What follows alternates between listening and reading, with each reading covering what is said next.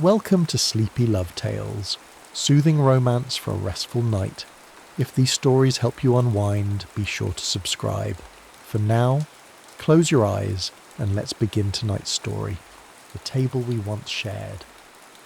The party was the kind that happens without anyone deciding it should.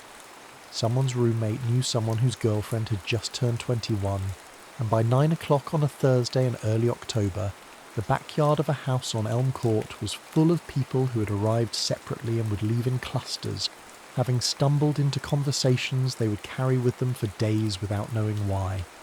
String lights had been strung between the elm tree and the back porch in a way that suggested no one had measured anything. The music came from a speaker propped on a patio chair, loud enough to feel but not so loud that you had to stop talking.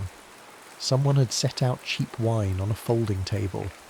The air smelled like fallen leaves and the particular sweetness of a fire pit that had been lit too recently to have settled into its rhythm. Maya had come because her roommate Diane had practically dragged her out the door. She'd been reading. She was always reading. And the pull of the book had been strong, the kind of pull that makes the physical world feel like an interruption. But Diane had said please, and Maya had closed the cover and put on a jacket and walked the 6 blocks with her hands in her pockets, telling herself she would stay an hour. She was standing near the fire pit with a cup of wine she hadn't really tasted, watching the way the flames went from orange at the centre to almost white, when the conversation began. It didn't begin the way conversations are supposed to begin.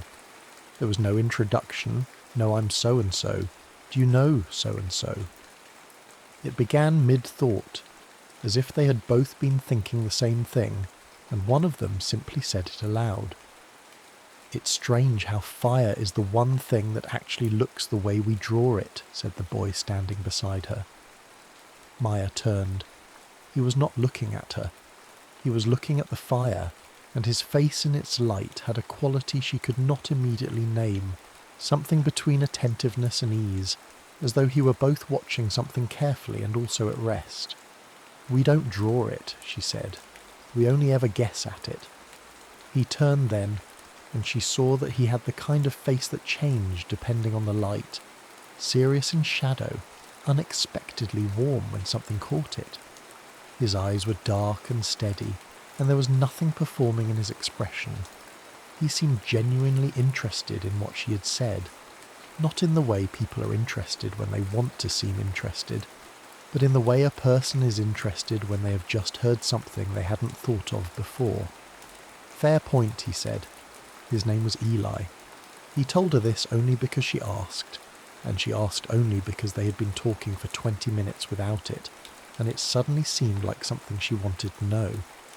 He was a junior, studying history, though he said this almost apologetically, as if he expected her to ask what on earth he planned to do with it. She did not ask. She was studying English literature, and she understood the quiet embarrassment of loving something that the world did not consider useful. They talked about fire.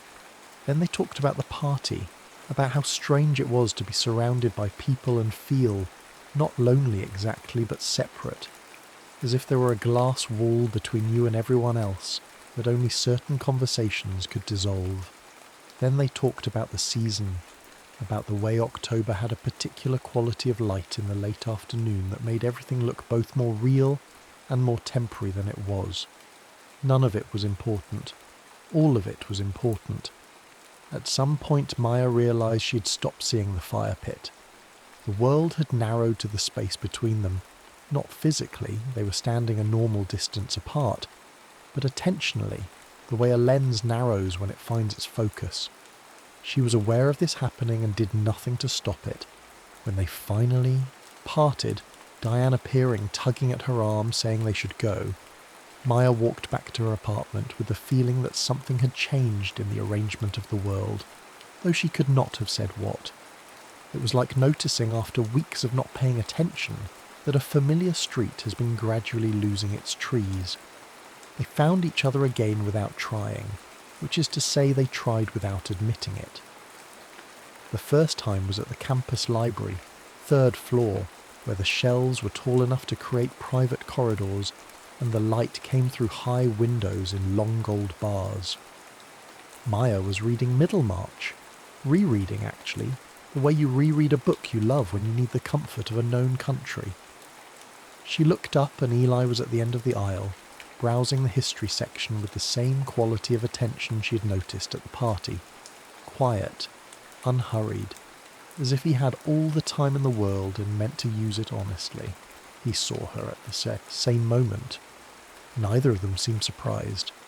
"Middlemarch," he said, reading the spine, for the third time. "Is it better?" "Differently," she said. And then, because it seemed true and she could not explain why, "Each time I understand a different thing about what it means to be afraid of your own life."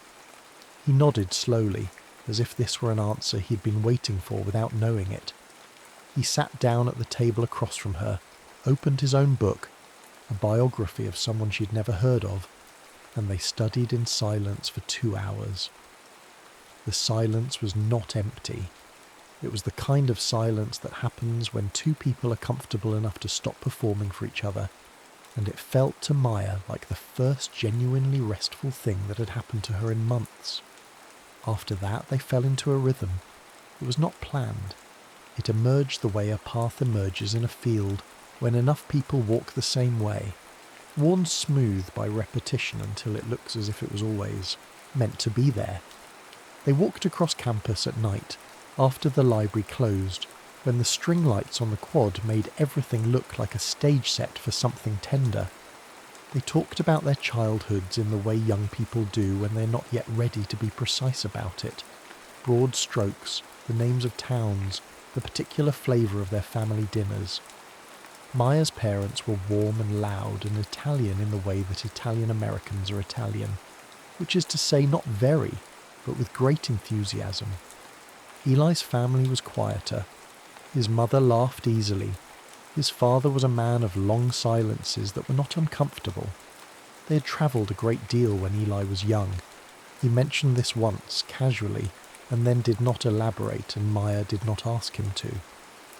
What she noticed in those early weeks was not the facts of his life, but the texture of his attention.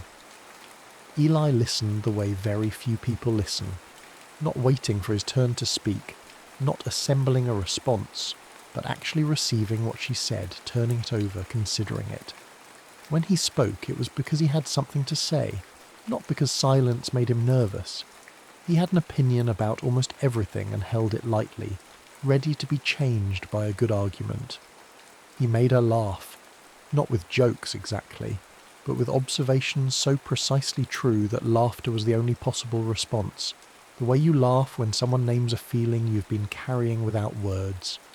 The first kiss happened on a Tuesday evening in late October, after dinner at the dining hall, where they had sat together with a group of people and talked about nothing, and then walked outside into air that was sharp enough to make their breath visible.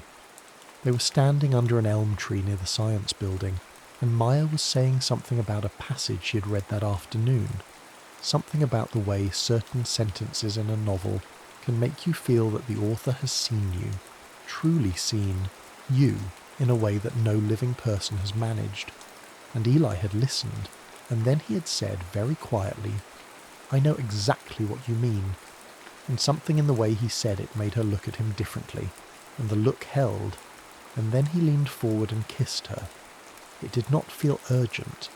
It felt inevitable, as if they had both been moving toward this point for weeks and had simply arrived.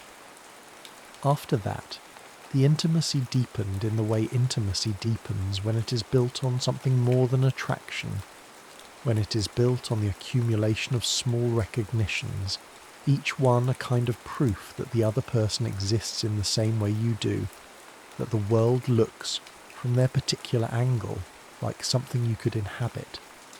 They held hands walking to class. They fell asleep on the couch in Maya's apartment on Saturday afternoons, her head on his shoulder, his arm around her, the television playing something neither of them was watching. They cooked dinner together in the tiny kitchen, badly, enthusiastically, burning things and laughing about it. They lay in bed at night and talked in the dark about things they had never told anyone. Small fears, half-formed ambitions, the particular loneliness of feeling like you understand the world differently from the people around you. Desire, when it came, did not arrive as a disruption. It arrived as a deepening of what was already there, a warmth that had been present all along suddenly acknowledged. It was not the fire pit kind of wanting, all heat and urgency. It was quieter than that. It was the wanting that comes from trust, from having seen someone at their most unguarded and finding them beautiful there. The first time they slept together was unremarkable in the way that the best intimate moments are unremarkable. Not because nothing happened, but because everything that happened felt like a continuation of something already in motion.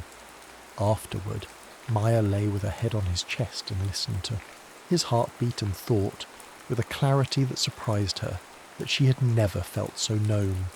Nothing went wrong. This is important to understand, because when something begins to feel wrong without any identifiable cause, the mind searches desperately for one, and in the searching it can create damage where none existed. It started with Eli. The first time it happened was a Wednesday in mid-November, 3 weeks into their relationship. They were in Maya's apartment studying, her at the desk, him on the floor with his back against the bed, a book open in his lap. Maya's phone rang.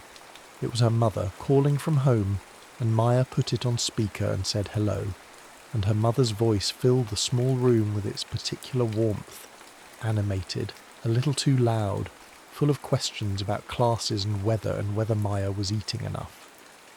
Eli looked up from his book. His expression shifted, not dramatically, not in any way Maya could have pointed to and named, but something in his face went still, the way a pond goes still when the wind stops. He set the book down carefully and stared at the phone as if he were hearing something underneath the words, some frequency the conversation was broadcasting that only he could detect. Maya noticed but said nothing. When the call ended, he picked his book back up and continued reading, and the moment passed. The second time was stranger. They were at dinner together, and Maya mentioned casually that she was going home for Thanksgiving, that her parents were expecting her, that her mother had already planned the menu, that her younger brother would be there with his girlfriend for the first time, and it would be chaotic and wonderful.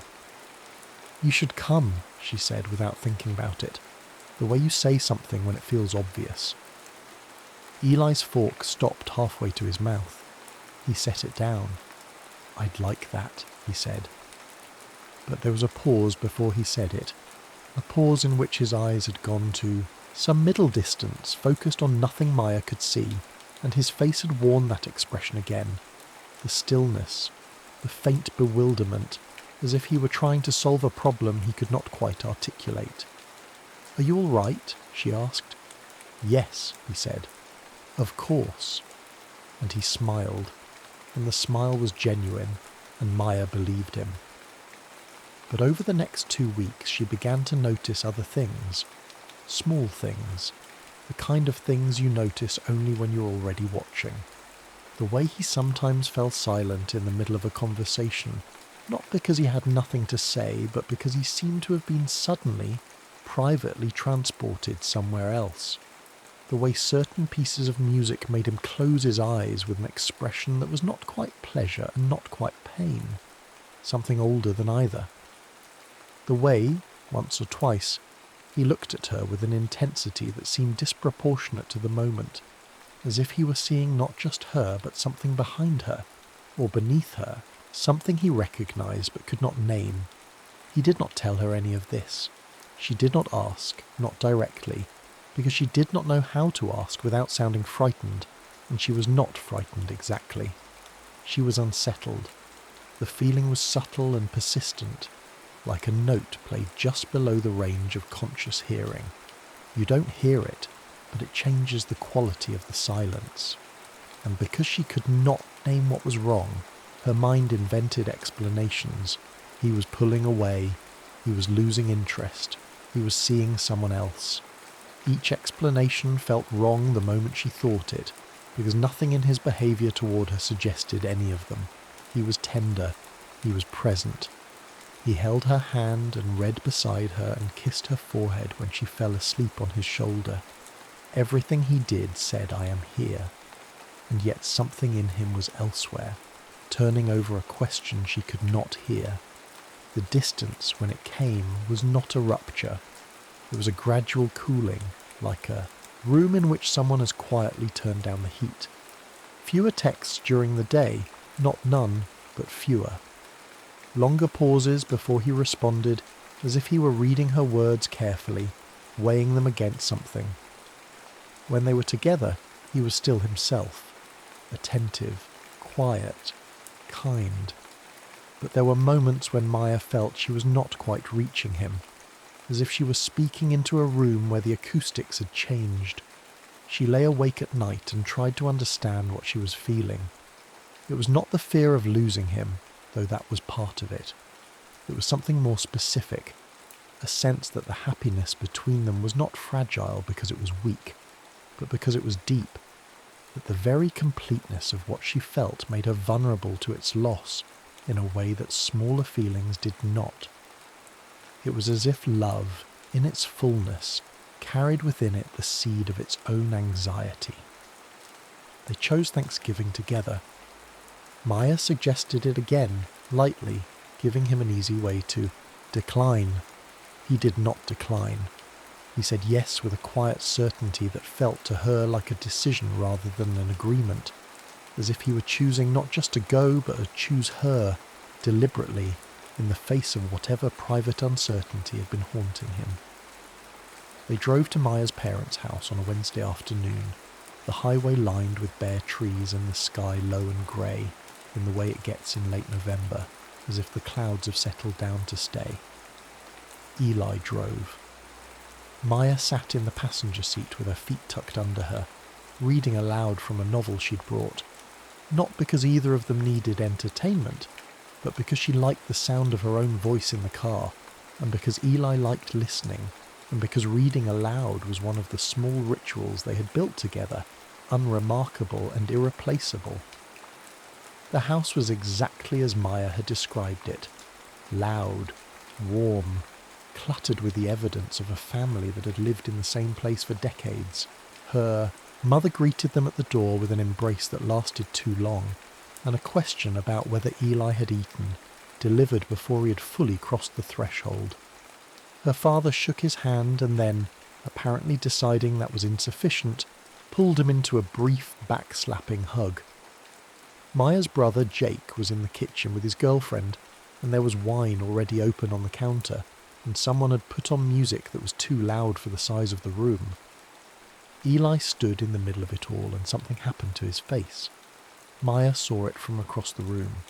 She'd been turning to introduce him to someone, her aunt perhaps, or a neighbour, when she looked back and found him standing very still in the flow of family around him, his eyes moving slowly from face to face, from object to object, as if he were reading a book he had read before and was now encountering again after a long absence. The expression on his face was not bewilderment exactly, it was recognition, deep, wordless, disorienting recognition. It lasted only a moment. Then her mother was pressing a glass of wine into his hand and asking him about his family, and Eli smiled and answered, and was charming in the quiet way he was always charming, and the moment passed. But Maya had seen it. She filed it away without knowing what it meant. Thanksgiving dinner was loud and chaotic and wonderful. Maya's mother had cooked too much, as she always did, and the table was crowded with dishes and elbows and overlapping conversations. Eli sat beside Maya and ate and listened and laughed at her brother's jokes, and answered her father's gentle interrogation about his studies with patience and good humour. He fit into the family the way a key fits into a lock, not because he was shaped to fit, but because the fit was simply there, as if it had always been there. After dinner, when the dishes were being cleared and her brother and his girlfriend had retreated to the living room and her parents were arguing cheerfully about whether to have coffee or dessert first, Maya and Eli sat together on the back porch in the cold. The yard was dark beyond the porch light, and their breath made clouds in the air. and somewhere down the street a dog was barking. "It feels known," Eli said quietly, looking out at the yard. Maya turned to him. "What does?" He was quiet for a moment, not searching for words exactly, searching for the right way to say something that resisted language.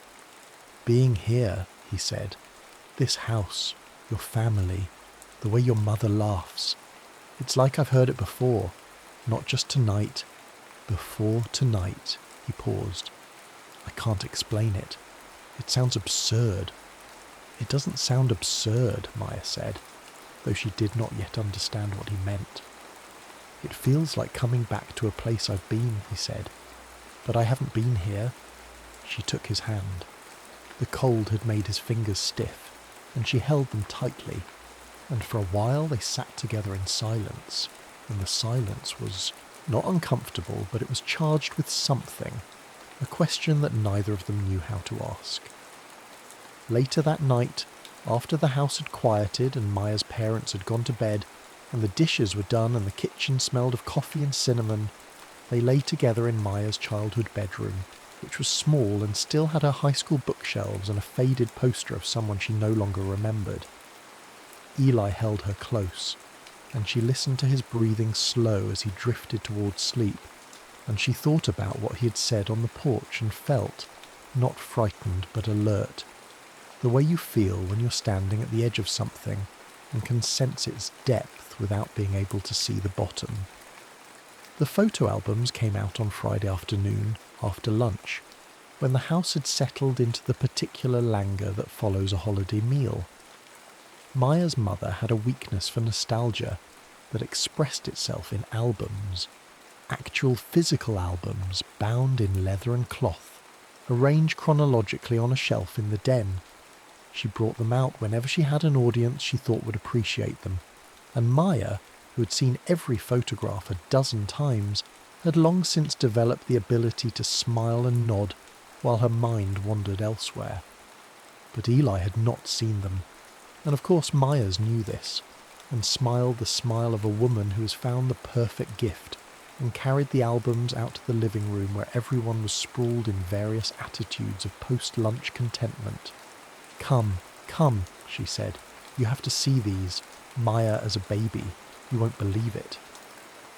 They gathered on the couch, Maya, Eli, Jake, his girlfriend, Maya's father in the armchair with his coffee. Her mother opened the first album on the coffee table, and the laughter began almost immediately. Maya at 2, gap-toothed and furious about something. Maya at 5, in a Halloween costume that was clearly meant to be a butterfly but looked more like a crumpled brown paper bag. Maya at 8, holding a fish she had caught, her face radiant with an accomplishment she would forget by the following week. Eli laughed with them. He leaned forward, his elbows on his knees, watching the photographs with genuine delight, and Maya watched him watching them, and felt a warmth so simple and uncomplicated that it surprised her. The pleasure of being seen in your own history by someone you love. Her mother turned the pages. The albums moved through time, Maya at 10, at 12, the awkward years arriving like weather. Jake's baby photos, family vacations, Christmas mornings, a parade of ordinary days preserved against forgetting. Then her mother reached for the second album, the older one, the one that began before Maya was born, and opened it and began flipping through with the same casual ease, narrating as she went. Maya's parents' wedding, their first apartment, the early years of Jake, before Maya existed. And then her mother stopped. It was not a dramatic stop. She did not gasp or cry out. She simply paused, her hand resting on an open page, and looked at the photograph with an expression of mild surprise, as if she had forgotten this particular image was here. "Oh," she said, "look at this one. I'd forgotten we had this." Maya leaned forward to see. It was a formal photograph, the kind every cruise line takes on gala night, when the dining room is dressed in white and gold, and the passengers come down in their best clothes, and the professional photographer stations himself near the entrance, catching each family as they arrive. But this one was different from the standard portrait. These two families had clearly asked to be photographed together. The kind of thing families do when they have spent a week sharing a dinner table and have become, in the compressed intimacy of a cruise, something close to friends. They were posed together in a single group, standing in front of the ship's grand staircase, everyone dressed up. The men in dark suits, the women in evening dresses, the whole arrangement carrying the particular formality of an occasion that also feels, underneath, like a celebration. Maya's parents were younger. Her mother's hair was different, her father thinner, and beside them was a small girl of perhaps 8 or 9, dark-haired and serious-faced, standing very straight in a white dress, looking directly at the camera with an expression of frank curiosity. Maya recognized herself immediately, and beside the other family, a man and woman Maya did not know, the woman laughing at something, the man smiling with the quiet amusement of someone who finds the world perpetually interesting. There was a boy. He was perhaps the same age as Maya in the photograph, maybe a year older. He stood slightly apart from his parents, one hand in his pocket in a posture that was oddly adult for a child, and he was looking not at the camera but at the girl beside him, at Maya, with an expression of calm, attentive interest. Maya looked at the photograph for a long moment. She looked at the boy's face. Something tugged at the edge of her memory. Not a clear recollection, but the ghost of one. A sensation like reaching for something in the dark and feeling only air where it should have been. She turned to show Eli. He was not looking at her. He was looking at the photograph. His face had gone very still. The same stillness she had seen in him before, the one she'd never been able to name. But this time it was different. This time the stillness was not confusion. It was the stillness of someone who has just seen something confirmed that they had been trying, without success, to deny. "That's me," he said. His voice was quiet. Not shocked exactly. Something quieter than shock. The sound of a door opening onto a room you have been trying to find for a long time. Maya looked at him. She looked at the photograph. She looked at the boy in the photograph, and she looked at Eli, and the resemblance, once seen, was so obvious that she could not understand how she had not seen it before. The same shape of face, the same dark, steady eyes, the same quality of attention, even in childhood, as if the world were a book he intended to read carefully. "What?" said her mother. "That's him," Maya said, pointing. "That's Eli." The room went quiet. Not the quiet of discomfort, but the quiet of people trying to absorb something that has no frame yet, something that needs a moment to settle into the shape it will eventually take. Maya's mother looked at the photograph. She looked at Eli. She looked at Maya. And then she laughed. A short, startled laugh. The kind that comes when something is too strange to be met with any other response. "Well," she said, "well, I'll be damned." What followed was the kind of conversation that happens when coincidence reveals itself to be something larger than coincidence. The rapid, overlapping reconstruction of shared history. The phone calls to parents on both sides. The piecing together of a night on a cruise ship years ago when two families had been seated near each other at dinner and had talked and laughed and enjoyed each other's company, and then parted, as families do, without exchanging names or addresses or any of the information that would have allowed them to find each other again. Eli called his mother. Maya's mother got on the phone. There was a long silence while they listened to each other, and then laughter, real laughter, the kind that comes from genuine astonishment, and then more talking, and Maya's father shaking his head and saying, "Well, I'll be damned" again, and Jake saying, "This is insane," with the particular incredulity of someone who has grown up believing that the world operates according to reasonable, explicable principles, and has just watched those principles dissolve. Maya sat beside Eli on the couch through all of it, and at some point his hand found hers, and she held it, and she watched his face as the conversation unfolded around them. The stillness was gone now. In its place was something she had not seen on him before. A kind of quiet wonder, not frightened but awed. The expression of someone who has just discovered that the ground beneath them is not what they thought it was, and is not afraid. When the calls were over, and the laughter had subsided, and Maya's mother had made tea for everyone because it seemed like the only thing to do, Maya and Eli sat together on the back porch again.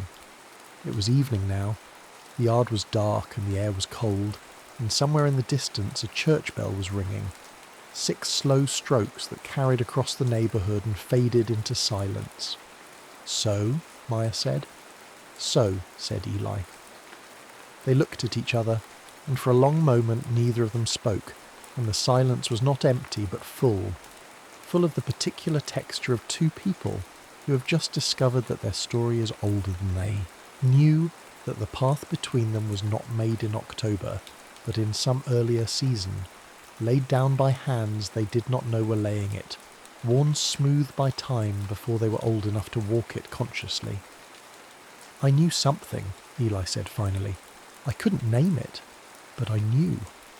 "The stillness," Maya said, "when you'd go quiet." He nodded. "It kept happening. Every time I was with your family, every time I heard your mother's voice, it was like..." He stopped, tried again. "It was like remembering a dream, not the content of it, just the feeling of having been somewhere before." Maya leaned her head against his shoulder. The church bell had stopped. The neighbourhood was quiet in the way small towns are quiet on the night after Thanksgiving. A stillness that felt not like emptiness, but like rest, like a world that had finished its work for the day and was content. "Does it change anything?" she asked. Not because she needed to know the answer, but because she wanted to hear him say it. Eli was quiet for a moment. Then he said, "It doesn't change what I feel. It just explains it. Or not explains it. Confirms it." He turned toward her, and she turned toward him, and in the porch light his face had the same quality it had had the night they met. Serious and warm, attentive and at ease. He took her hand, and she laced her fingers through his, and they sat together in the cold and the quiet. 2 people who had found each other once before without knowing it, and had found each other again, this time with their eyes open. Inside, through the window, the kitchen light was on. Maya's mother was washing cups. Her father was drying them. Jake and his girlfriend were laughing about something. The house was warm and bright and full of the ordinary sounds of a family at the end of a day, and it was exactly as it had always been, and it was entirely new. They didn't remember each other, but their lives did, and when they sat down at the table, again, older now, aware, hands intertwined across the white cloth, it was not the beginning of something. It was the confirmation of something that had always been true, waiting, patient as a seed in winter soil, for the season when it could finally bloom.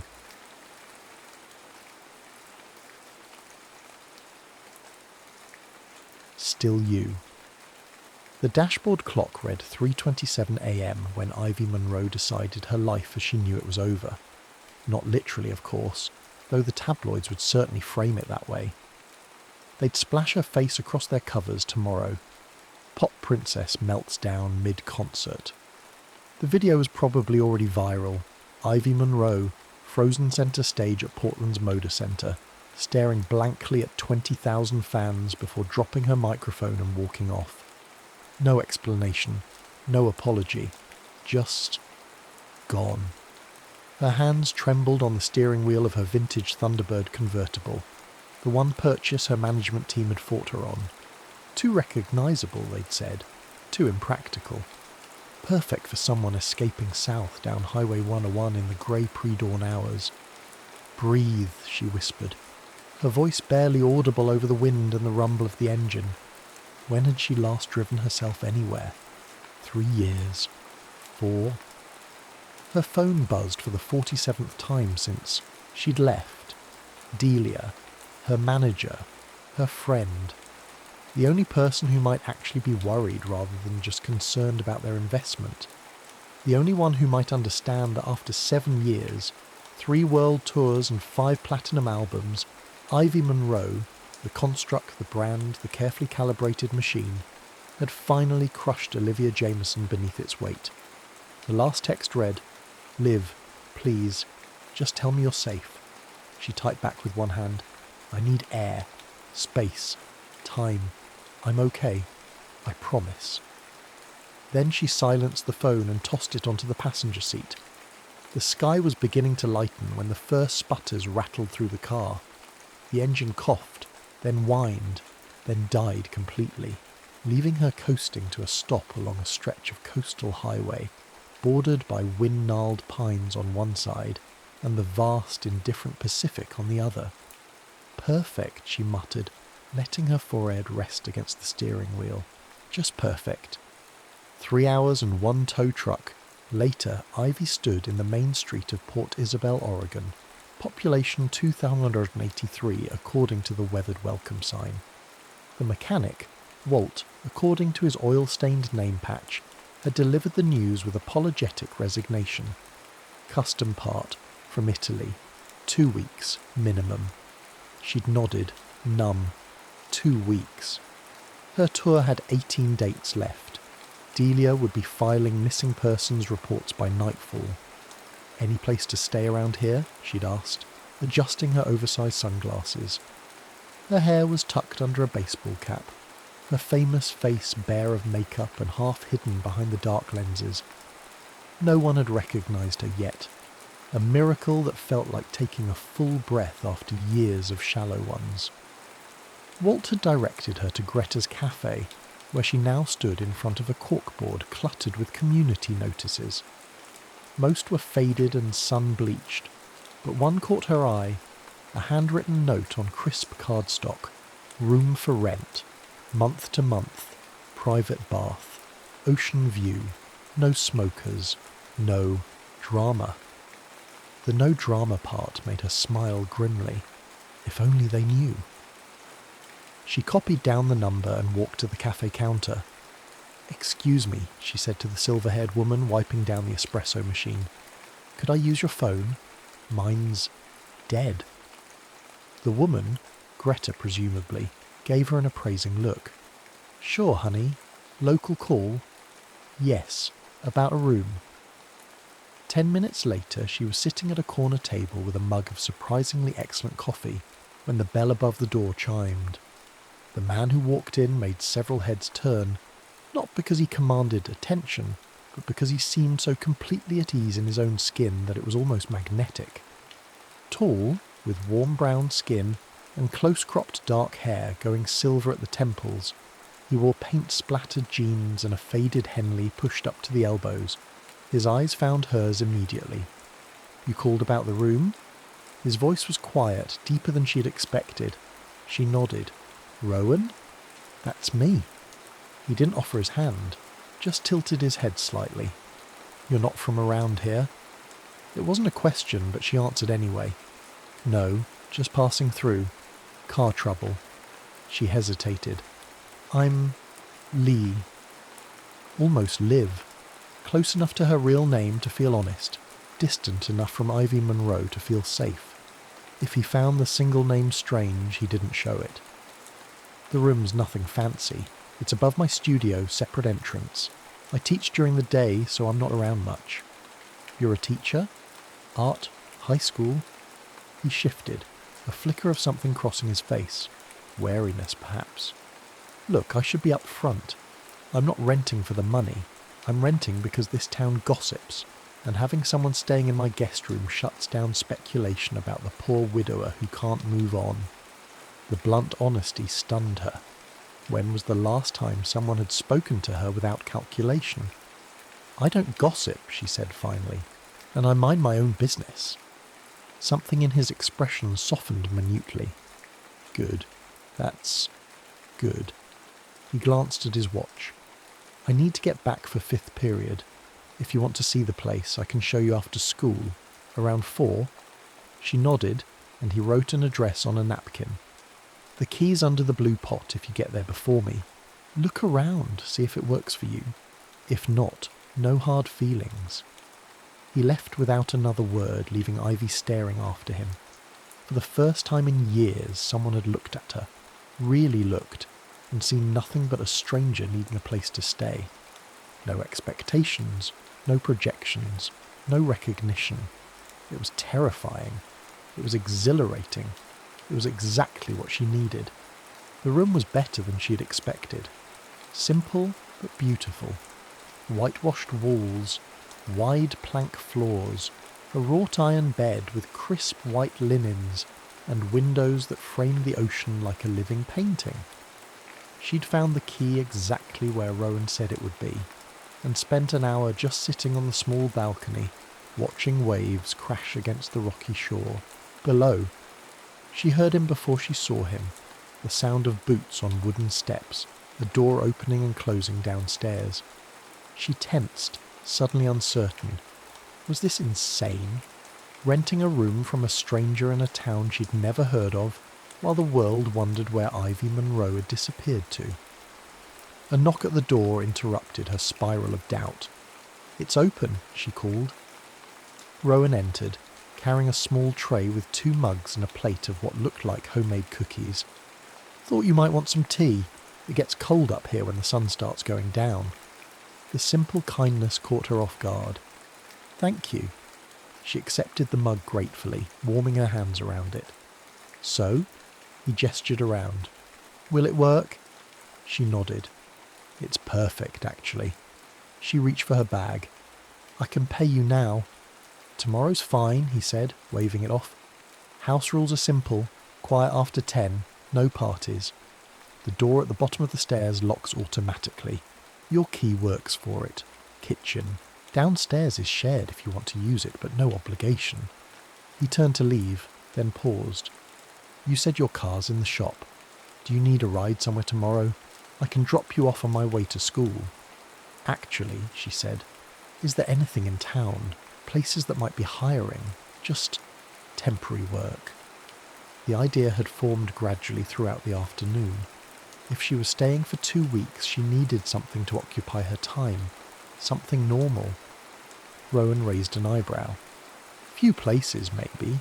The school's always looking for volunteers, particularly in the arts program. Budget cuts." He studied her face. "What do you do? Usually, I mean." The question should have been simple. What did she do? She performed. She recorded. She smiled for cameras and answered the same questions 1,000 different ways. She existed for consumption. "I write," she said finally. It wasn't a lie. She'd written most of her early songs before the label started pairing her with professional songwriters. "And I play music. Teach it sometimes." Also true, once upon a time. Something in Rowan's expression shifted. Interest, maybe. "We lost our music teacher last semester. Been trying to keep the program alive with parent volunteers, but..." He shrugged. "If you're interested, I could introduce you to the principal. Even a couple of weeks would help." "I'd like that," she said, surprising herself with how much she meant it. The next morning she found herself walking alongside Rowan to Port Isabel High School, a low-slung building of brick and large windows perched on a bluff overlooking the ocean. The principal, a brisk woman named Martinez, had taken one look at Ivy's driver's license. Olivia Jameson, her real name practically foreign to her now, and offered her a 2-week volunteer position on the spot. "Music rooms down the hall from Rowan's art studio," she explained. "Nothing formal, just keep the kids engaged. Previous teacher left lesson plans. You play piano?" Ivy nodded. 15 years of classical training before she'd ever stepped on a stage. "Perfect. Start tomorrow if you can." That afternoon, Ivy wandered into Rowan's classroom during his planning period. The space was alive with colour. Student artwork covered the walls, clay sculptures in various stages of completion lined the shelves, and large windows let in streams of natural light. Rowan sat at a large wooden desk, bent over what appeared to be a massive sketch. "Is that for the school?" she asked, nodding toward the paper. He glanced up, seeming unsurprised by her presence. Town, actually. I paint murals between semesters. This one's for the community centre. He hesitated, then turned the sketch toward her. What do you think? The design was stunning. A lighthouse on rugged cliffs, its beam transformed into musical notes that swirled into the silhouettes of dancing figures. Something about it caught in her chest, the way the light became music, the way the music created movement. It's beautiful, she said softly. A small smile, the first she'd seen from him, curved his mouth. Thanks. He rolled up the sketch. How'd it go with Martinez? I start tomorrow. Thank you for suggesting it. He shrugged. Selfish of me. The kids have been using my room for impromptu jam sessions. Now they can bother you instead. She laughed, a genuine laugh that startled her with its unfamiliarity. When had laughter become something choreographed, something performed rather than felt? A whirlwind of activity burst through the door. A small girl with a cloud of dark curls and Rowan's same warm brown skin, carrying a backpack almost as big as she was. Uncle Rowan, Miss Patel let me leave math early because I finished all my problems and... She skidded to a stop when she spotted Ivy. Oh, hello. Sophie, this is Lee, Rowan said. She's staying in the guest room for a couple of weeks. Lee, this is my niece, Sophie. Do you like art? Sophie asked, eyeing her with frank curiosity. Uncle Rowan only lets people who like art come to his classroom. I do, Ivy said, charmed by the girl's directness. And music. Sophie's eyes widened. Really? What kind? I like all kinds, but especially pop music, even though Uncle Rowan says it's all auto-tuned commercials these days, which is not fair because Ivy Monroe writes her own songs. At least she used to, and her voice is really pretty without any computers helping. Ivy felt the blood drain from her face. Rowan must have noticed because he gently interrupted. Soph, why don't you set up at your usual table? Lee's going to be helping with the music programme while Ms. Winters is on leave. As Sophie bounced away, Rowan gave Ivy an apologetic look. Sorry about that. She's enthusiastic. It's fine, Ivy managed. She's sweet. That night, Ivy sat on her balcony watching the sunset paint the ocean in shades of gold and violet. For the first time in years, no one knew where she was. No cameras followed her. Movements. No fans asked for selfies. No handlers directed her day. She felt invisible in the most liberating way possible. The sound of guitar chords drifted up from below. Simple at first, then more complex. Curious, she leaned over the railing. Rowan sat on his back deck, head bent over an acoustic guitar, playing with the absent focus of someone who played for themselves rather than an audience. She recognised the song, one of hers ironically.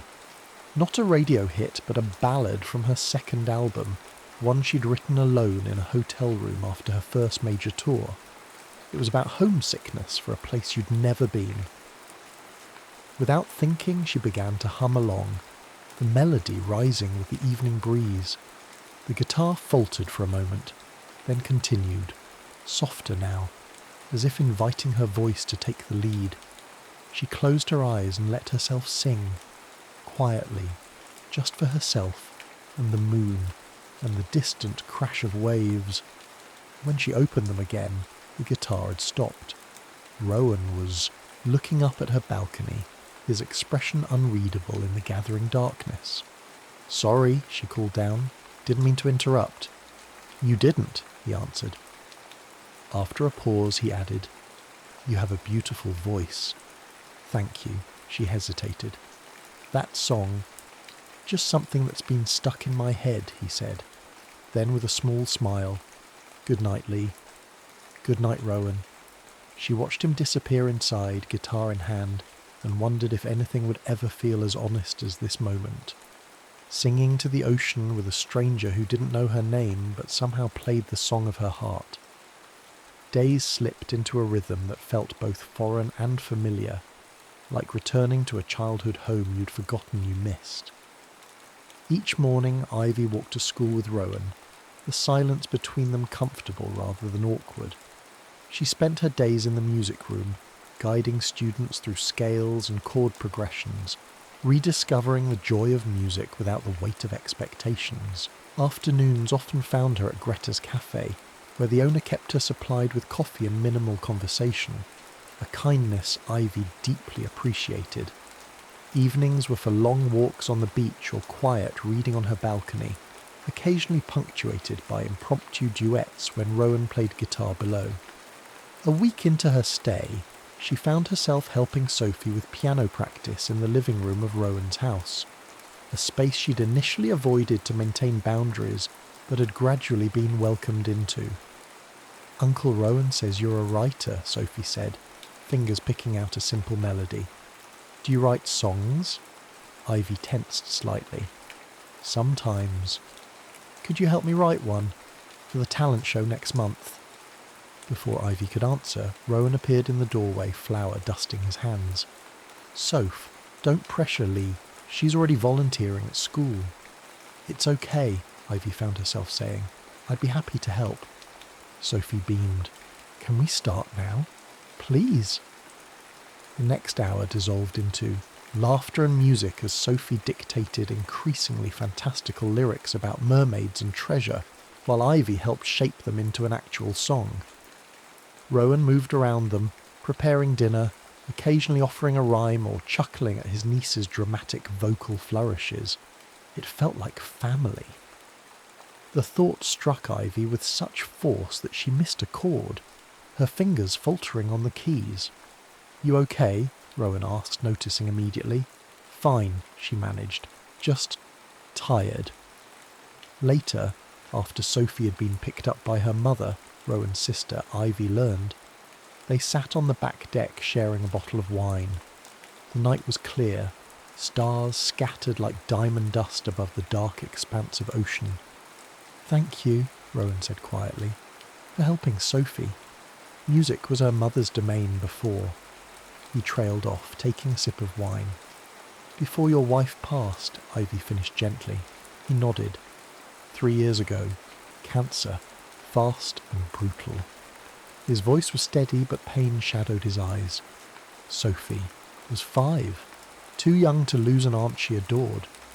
"I'm sorry," she said, meaning it more deeply than the platitude usually allowed. He shrugged slightly. "Life continues. Not the same life, but it goes on." He turned to look at her directly. "What are you running from, Lee?" The question caught her off guard. "What makes you think I'm running?" "The way you flinch when someone takes a photo, even if it's not of you. The way you check exits in rooms. The way you're clearly comfortable with money but took a volunteer position. The way you've never once mentioned friends or family wondering where you are." His voice remained gentle, without accusation. "I recognize the signs of someone who needs space. I'm just wondering what from." The moment balanced on a knife's edge. She could lie, had become expert at crafting palatable versions of truth. Or she could tell him everything. Who she was, why she'd fled, how the person he'd come to know this past week was more real than the version of herself that filled stadiums. "Expectations," she said finally. "I'm running from who everyone needs me to be." He studied her face, then nodded slowly. "Fair enough." He didn't push further, and the relief of that simple acceptance nearly undid her. They sat in companionable silence until Rowan spoke again. "There's a bonfire on the beach tomorrow night. Town tradition before tourist season starts. Would you like to go? With me?" He added, "As friends, of course." The clarification made her smile. "I'd like that." The bonfire was magical. Driftwood flames casting blue-green light over laughing faces, local musicians trading instruments and songs, children roasting marshmallows and chasing each other through shallow waves. Ivy found herself drawn into conversations, included in jokes, pulled into an impromptu dance circle by Sophie and her friends. Rowan stayed nearby, a steady presence that somehow both grounded and freed her. When the unofficial band took a break, he nudged her toward the abandoned guitar. "They'd love to hear you play," he said quietly. "I don't think, just one song, for yourself, if not for them." Somehow she found herself seated on a driftwood log, guitar settled familiarly in her lap.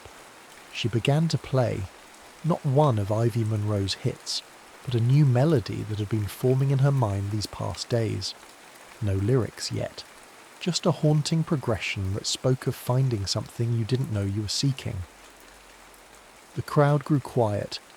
In the firelight she caught Rowan's expression, a mixture of admiration and something deeper that made her heart skip. When she finished, the applause was genuine and unpretentious. No one asked for selfies or screamed for encores. They simply appreciated the music for what it was, a gift freely given. Later, walking home along the moonlit beach, Rowan took her hand. The simple contact sent warmth spiraling through her chest. "That was beautiful," he said. "Something new?" She nodded. "Still working. On it." They stopped, facing the ocean. His eyes, when they met hers, held no demand, no expectation. Only a question she wasn't sure she was brave enough to answer. "Rowan, I..." The flash came from their left, bright, unmistakable. A camera. She turned instinctively, raising her hand to shield her face, but it was too late. The young woman lowered her phone, eyes wide with recognition. "Oh my God," she breathed. "You're Ivy Monroe." The name fell like a stone between them. Ivy felt Rowan's hand slip from hers, felt the careful piece she'd constructed begin to fracture. "I'm such a huge fan. Can I get a picture? No one will believe..." "I think you should go," Rowan said, his voice cool. The fan blinked, confused. "I just want..." "Please," Ivy managed. I'm not working right now." Something in her tone must have registered because the young woman nodded slowly. "Sorry, I didn't mean to intrude." She backed away, but the damage was done. The photo existed, and in the age of social media, that was all it took. The walk home was silent, heavy with unspoken questions. At the base of the stairs to her room, Ivy finally turned to face him. "I can explain." Rowan's expression was carefully neutral. "You don't owe me an explanation." "I do," she insisted. "I lied to you about who I am." "Did you?" He looked at her steadily. "Or did you just tell me the parts that matter?" She didn't have an answer for that. After a moment he sighed. "It's late. We should both get some sleep." He turned to go inside, then paused. "For what it's worth, I don't care about Ivy Monroe. I care about the person who helps my niece write songs about mermaids and sings to the ocean when she thinks no one's listening." The door closed softly behind him, leaving Ivy alone with the weight of a truth she'd tried to outrun, and the dawning realization that perhaps, with Rowan, she didn't need to run at all.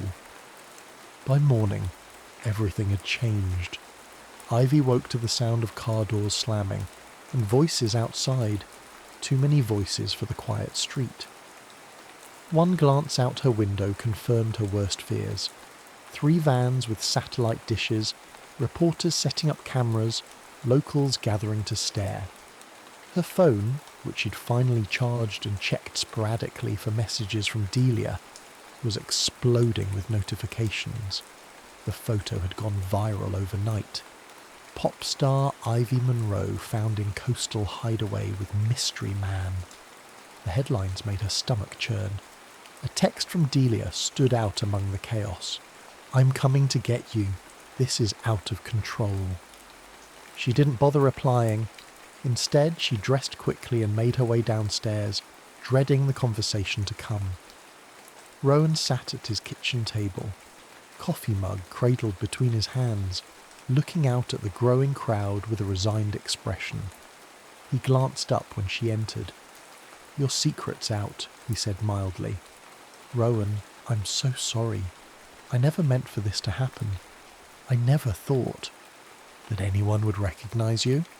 Raised an eyebrow. You're kind of hard to miss, even incognito. The lack of anger in his voice confused her. You're not upset. About the press circus on my lawn? A little. He shrugged.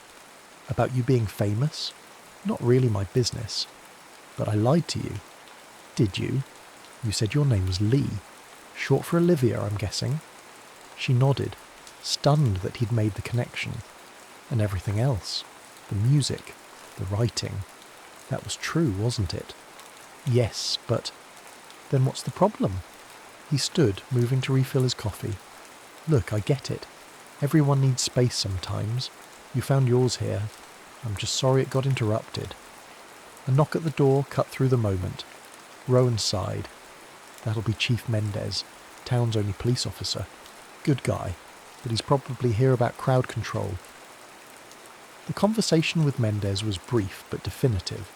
The situation was escalating. More press was arriving. Fans had discovered her location. The quiet town was rapidly becoming overwhelmed. Ms. Monroe, Mendez said respectfully, I understand you value your privacy, but this is disrupting the whole community. Is there someone who can help manage this situation? She thought of Delia, already on her way, of the tour she'd abandoned, of responsibility she couldn't outrun forever. Yes, she said quietly. My manager is coming. She'll handle it. When Mendez left, silence settled heavily between them. Finally Rowan spoke. So you're leaving? It wasn't a question, but she answered anyway. I have to. I can't let this circus continue. Not here. Not around you and Sophie and everyone who's been kind to me. Something flickered in his eyes. Disappointment, perhaps, or understanding. When? Today, as soon as Delia arrives? She hesitated. Rowan, these past 2 weeks, they've meant more to me than I can explain. He nodded slowly. For what it's worth, I think Ivy Monroe is pretty amazing, but Lee, she's extraordinary. The simple statement nearly broke her. I don't know how to be both, she whispered.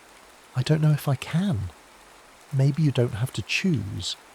He moved closer, his hand finding hers. Maybe you just need to remember which one is real. When Delia arrived 3 hours later, immaculate as always in her tailored suit, expression a mixture of relief and exasperation, Ivy was waiting on the porch with her small bag packed. The press had been temporarily contained behind barricades at the end of the street, but cameras with long lenses caught her emergence, the flashbulbs like lightning in her peripheral vision. You look terrible, Delia said by way of greeting, pulling her into a fierce hug. Do you have any idea how worried I've been? How close we came to filing a missing persons report?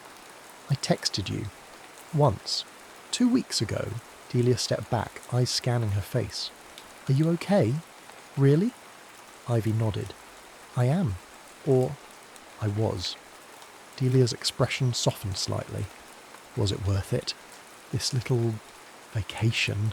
Ivy looked past her friend to where Rowan stood in the doorway, his face carefully neutral. Yes, she said quietly. It was worth everything. The drive away from Port Isabel was surreal, moving from the cocoon of peace she'd found back into the harsh light of her real life. Delia filled the silence with updates and plans. We've rescheduled the tour, told everyone you had laryngitis, needed complete vocal rest. New dates start next month. The label's actually thrilled. All this mystery has generated more buzz than any planned publicity stunt. Ivy stared out the window, watching the town recede in the side mirror. I can't go back to how things were, Del, she said finally. I won't. Delia glanced at her sharply. What are you saying? I'm saying I need changes, real ones. I want control of my music again, my image, my life. She turned to face her oldest friend. I've been writing again. Real songs, my songs. That's good? But honey, we have contracts, obligations. I don't care. The steel in her voice surprised them both. "Figure it out. That's what I pay you for. But I'm done being whoever everyone else needs me to be." The next 3 weeks passed in a blur of negotiations, legal meetings, and carefully controlled press appearances. Ivy refused all interview requests, instead releasing a simple statement apologising for the disruption to her tour and promising something new was coming soon. In her rare moments alone, she wrote. Song after song poured out of her, raw, honest reflections on fame, identity, and the quiet revelation of being seen for who she truly was. When she had 12 that felt right, she booked a small studio and recorded them in 3 days. Just her voice, a piano, and occasionally a guitar. No production tricks, no auto-tune, nothing but truth. The EP was titled simply Still You. The night before its surprise release, she stood on the roof garden of her Portland penthouse, phone in hand, staring at the contact she had added but never called. Gathering her courage, she pressed dial. "Hello?" Rowan's voice slightly wary. "It's me," she said softly. "Lee, or Ivy, or Olivia. I'm still figuring that part out." A pause, then, "I wondered if I'd hear from you again. I'm releasing something tomorrow. Something new. Something real." She took a deep breath. "I wanted you to hear it first." "Why?" "Because it exists because of you. Because you saw me when I couldn't see myself anymore." The silence stretched between them, charged with unspoken words. "I'll be in Portland tomorrow," she continued, "at the secret garden on Jefferson Street, 8 o'clock, if you wanted to hear it in person." She didn't ask if he'd come, didn't want to pressure him, didn't know if she deserved another moment of the peace she'd found in his presence. "Good night, Olivia," he said finally. Just that. No promise, no rejection. It would have to be enough. The secret garden was exactly what its name suggested. A hidden rooftop sanctuary in the heart of the city, all fairy lights and potted trees and intimate corners. She'd rented it for the evening, invited no press, no industry people, just herself, a piano, and the hope that one particular art teacher might appear. At 8:15 she began to play. The first song on the EP, called Lighthouse, was inspired by his mural sketch, the one where light became music, became movement. Her voice, stripped of stadiums and spectacle, filled the small space with a vulnerability she'd hidden for years. She was midway through the chorus when she felt it, the subtle shift in the air that told her she was no longer alone. She didn't look up, didn't falter, just continued to sing the truth she'd finally found the courage to speak. When the last note faded, she finally raised her eyes. Rowan stood at the entrance, wind-tousled and beautiful in his simple way, watching her with an expression that made her heart stumble. "You came," she said, her voice barely above a whisper. "I wanted to hear the song." He moved closer, steps measured. "It's beautiful, like everything real about you." "Rowan, I never fell for Ivy Monroe," he interrupted gently. "I fell for Olivia, the woman who sings to the ocean, who helps little girls write songs about mermaids, who sees beauty in broken things." She stood, moved toward him as if drawn by gravity. "Is that who I am? Olivia?" His smile was soft, warming his eyes. "That's who you've always been. The rest is just noise." When he kissed her, it felt like coming home to a place she'd never been. Familiar and new all at once, like finding the missing chord in a song she'd been trying to write her entire life. "Stay," she whispered against his mouth. "Not forever. Just stay a while." His arms tightened around her. "I'm not going anywhere." The music room at Port Isabel High School had transformed over the past year. Walls now covered with student artwork depicting sound waves and musical notes, instruments arranged in careful clusters, large windows thrown open to catch the ocean breeze. Ivy, though the world still knew her as Ivy Monroe, she felt more like Olivia with each passing day, sat at the piano, guiding a small group of students through a complicated arrangement.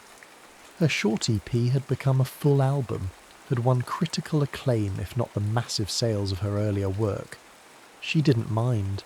Quality over quantity, in fans, in music, in life, had become her new measure of success. Ms. Monroe, one of her students, a shy girl with remarkable talent, raised her hand. "Will you play something from your new album, please?" The request was frequent but always genuine. These kids, who had initially been starstruck but now treated her with the casual respect of any beloved teacher, never tired of hearing her perform. "One song," she agreed with a smile, and back to work. She had just finished the final chorus when she spotted Rowan in the doorway, leaning against the frame with that quiet smile that still made her heart race. The students followed her gaze and a chorus of "Mr. Blake" rose from the group. "Don't let me interrupt," he said, but Ivy was already dismissing the class 5 minutes early. As the room emptied, Rowan crossed to where she sat, bending to kiss her softly. "Ready for this afternoon?" She nodded, fingers nervously twisting the simple engagement ring he'd given her 3 months earlier. Today was the official unveiling of his latest mural, the one she'd first seen as a sketch over a year ago. The lighthouse whose beam became music, became dancing figures. Only now the central figure in the dance bore a subtle resemblance to her. "Nervous?" he asked, taking her hand. "A little. It's still strange sometimes, letting the two worlds overlap." She smiled up at him, but in a good way. The ceremony was small, just the town council, some students, and a handful of locals who had become friends rather than fans. Rowan spoke briefly about the inspiration behind the mural, the way art and music intertwined in the town's identity. He didn't mention Ivy Monroe or her fame. He didn't need to. Sophie, now 9 and more exuberant than ever, bounced at her uncle's side as the mayor cut a ceremonial ribbon. The crowd applauded, then dispersed to examine the mural more closely and enjoy the refreshments Greta had provided from her cafe. Ivy found herself standing slightly apart, watching Rowan accept congratulations with his characteristic quiet grace. A year ago she couldn't have imagined this life, teaching music in a small coastal town, planning a small wedding with the man who had seen through her carefully constructed persona, weekends filled with Sophie's recitals and long walks on deserted beaches. "It suits you, you know?" She turned to find Delia beside her, elegant as always in her city clothes that looked slightly out of place in Port Isabel. Her former manager visited occasionally, still handled the business side of Ivy's, now scaled-back career, and had become an unexpected ally in her transformation. "What suits me?" Ivy asked. Delia gestured vaguely at everything. The town, the school, Rowan. Peace. Authenticity. Whatever you want to call it. She smiled, a hint of sadness in her eyes. "I always knew Ivy Monroe was killing Olivia Jameson. I just didn't know how to stop it." Ivy squeezed her friend's hand. "Neither did I." She paused, looking back at the mural, at the lighthouse beam that transformed into musical notes, at the dancing figures finding joy in its light. "But I'm learning." Later that evening they gathered on Rowan's back deck, now their deck, since she'd officially moved in 6 months ago. Sophie was there with her mother, Greta and Chief Mendez had stopped by, and even Walt from the garage had come bearing a bottle of surprisingly good whiskey. As twilight settled over the ocean, Rowan quietly tuned his guitar while conversations ebbed and flowed around them. Without fanfare, he began to play the opening notes of Lighthouse, her most personal song from the album. A hush fell over the small gathering. He looked up at her, a question in his eyes, and she nodded, joining him in the chorus. "And still you see me, through the dark and stormy nights, Still you find me when I've lost my own guiding light. In a world of echoes, your voice rings clear and true, and the miracle of miracles, I'm still me and still you. When the song ended, Sophie clapped enthusiastically while the adults exchanged knowing smiles. No one asked for selfies or autographs. No one treated the moment as special beyond the simple joy of music shared among friends. Later, after everyone had gone and they were cleaning up together in comfortable silence, Rowan paused, dish towel in hand. "Happy?" he asked simply. Ivy considered the question. Not just the easy answer, but the complex truth of it. Was she happy? Fame still occasionally interrupted their life. Her music reached fewer people now, but touched them more deeply. She missed performing sometimes, but had found a different kind of fulfillment in teaching. She had traded spotlights for starlight, stadiums for classrooms, adulation for understanding. "Yes," she said finally, meeting his gaze with absolute certainty. "I'm happy. Not because I escaped Ivy Monroe, but because I found Olivia Jameson again." She moved into his arms, resting her head against his chest. "And because you see me, all of me, and love me anyway." His arms tightened around her. "Not anyway," he corrected gently. "Because of who you are. All the versions, the star and the teacher, the celebrity and the woman who helps my niece with piano lessons, the singer and the person who laughs at my terrible jokes." "They're not terrible," she protested automatically. "They're pretty bad," he chuckled, "but you laugh anyway. Because I love you. And I love you. Ivy, Olivia, Lee, whatever name you choose. I love the person beneath all the noise. Outside, waves crashed against the shore in their eternal rhythm. Inside, in the quiet kitchen of a home that had once felt borrowed but now felt entirely her own, Ivy Monroe, pop sensation, volunteer music teacher, fiancé, friend, finally felt the fractured pieces of herself mending into something whole, not perfect, not flawless, but authentic, real, still her.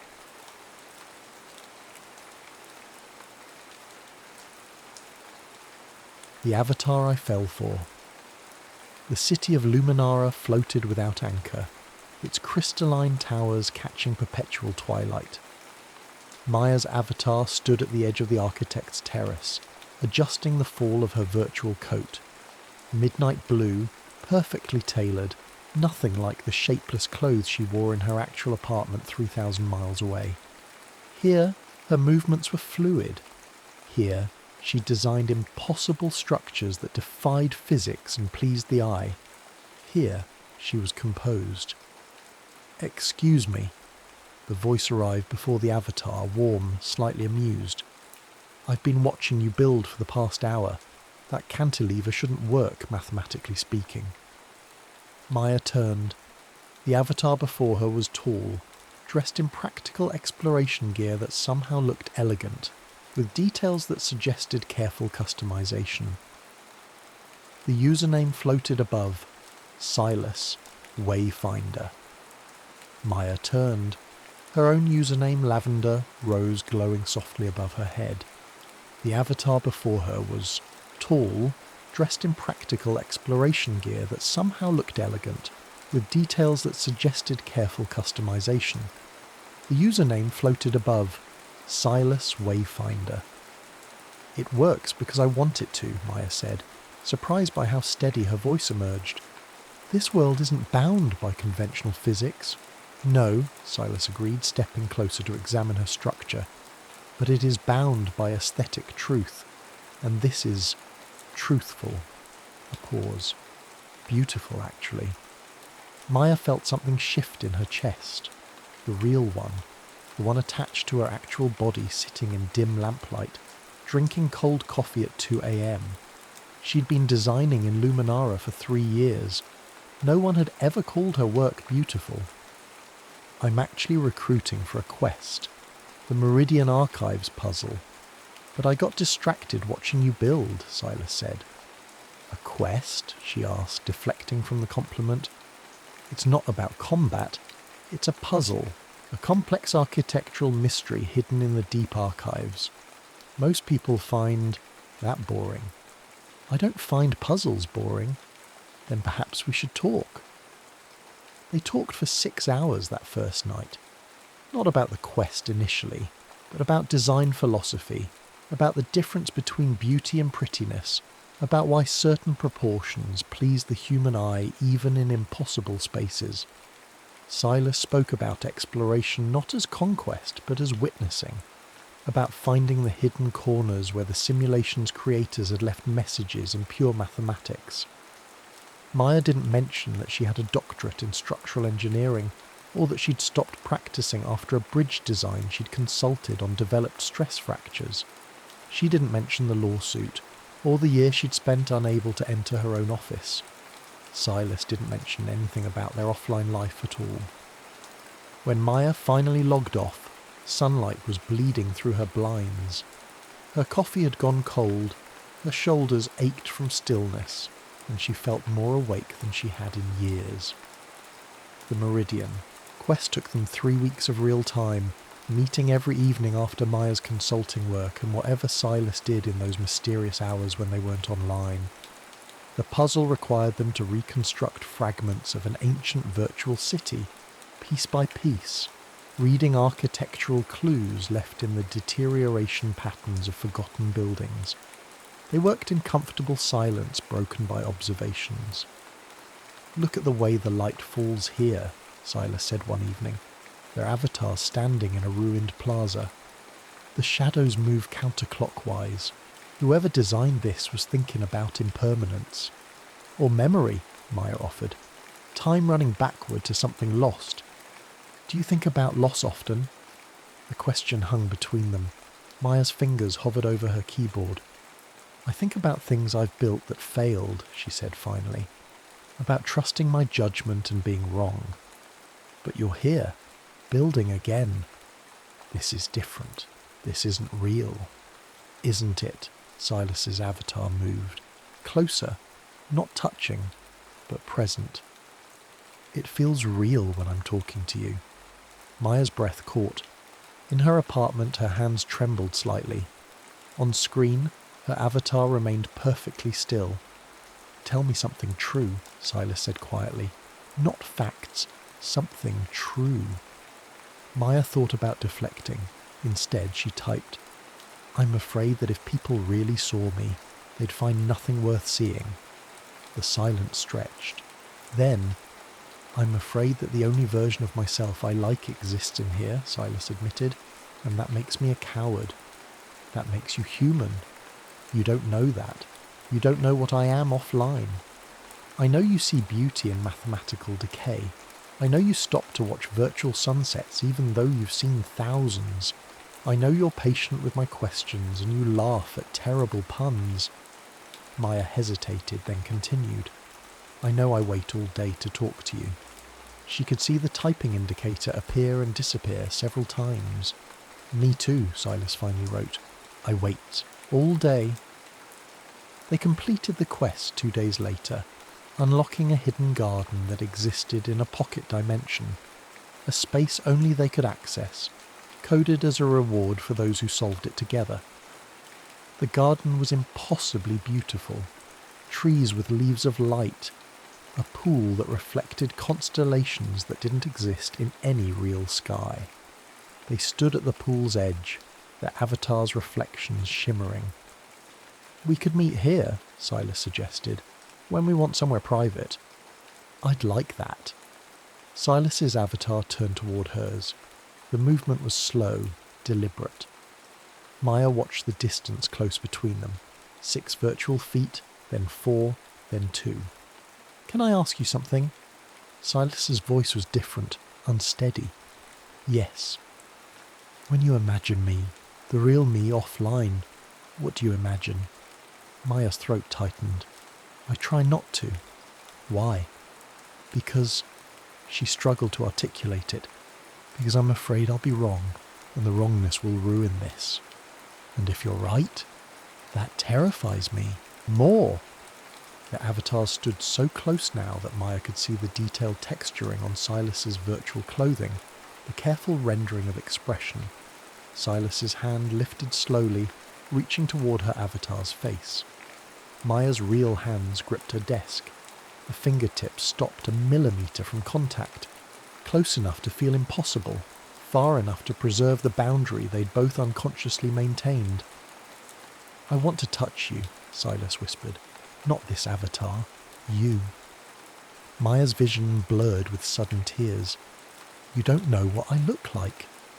"I don't care what you look like. I want to know what your hand feels like, what you sound like without voice modulation, whether you drink your coffee black or if you hum when you're thinking." "I do hum," Maya admitted, voice breaking, "and I take my coffee with too much cream because I like it sweet, even though everyone says that's not real coffee." "See? That's what I want. Real coffee preferences. Real nervous habits." "Why?" Maya asked, desperately. "Why risk it? This works. We work." "Because I'm falling in love with you," Silas said, "and I can't do that halfway." Maya didn't log on for 3 days. She told herself she was busy with work, with real life, with things that mattered.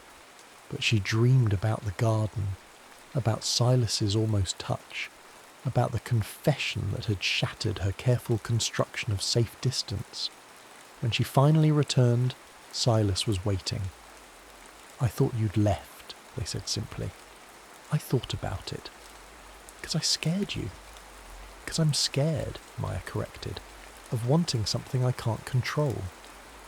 They met in the garden, their garden now, though neither had claimed it aloud. The virtual stars reflected in the virtual pool, and Maya's real heart hammered in her real chest. "I looked into the new authentication protocols," Silas said abruptly, "the ones the platform is implementing. Biometric integration, real-world verification." Maya had heard about them.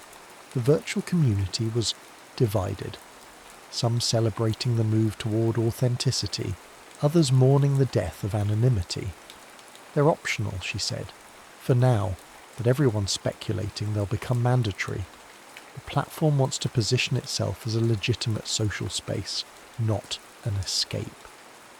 "Is that what this is to you?" Maya asked. "An escape?" "It was," Silas admitted. "It was the only place I could be brave." A pause. "Before you." "What changed?" "I realise bravery in here doesn't count if I'm still a coward out there." Maya felt something crumbling inside her. The careful walls she'd built between virtual and real, between the self she performed and the self she hid. "I need to tell you something," she said, "about why I'm here." She told Silas about the bridge, about the calculations she'd checked 3 times, the materials she'd specified, the contractor who'd substituted cheaper alternatives without telling her, about the stress fractures discovered during inspection, the investigation, the months of testimony, about being cleared of wrongdoing but not guilt, about walking away from a career she'd loved because she couldn't trust her own judgment anymore. "That's why I build here," she finished, "because nothing I create here can actually hurt anyone." "And that's why you can't leave," Silas said quietly. "Yes." "What if I told you I need this place for the same reason?" Maya waited. "I have a chronic illness," Silas continued. "Progressive, degenerative. In here, I can move without pain. I can explore, run, climb. My avatar doesn't shake or stumble. It doesn't need rest." "Silas." "I'm not dying," they interrupted. "But I'm not who you imagine either. I'm not the person who moves like this avatar. And I'm terrified that if you meet the real me, limited, struggling, you'll only see limitation." Maya's eyes burned. "You think I'm whole? You think I'm not struggling? I think you're brilliant and cautious, and you laugh at my terrible puns, and you build things that make me believe in beauty again." Silas's voice cracked. "I think I love who you are in here, and I'm terrified that won't translate. So what do we do?" Silence stretched between them, virtual and vast. "I don't know," Silas admitted. But I can't keep pretending this is enough. And I can't keep pretending you're not real to me. I am real. Then prove it. Meet me. Offline. Maya's hands froze on her keyboard. Every instinct screamed to refuse, to protect, to maintain the boundary that kept her safe. I can't, she whispered. Then this ends here. Silas. But the avatar was already fading, logging off with a finality that felt like a door closing. Maya sat in her dark apartment, staring at the empty garden on her screen, and let herself cry. 2 weeks passed. Maya tried to return to how life had been before Silas, before late-night conversations and virtual gardens, and the feeling that someone truly saw her. She logged into Luminara occasionally, wandering the places they'd explored together, but the world felt hollow without Silas's commentary, without their shared silence. She found herself talking to empty screens. You'd like this shadow pattern. This building uses that golden ratio you mentioned. I made a terrible pun today and had no one to tell it to. On the 15th day, she received a message. Not in-game, but to her registered email. The one she'd used to create her account years ago. The one that contained her real name. Dear Lavender. Rose. If you're willing to know my real name, I'm willing to share it. If you're willing to take the risk I'm asking you to take, I'll take it with you. I live in Seattle. I don't know where you are, but I'll travel anywhere you're willing to meet. Coffee shop, park bench, virtual conference room over video if you're not ready for physical proximity. I need you to know, I've thought about this every day since we stopped talking. I've rehearsed this message 100 times. I've hovered over the send button, more times than I can count. I'm sending it because I've realised something. The courage I found in Luminara wasn't false, it was practice. Practice for this moment, where I tell you that I don't need you to be perfect or whole or fearless. I need you to be real, and I'm hoping you need the same from me. My name is Elijah Moss. I'm 34 years old. I teach music theory online. I drink too much tea. I can't cook to save my life, and I'm terrified you'll read this and delete it. But I'm more terrified of never knowing what your laugh sounds like in person. If you're willing, my number is below. Text me, call me, or tell me to leave you alone and I will. Either way, thank you for reminding me what it feels like to want something enough to risk losing it. Elijah, Silas. Maya read the message 7 times. She looked up Seattle, 2,147 miles from her small apartment in North Carolina. She thought about excuses, about reasons to refuse, about all the ways this could go wrong. Then she picked up her phone and typed, "My name is Maya Sampson. I live in Charlotte. I'm scared out of my mind, but I'd like to hear your voice." The phone rang 30 seconds later. Maya? The voice was familiar, slightly different without the virtual modulation, deeper and more uncertain, but unmistakably Silas, unmistakably Elijah. "Hi," she managed. "Hi." She could hear him breathing. Real air in a real room somewhere in Seattle. "I can't believe I'm actually talking to you." "Me neither. Your voice is different than I imagined." "Better," Maya laughed. Shaky, genuine. "Better how?" "Warmer. More present." They talked for 3 hours. About logistics first. Safe, practical things like work schedules and travel costs and whether meeting halfway made sense. Then about harder things. What they feared, what they hoped for, what meeting even meant. "I don't want to build expectations," Maya admitted. "I don't want to show up and disappoint you." "You won't. You can't know that." "I know that I've spent 2 weeks miserable without you," Elijah said. "I know that hearing your voice makes me feel like I'm breathing properly for the first time in days. I know that whatever happens when we meet, I'd rather know than wonder for the rest of my life." "What if it's terrible?" "Then it's terrible, but at least it's real." Maya closed her eyes. Okay. I'll meet you. Halfway. How about Denver? About halfway between us. Neutral territory. When? 2 weeks. That gives me time to panic and talk myself out of it. She could hear the smile in his voice. Promise you won't? I promise I'll try. Maya arrived at the coffee shop 15 minutes early, her heart performing acrobatics in her chest. She'd changed outfits 3 times, settled on something simple, jeans and a sweater the colour of her avatar's midnight coat. She ordered coffee with too much cream and sat by the window, watching every person who entered. When Elijah arrived, she knew him immediately. Moved differently than his avatar, slower, more careful, using a cane that he'd never mentioned on the phone. But the way he looked around the room, the slight uncertain smile, the careful observation of details, that was purely Silas. Their eyes met. His face transformed with recognition and relief. Maya? She stood, knocking over her coffee in the process. I'm so sorry. God, yes, I'm Maya. I'm just nervous, he finished, reaching her table.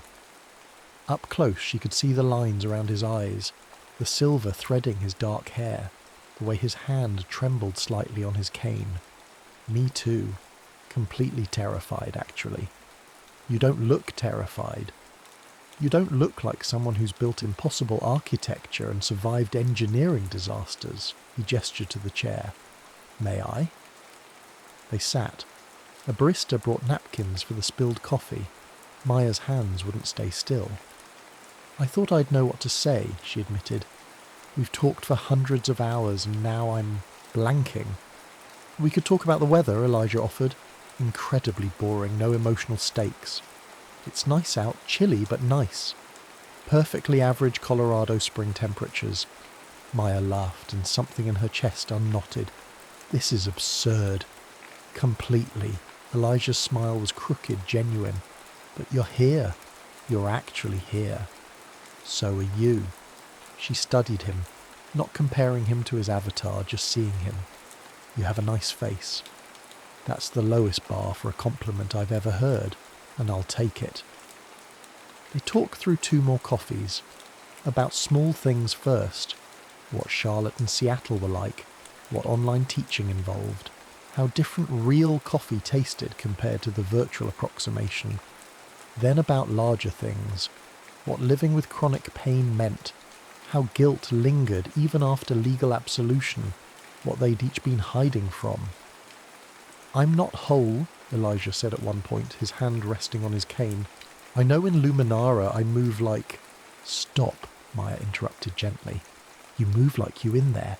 This is also you. Both are real. You're not disappointed? Are you? That I'm this anxious person who spills coffee and can't seem to maintain eye contact? I love that you spilled coffee, Elijah said softly. It means you're as nervous as I am. The afternoon stretched into evening. They moved from the coffee shop to a park, walking slowly along a path lined with early spring flowers.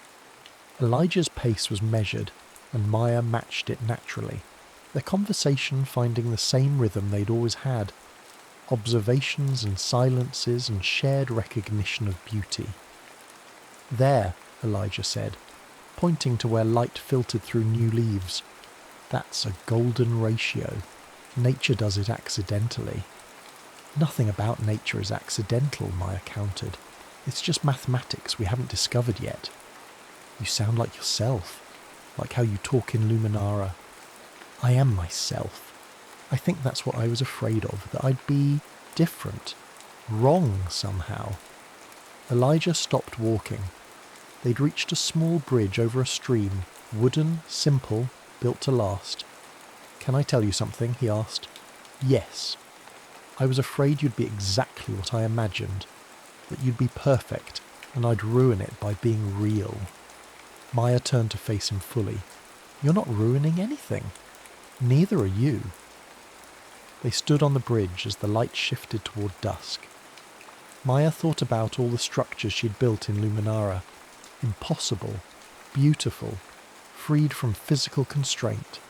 And she thought about this bridge, solid and ordinary and real, built to bear weight, Can I? Elijah hesitated. May I touch your hand? Maya's breath caught.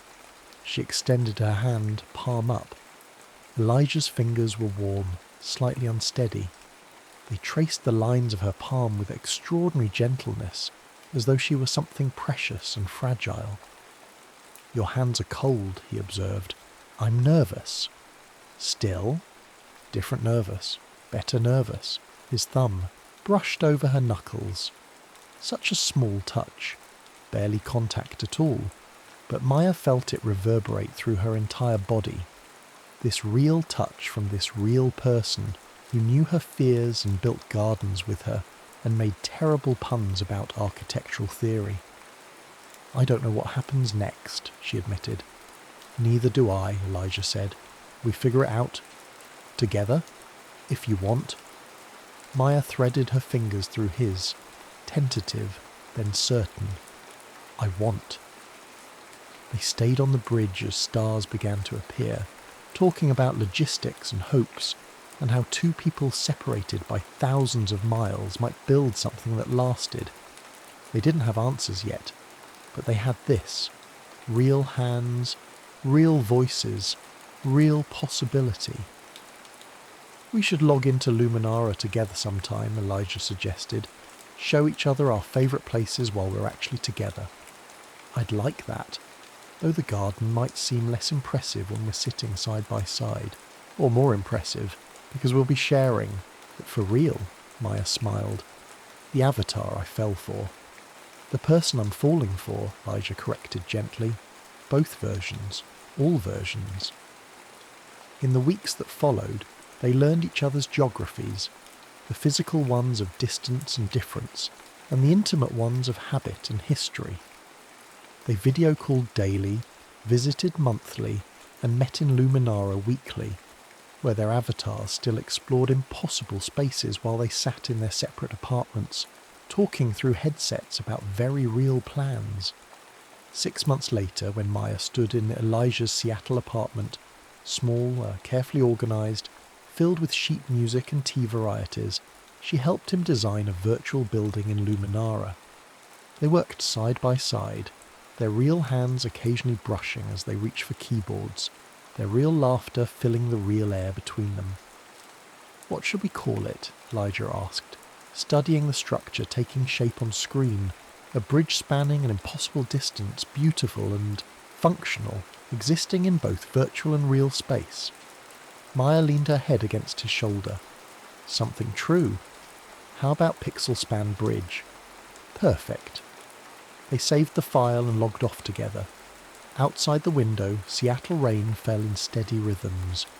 Inside, they made tea and argued about dinner, and existed in the ordinary, extraordinary reality of being together, imperfect, uncertain, and absolutely real.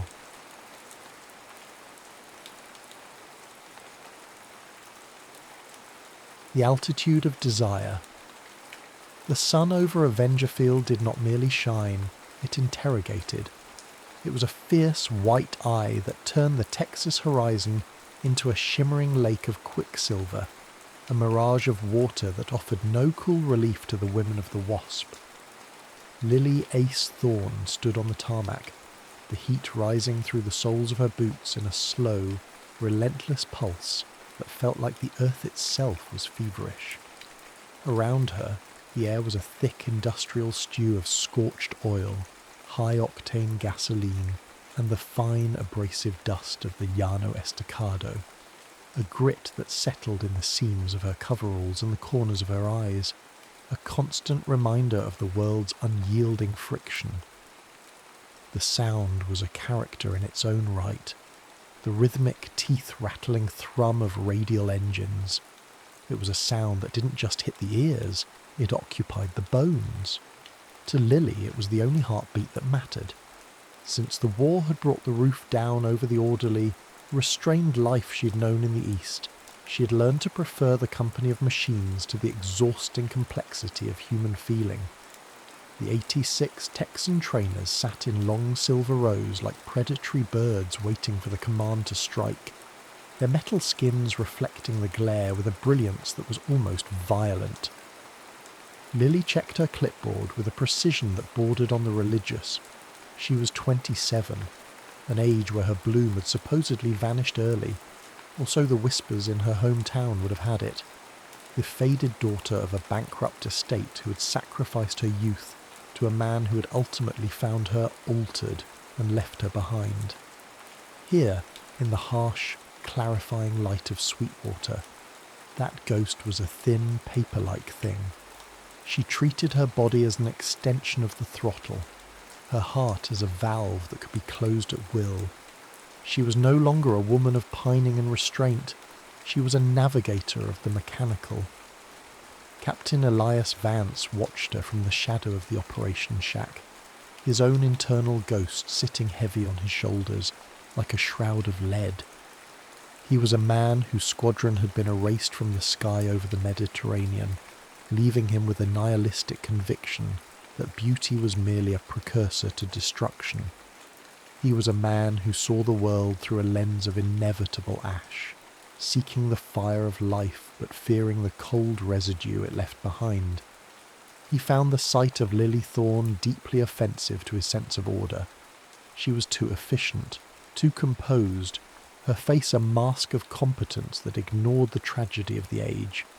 He wanted to believe she was merely another simpering American chit with no soul, but her straight steel-grey gaze accused his cynicism. "Ms. Thorne," he called out, his voice a clear-cut English enunciation that felt out of place in the Texas dust. "The flight lines are being reorganized. You're listed for the night flight inspection of tail 402. Lily didn't look up from her clipboard. "Already on," hit Captain. "The canopy is sluggish." Elias stepped into the heat, the contrast between the rough wool of his uniform and the humid air creating a visceral discomfort. He followed her toward the plane, his eyes involuntarily tracing the slim, straight line of her back, a silhouette that reminded him of a young birch tree against an ancient whitewashed porch, a memory of a peace he no longer believed in. The sun dipped below the horizon, turning the Texas sky into a bruised palette of violet and deep industrial orange. The heat remained, trapped in the metal of the planes like a physical weight. Lily climbed onto the wing of the Texan, her movements practiced and devoid of grace, the grit of the day still clinging to her skin. "It's jammed," she muttered, her hands straining against the cold, grease-slicked metal of the cockpit canopy. Elias was beside her in an instant, his presence a sudden, warm pressure in the dark. "Allow me," he said, reaching past her. Their hands met on the metal track. It was intended to be a casual assistance, a moment of mechanical cooperation. But as Elias's palm brushed the bare skin of Lily's wrist, a jolt of static electricity, a sharp blue spark in the twilight, shattered the air between them. There was a shock of recognition that went beyond the physical. Lily gasped, her heart, that supposed machine, hammering a wild, syncopated rhythm against her ribs. For a moment, the deafening thrum of the engines seemed to fade into a profound, ancient melody that belonged to the blood and the marrow, not the sky. Elias did not pull away. His fingers tightened around the metal, his hand hovering agonizingly close to hers. In the half-light, his eyes were no longer troubled and brooding. They were dark, consuming, filled with a tired desire that mirrored the vast, unmapped landscape of the desert. "The metal is hot," he whispered, his voice vibrating in the small space of the wing. "I hadn't noticed," Lily replied, her composure a fractured thing. The canopy gave way with a sudden violent slide, but neither moved. They stood on the precipice of a new unexplored world, the smell of sage and oil swirling around them like a secret incense. The spark had been struck, and though they were pilots of war, they were now navigators of a fire that neither could control. A sudden dust storm, a black blizzard of the plains, swept over the field 2 days later, turning the afternoon into a gritty, sepia-toned midnight. Lily and Elias, caught mid-transit between the mess hall and the flight line, were forced to take shelter in a remote half-empty hangar. Inside, the atmosphere was a sanctuary of skin and canvas. The wind outside howled against the corrugated metal walls, a sound like 1,000 distant ghosts. But inside, the air was still and smelled of dry sage and the heavy, sweet scent of dope used to stiffen the plane's fabric wings. They sat on a pile of folded parachutes, the silk rustling beneath them like a dry, white sea. "You look absurd," Lily said, her voice echoing in the vast dim space. She was looking at Elias, whose impeccably tailored uniform was now coated in a fine layer of red Texas earth, making him look more like a common labourer than a captain. Elias laughed, an unguarded rhythmic sound that Lily had never heard from him. "I suppose I do. It seems the English accent is no match for a Texas wind." He leaned back, his eyes searching hers in the half-light. "Sometimes, Thorn, I feel as if I have forgotten the language of the living. My world has been made of lists, of casualties, of the cold mathematics of flight. I look at this storm and I see only the end of things." Lily felt a sudden, sharp ache of compassion for him. She reached out, her fingers brushing the dust from his shoulder. "The storm ends, Captain. The dust settles. We are still here." Her hand lingered a second too long. The tension between them was no longer a static jolt. It was a slow, molten burn. Elias didn't move, but his gaze became a weight, a visceral pull that Lily felt in her very quick. They were two people on a sinking ship, finding a strange, desperate intimacy in the ruin. The officers' club was a crowded, humid environment, the air thick with the smell of cheap bourbon, and the desperate energy of men and women who didn't know if they would see the next sunrise. A scratchy record played on a phonograph, its brassy notes competing with the loud, malicious laughter of the men at the bar. Elias led Lily onto the small, makeshift dance floor. As they moved, his hand came to rest on the small of her back. The contrast was a revelation. The rough, scratchy wool of his uniform sleeve against the thin, soft cotton of her dress. It was a near touch that felt more intimate than a kiss, a sensory immersion that made Lily's knees feel like they were melting inside her. "You dance better than you inspect tail sections," Elias whispered near her ear, his breath a warm, nipping air against her neck. Lily looked up at him, her grey eyes marvellous in the shifting light. "And you, Captain, seem remarkably adept at avoiding the gloom when the music starts." "I am merely holding on to the one thing that feels solid in this mad tea party," he replied, his grip on her waist tightening almost imperceptibly. They were surrounded by people, yet they were in a secluded wood of their own making. Every time their bodies brushed in the crowd, a queer, vibrating thrill rippled through Lily, a final spasm of self-assertion against her machine-like reserve. The deepening intensified during a high-altitude training maneuver. Elias was in the lead plane, Lily on his wing. A sudden thermal caught her Texan, throwing the plane toward his in a terrifying silver flash. She corrected just in time, the two planes missing each other by mere inches. When they landed, the adrenaline was a physical presence, a heat that shimmered off the runway. Elias was out of his cockpit before his engine had fully stopped, his face a disfigured mask of rage and terror. "What in the name of God were you doing?" he shouted, grabbing her by the shoulders as she climbed down. Lily didn't answer. She was breathing fast, her eyes wide and wide-eyed and lost. The weight of his gaze was heavier than the Texas heat, his hands on her shoulders a command she had no power to resist. "You almost—" he broke off, his anger suddenly collapsing into a desperate heaving breast. He drew her close, the smell of his sweat and the hot metal of the plane creating a sanctuary of skin amidst the machinery of war. "Don't," she whispered, her voice a soft, mild thing. "I cannot help it," Elias replied, his eyes darkling with a passion that swept over him like a conflagration. He stood silhouetted against the horizon, the first real threat of loss having stripped away their masks and left them exposed. The news arrived with the cold, prideful distance of a government decree. Lily Thorne was selected for an elite high-risk ferrying mission to the North African front, while Elias Vance was ordered back to immediate combat duty in the Mediterranean. The announcement, made in the sterile, airless environment of the operations room, felt like a literal wound to Lily. Her internal ghost, the girl who had been left behind to wither while others sailed into the sun, erupted with a cold, desperate withdrawal.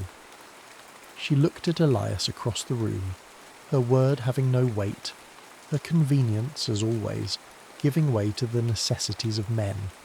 She didn't seek him out. Instead, she retreated into a well-bred sort of emotional anarchy, mocking her own feelings before they could mock her. When Elias tried to speak to her in the shadow of Tail 402, she turned her face away, her expression anxious and triumphant in its icy composure. "Thorne, we need to talk about the logistics," he said, his voice hesitant, lacking its usual assertive shape. "There is nothing to talk about, Captain," she replied, her voice low and steady, as if she were speaking to a stranger. "The war has its utility, and we are merely its tools. You have your orders, and I have mine. Anything else is a minor accompaniment." She felt him flinch, a slight sign of awareness of the woman's presence that she refused to acknowledge. He was millions of degrees remote from her now, and she preferred it that way. If she couldn't have his presence, she would have her own perfect, pure and noble freedom. Elias departed for the coast at daybreak, without a final word. Lily sat in the cockpit of her trainer, the engine silent for the first time in months. The absence of the thrum was not peace. It was a hollow echo of a ghost, a vacuum that sucked the very vitality out of the air. She watched the empty bay of the sky where his plane had disappeared, her gaze fixed on a smoke plume that was already vague on the bright skyline. The landscape of the airfield, once so full of electric potential, was now merely scorched earth and toppling masonry in her mind. The days that followed were a stupor of discontent. She went through the motions of her final training, her body a machine, but her heart fretted with a pain that was not yet the pain of a love, but the visceral ache of a physical union that had been denied its crisis. She lay in her bunk at night, the silence of the barracks so heavy she felt she was being crushed by it. She remembered his hand on her wrist, the heart of my heart quality of his unguarded laughter, and the memory was a menace that threatened to dethrone her pride. She was alone, absolutely destitute and friendless in her own soul, her only kin a silver-winged bird that couldn't answer her. 2 days before her takeoff for the coast, Lily was stationed at a desolate waypoint airfield in New Mexico. It was a place of high, thin air and a silence that beetles o'er its base into the desert. She sat in the shadow of a B-17 bomber, its massive skeletal form a silent reproach to the fleeting patterns of human desire. The rift was a canyon between them now, broader and deeper than any ocean. She felt that she had betrayed herself perpetually, so unguarded in her first spark, so cowardly in her rift. She was a girl whose brain was full of abnormal thought, waiting for a bell to toll for a life she hadn't yet lived. The silence of the waypoint was broken by a sound that made Lily's pulses beat in her eyes. It was the thrum of an engine, not a bomber, but the sharp, aggressive roar of a fighter plane. A silhouette appeared against the golden horizon, a silver-winged plane that was not supposed to be there. Lily stood up, her heart clenching like a fist. She knew that sound. She knew that approach. It was a movement of the possible as possible, an actuality she hadn't dared to name. Elias Vance had flown across 1,000 miles of desert to find her, before the war swallowed them both whole. Elias landed the plane with a reckless sliding grace that threw a cloud of copper snow across the desert airfield. He was out of the cockpit and running before the propeller had finished its dying cough. Lily stood by the massive tyre of the B-17, her breath coming in short, gasping fits of loud, groaning hope. "I have reasons for being here," he said, his voice hoarsened and rasping, his face congested with a dark flush he had never seen. He didn't wait for her to speak. He seized her as a prize, his arms throwing themselves round her neck with a boisterous, desperate ceremony. "You are a fool, Captain," Lily whispered, her face buried in the rough wool of his uniform, the smell of cordite and gasoline a more intoxicating perfume than any orris. "I am a man who would rather burn in your fire than freeze in my safety," Elias replied, his hands tracing the silky slope of her loins through the fabric of her flight suit. "The war can have my life, but it cannot have this night." He led her into the belly of the bomber, a dark, cavernous sanctuary of cold metal smelling, of oil and old leather. Inside, the desert wind was a distant, irrelevant thing, and the silence was a gate they were finally ready to walk through. In the dim, shadowed interior of the B-17, Elias's hands were no longer hesitant. He unfastened her flight suit, the metal zipper a sharp, industrial sound in the silence.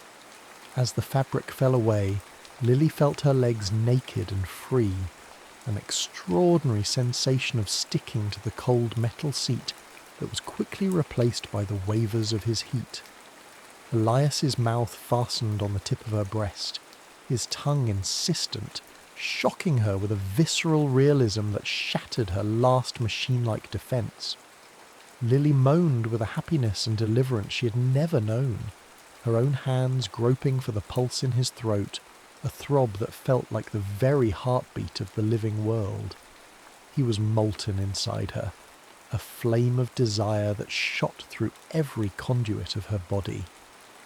Drawing from a primal, rhythmic synchronization that mimicked the engine's power, Elias plunged into her with an unwavering heat, his body a home-driven wedge that fixed her to the moment, making her quick, spirited and alive all over. The anatomical honesty of their union was a celebratory scene, where the white liquid of their shared passion was not a manifestation of energy, but a healing of the bruise of the war. They found a primeval thing in the heart of the machinery, a final chapter that refused to be suppressed. As they lay afterward on the folded parachutes, the soft, quiescent rapture of their shared skin was a sanctuary amidst the tools of destruction. The physical union had exorcised their ghosts. Lily realized her heart was not a machine to be controlled, but a well-born source of life that had been waiting for this shock of recognition. Elias looked at her, his smoke-blue eyes mobile and clear. "I used to think beauty was a snare, a precursor to the ash. But this night is indestructible. It is a symbol of a different art. Not the cracked looking-glass, but the form of forms." They were no longer pilots of a tragic age. They were creatures of the afterwards, who had found a soul in the heat of the fire. The transformation was absolute.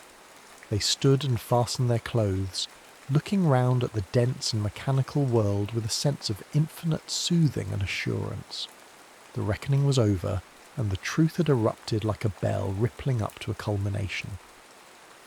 The day arrived not with a roar, but with a sudden vast candescence of silence. The war had ended, and the ruins of the age were finally ready to be built upon. Lily Thorne stood once more on the tarmac, no longer a ferrier of death, but a pioneer of a new, unmapped peace. She watched a flight of planes take off in a final celebratory salute, their silver wings catching the blue horizon. The thrumming vibration returned, but instead of representing a machine-like coldness, it now resonated as the heartbeat of a shared future. It was the sensory echo of that night in the desert, a rhythm that promised sex and home building and race founding. Elias returned in a comfortable carriage of his own making, his face scarred by the fires of the front, but alive in the eyes. He was finally liberated from his gloom, a man who had seen the magic lure of the living and had refused to let go. They met in the middle of the runway, the dust settling around them like a benediction. As they embraced, the heat of the sun was no longer an interrogation. It was a gleamy warmth that shot through their joined hands. "You are still altered," Elias whispered, pulling her back down onto the bench of the heart and kissing her with a fervour that had no equal. "And you, Captain," he replied, her lips having the frosty fragrance of a young autumnal rose, "are still the most impossible person I have ever known." They stood as two silhouettes against the vast open sky, standing between a parked silver-winged plane and a horizon that offered a paradisal promise. They were no longer pilots of war, but navigators of a new life, their every effort to share each other's thoughts and gild their days with a realistic, tender and lingering intimacy. The shuttle had finished its slow and heavy weaving, binding their far shores together with a cord of truth and courage that none could compute. They were at last in the woman's kingdom and the man's heart, world without end.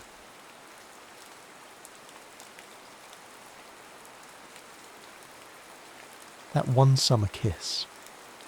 The Richards family motorhome rumbled down I-25 toward Denver, its once pristine white exterior now bearing the dust of 17 states. Inside, 11-year-old Tyler Richards sprawled across the dinette booth, methodically arranging his growing collection of stadium ticket stubs. "Dad, how many more to go after the Rockies?" he called toward the driver's seat where Jim Richards navigated the behemoth vehicle with the casual confidence of a man who'd logged over 8,000 miles that summer. "4 more stadiums, buddy. Then we've hit all 30, Jim answered, his eyes flicking to the rearview mirror where he could see his wife Catherine reviewing tomorrow's itinerary. Elitch Gardens amusement park in the morning, Coors Field in the afternoon. In the back bedroom, 9-year-old Britt sat cross-legged on her bunk, carefully applying pine tar to her baseball glove, a ritual she'd adopted after watching her father do the same. Unlike many girls her age, Britt's summer heroes weren't pop stars or movie actresses. They were sluggers, pitchers, and especially Bryce Harper, whose jersey she wore so often that her mother had to practically peel it off her for washing. "Britt, we're stopping for gas. Last chance for snacks before Denver," Catherine called back. The Richards' Great American Baseball Tour had been Jim's dream. Visit every major league stadium in a single summer, catch at least one game in each, and hit the country's top roller coasters along the way. What had seemed like an impossible logistical challenge had become their reality, fueled by Catherine's meticulous planning, a calendar gridded with game times, and a motorhome that had become more home than motor over the past 3 months. August 18th dawned clear and bright in Denver. The Richards family arrived at Coors Field 3 hours before first pitch, Jim's rule for exploring each stadium properly. While Catherine and Tyler headed to the team store, Jim took Britt to watch batting practice, her Harper jersey standing out among the purple and black Rockies gear. "Look how the ball carries in this thin air," Jim explained, his arm around Britt's shoulders. "That's why they call it a hitter's park." By game time, the Richards had found their seats along the first baseline in right field. Beside them sat another family, locals by the looks of their well-worn Rockies gear. Their son, about 10 years old, clutched a baseball glove tightly, his eyes never leaving the field. "You know Harper's the enemy today, right?" the boy said, noticing Britt's Nationals jersey. Britt raised her chin. "He's still the best player in baseball." "Nuh-uh. Trout is better." "Harper has better hair," Britt countered, which made both kids laugh, breaking the tension. Throughout the game, the two families exchanged the casual camaraderie of temporary neighbours, passing condiments, holding seats during bathroom breaks, and debating calls together. By the 7th inning, with the Nationals leading 3-2, the children had developed a comfortable rapport, comparing favourite players and arguing good-naturedly about batting averages. The moment came suddenly. Harper caught the third out on a routine fly ball to right field. As he jogged toward the dugout, he spotted Britt's jersey, a flash of Nationals red amid the home team colours. With practiced ease, he flipped the game ball high toward their section. The boy saw it first. His glove hand shot up instinctively, years of backyard practice culminating in this moment. The ball landed with a satisfying thwack in the pocket of his mitt. His heart soared until he saw Britt's face fall. The crowd murmured.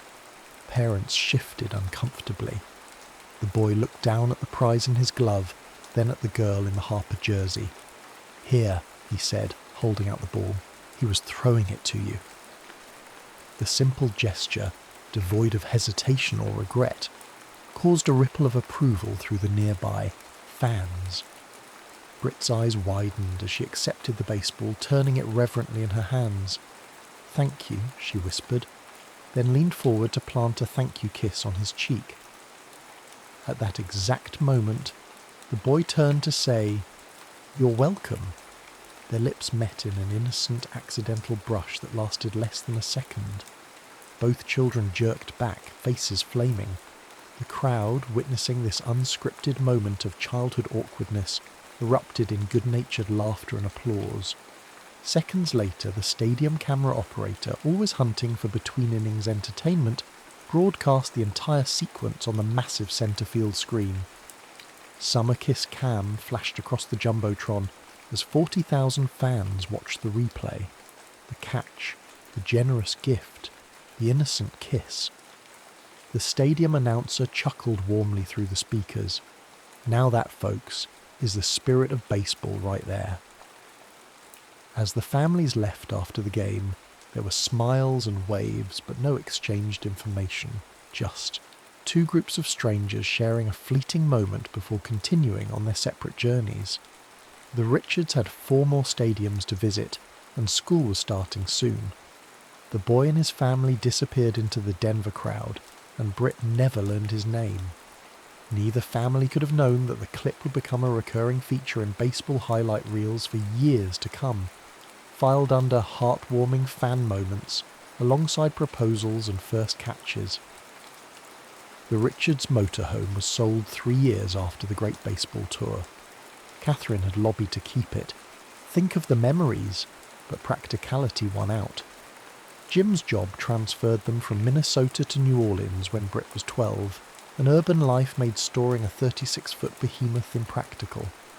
Tyler, less sentimental than his sister, had moved on from baseball to football and academic decathlon competitions. Britt, however, never abandoned her love of the game, even as she discovered her own athletic calling on the track. "You're built for speed," her high school coach had told her during freshman year. "You've got that fast-twitch fibre that can't be taught." By her senior year, Britt had broken 3 school records in the 200 and 400 metres. With her academic standing and athletic achievements, scholarship offers arrived from across the country. When Louisiana State University came calling with a track scholarship, it felt like coming full circle.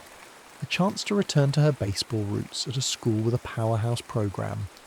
Her first semester had been a whirlwind of adjustments, living away from home, balancing rigorous training with academics, and navigating the complex social ecosystem of college.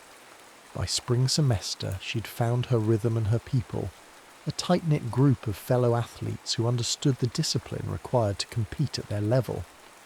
The embarrassing baseball kiss had become a family legend, occasionally resurfacing when Jim stumbled across the clip, online. Britt had mostly made peace with her moment of viral fame, though she still cringed whenever it appeared in MLB Valentine's Day montages. The boy's face had blurred in her memory, just another fleeting connection, in a summer filled with new stadiums and experiences. Britt and her friends collapsed onto the bleachers at Alex Box Stadium, having come directly from track practice. Her legs ached pleasantly from interval training and the familiar sounds of a baseball game. The crack of bats, the pop of balls hitting mitts, provided a soothing backdrop. "You smell like determination and sweat," teased her roommate Missy, a high jumper from Baton Rouge. Shower break between practice and games isn't in your vocabulary, is it? It's baseball, Britt replied, pulling her damp hair into a ponytail. Nobody smells good at baseball games. That's part of the tradition. As LSU took the field against Vanderbilt, Missy nudged Britt with her elbow. Question, why don't you have a boyfriend? You've been here almost a full year now, Britt shrugged. Just haven't clicked with anyone. Besides, when would I fit that in? Between track, classes and sleep. Sleep is overrated, Missy interrupted. Seriously though, there has to be someone you've noticed. Britt's eyes drifted across the field, landing on the centre fielder. Number 27. She'd noticed him in her Biology 101 lecture. Always punctual, always prepared, rarely speaking unless called on, but offering thoughtful insights when he did. Maybe him, she admitted, pointing discreetly. We have biology together. He seems different from most of the baseball guys. Quieter, more substantial. Missy followed her gaze. Number 27? That's Cole Nightingale. Jackson knows him through some conservation club. He's from Colorado. Colorado? Britt laughed. That explains the silent intensity. Probably communes with elk in his spare time. Want me to see if Jackson can introduce you? God, no, Britt replied quickly. I'm just saying, objectively speaking, centre field is nice to look at. That's all. But Missy's matchmaking wheels were already turning. It's not a date, Missy insisted a week later as she rummaged through Britt's closet. It's a casual group thing that happens to include Cole. Britt sat on her bed, arms crossed. You told me we were grabbing coffee with you and Jackson. Now you're telling me Cole's coming, and magically you and Jackson just remembered an assignment due tomorrow? What a coincidence, Missy replied with zero attempt at sincerity. Wear the green top. It makes your eyes pop. My eyes are brown. Even more reason to wear green. Contrast. The campus coffee shop buzzed with end-of-semester energy when Britt arrived. She spotted Cole immediately, sitting alone at a corner table, his posture relaxed but alert. No baseball cap today, revealing dark hair with a slight natural wave. He glanced up, recognition crossing his face. Not surprised, Britt noted. Missy had clearly informed Jackson, who had informed Cole. Everyone knew this was a setup except her. Hi, she said, sliding into the seat across from him. I'm guessing you also got the last-minute text about a forgotten assignment. Cole's mouth curved into a half-smile. Jackson's not subtle. I figured it out when he spent 15 minutes describing you yesterday. Unless there are multiple track stars named Britt in our biology class. His directness caught her off guard. At least 3. We're having a convention later. He laughed, the genuine sound that transformed his serious face. I've seen you run. At the LSU Invitational last month, the 400 metres. You were at the Invitational? This surprised her. Baseball players rarely attended track meets. I'm interested in biomechanics. Professor Simmons suggested I observe elite runners for a research project. So I was a science experiment? Britt raised an eyebrow. You were the most impressive subject, he countered. Your form is almost mathematically perfect. The conversation flowed from there, moving from classes to childhood influences, discovering shared interests in the outdoors and similar tastes in music. Cole described growing up in Colorado, hiking 14ers with his father. Britt spoke of her family's baseball odyssey, carefully omitting the embarrassing kiss incident. Wait, Cole interrupted. Your family visited all 30 MLB stadiums in one summer? That's incredible. It was the summer before 6th grade. My dad mapped the entire thing on this giant wall calendar, coordinating game schedules with driving distances. I can't imagine seeing that much baseball in one summer. It was magical, Britt admitted, though I probably didn't appreciate it enough at the time. What was supposed to be a quick coffee stretched into dinner at a nearby noodle shop, then a walk around the campus lake as twilight descended. Cole proved to be an attentive listener, drawing Britt out with thoughtful questions, rather than steering conversations toward himself. When he walked her back to her dorm, there was a moment, A pause at the entrance where possibility hung in the air. But Cole simply smiled and said, "I enjoyed this. Maybe we could do it again." Britt nodded, surprised by how much she wanted that. "I'd like that." 3 dates followed over the next 2 weeks, each revealing new layers to Cole. He was methodical but not rigid, ambitious but not cutthroat, and beneath his reserve lay a subtle humour that emerged more frequently as they grew comfortable together. After their 4th date, a Saturday afternoon picnic by the lake, Cole suggested exchanging social media accounts. "Not that I post much," he admitted, "but it seems like the normal progression."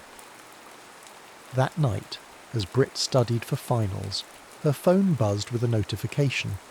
"Cole Nightingale has followed you on Instagram." Minutes later, another notification. "Cole Nightingale mentioned you in a comment. Curious, she opened the app to find Cole had commented on a post from 5 years earlier, a throwback Thursday where she'd shared the famous Jumbotron clip. She'd captioned it, "TBT to that time I accidentally became a baseball meme.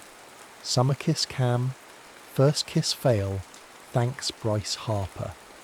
Cole's comment simply read, "Is this really you?"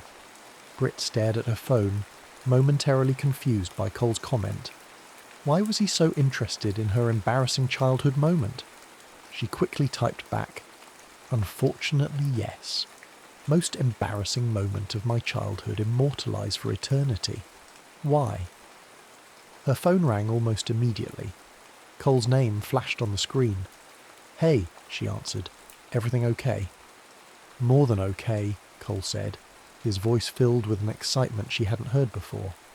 "That video from Coors Field, the boy who caught the ball and gave it to you. What about him?" Britt asked, a strange feeling beginning to stir in her stomach. "Britt, that was me." The world seemed to tilt sideways. "What? No way. That's impossible." August 18th, 2015. Nationals versus Rockies. 7th inning. Bryce Harper caught the 3rd out and tossed you the ball, but I caught it instead. "Cole, if you're messing with me..." "I'm not," he assured her. "I still have the newspaper clipping somewhere. My family drove up from Colorado Springs for the weekend. It was right before my birthday." Britt sank onto her bed, mind reeling. "Oh my God, this is insane. What are the odds?" "Astronomically against," Cole replied.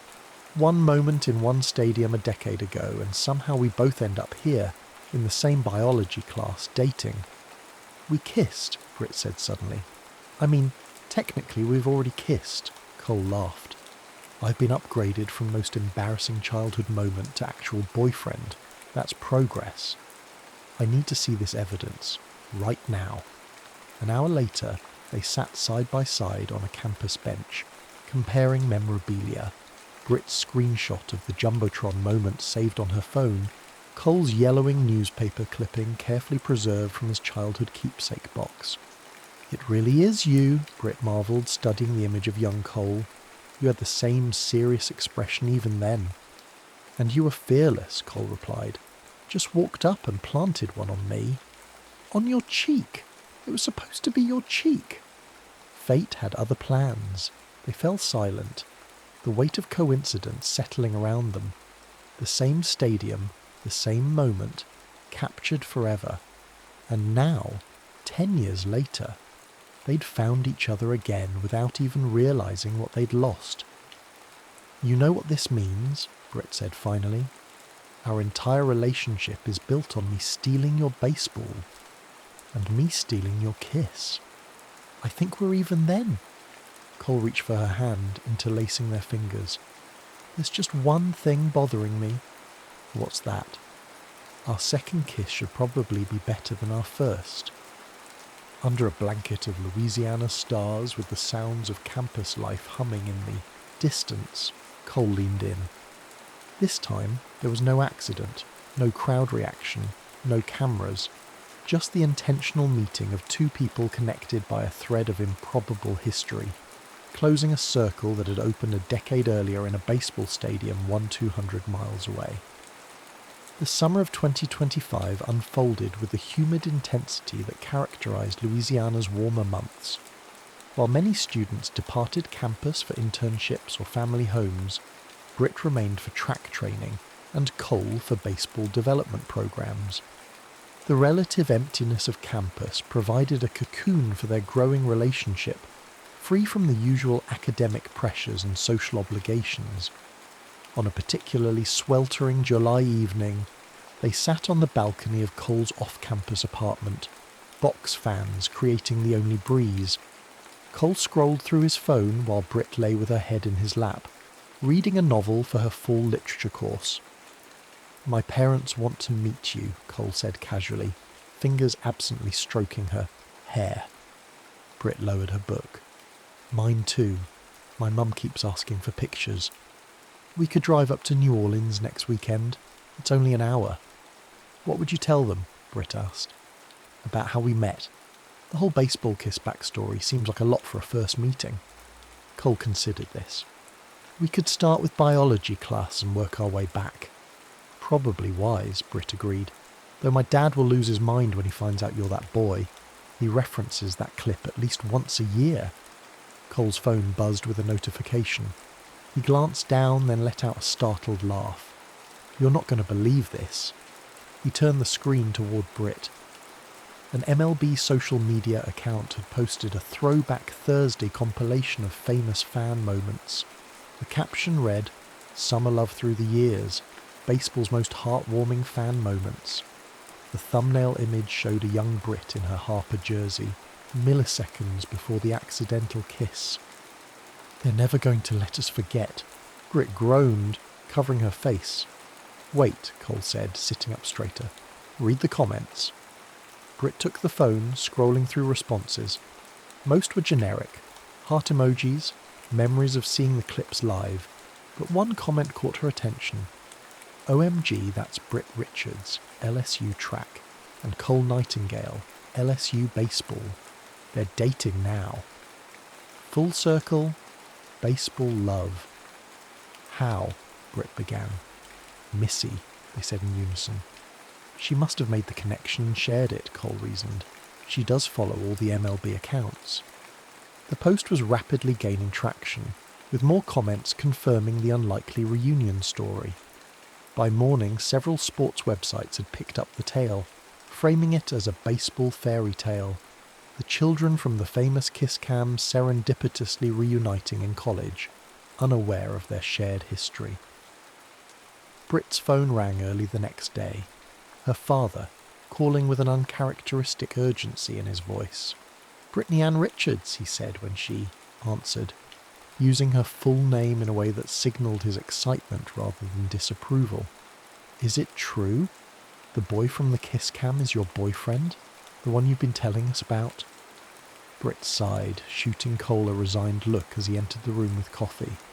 "Yes, Dad, it's true." Jim's whoop of delight was loud enough that Cole could hear it across the room. "Your mother won't believe this. Actually, everyone needs to hear this story. Thanksgiving. You're bringing him for Thanksgiving, right? Both families. We need both families there." "Dad, it's July, and we haven't even met each other's parents yet."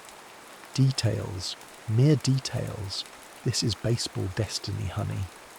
After assuring her father that yes, they would discuss holiday plans, and no, ESPN could not have an exclusive interview, Britt ended the call and collapsed dramatically onto Cole's couch. "My father is already planning our baseball-themed wedding," she informed him. "Hope you're ready to say vows over home plate." Cole laughed, sitting beside her. "My mum texted earlier. She found our box of memorabilia from that game. Apparently she kept the ticket stubs."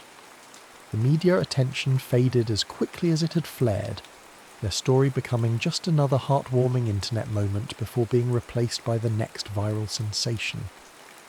But privately, something had shifted between them. What had been a strange coincidence had become part of their shared mythology. The story they would tell for years to come, the unlikely thread that had connected them long before they understood its significance. 2 weeks later, they drove to New Orleans to meet the Richards family. Jim greeted Cole with a bear hug and an immediate barrage of baseball questions. Catherine was more restrained but equally welcoming, showing Cole the meticulous scrapbook she'd created from their great baseball tour, including a page dedicated to the famous kiss. "We should have gotten your autograph back then," Jim joked over dinner. "Could have sold it for college tuition by now." "Jim," Catherine chided gently, then turned to Cole, "we're just happy Britt found someone who shares her love of the game. That's rare." Later that evening, as they sat on the porch swing of the Richards' modest New Orleans home, Britt rested her head on Cole's shoulder. "Well, you survived meeting my parents. Ready for round 2 in Colorado next month." Cole nodded, watching fireflies illuminate the gathering darkness. "I've been thinking about that day at Coors Field, about all the little moments that had to align perfectly, like Harper having to catch that specific third out, and me turning my head at exactly the wrong moment, or the camera operator deciding that was worth broadcasting, or both of us choosing LSU years later." Britt laced her fingers through his. "My dad would call it baseball destiny. My science brain would call it statistically impossible. What do you call it?" Cole considered this, watching the rhythm of a firefly's silent communication across the yard. "I don't know if there's a name for it, but I'm grateful." Above them, the porch light attracted moths in hypnotic patterns, nature's own version of chance and circumstance. Inside, they could hear Jim regaling Catherine with plans for a Thanksgiving reunion with the Nightingales, a suggestion that would have seemed absurd months earlier, but now felt inevitable. "Do you ever wonder," Britt asked softly, "about all the other moments like that? The connections we miss, the people we brush against without realizing it?" "All the time," Cole admitted. "But maybe we don't miss as many as we think. Maybe the important ones find a way to circle back." As if to punctuate his point, Britt's phone buzzed with a notification. An MLB account had shared their story again, this time with a side-by-side comparison. The original kiss cam moment from 2015, alongside a recent photo of them at an LSU game, 10 years older but unmistakably the same. People. The caption read simply, "Some catches last a lifetime. Baseball love." Britt smiled, turning off her phone and leaning into Cole's embrace. The digital world could have their story, could reshape it into whatever narrative fit neatly into a social media post. But the reality, the complex improbable path that had led them from a crowded stadium to this quiet porch, belonged only to them. That and the memory of a summer kiss that had somehow, against all odds, found its way home.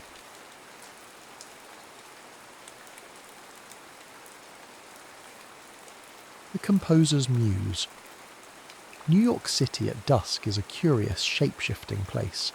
Lights flicker on in high-rise windows, cabs honk impatiently in the streets, and the hum of a million stories pulses in every direction. Hidden in one of the quieter neighbourhoods sits a small, unassuming cafe. A chalkboard sign reads, "Kira Stein's Espresso and Notes," though the subdued exterior rarely draws crowds. The reason people step inside, if they do, is whispered among the local night owls. Come for the coffee, stay for the piano. Tonight, Alex Peterson is at that very piano. He's a man defined by quiet intensity. Dressed in a black button-down shirt and simple trousers, he blends into the backdrop until he rests his fingertips on the keys. Then, the atmosphere around him transforms. His music is an undercurrent that calms the chatter, gliding through the air like an intimate secret. A few patrons pause to listen, though most remain lost in their conversations.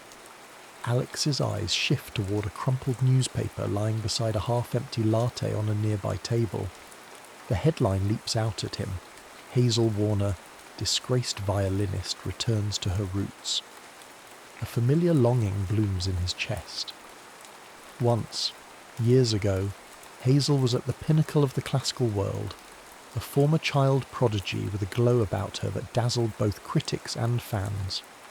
Now, the tabloids buzz with her downfall, a plagiarism scandal pinned on her by her charismatic ex-fiancé, Nathaniel Nate Caldwell. Alex exhales softly as he finishes his piece, letting the final chord linger. Then he gently closes the fallboard of the piano. He's about to slip away from the spotlight, though to call it a spotlight is generous when barely anyone notices him, when a voice calls out, "Hey you, over here," says a man with a face that glows from the screen of his phone. "How about something more upbeat?"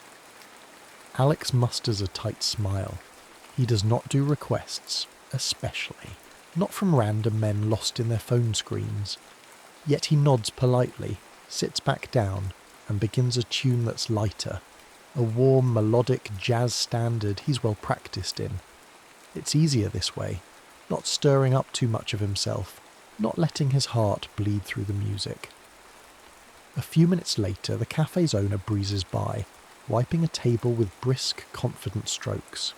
Kira Stein, Alex's best friend since their days in music conservatory, is a petite woman with short, coppery hair that curls just at her chin.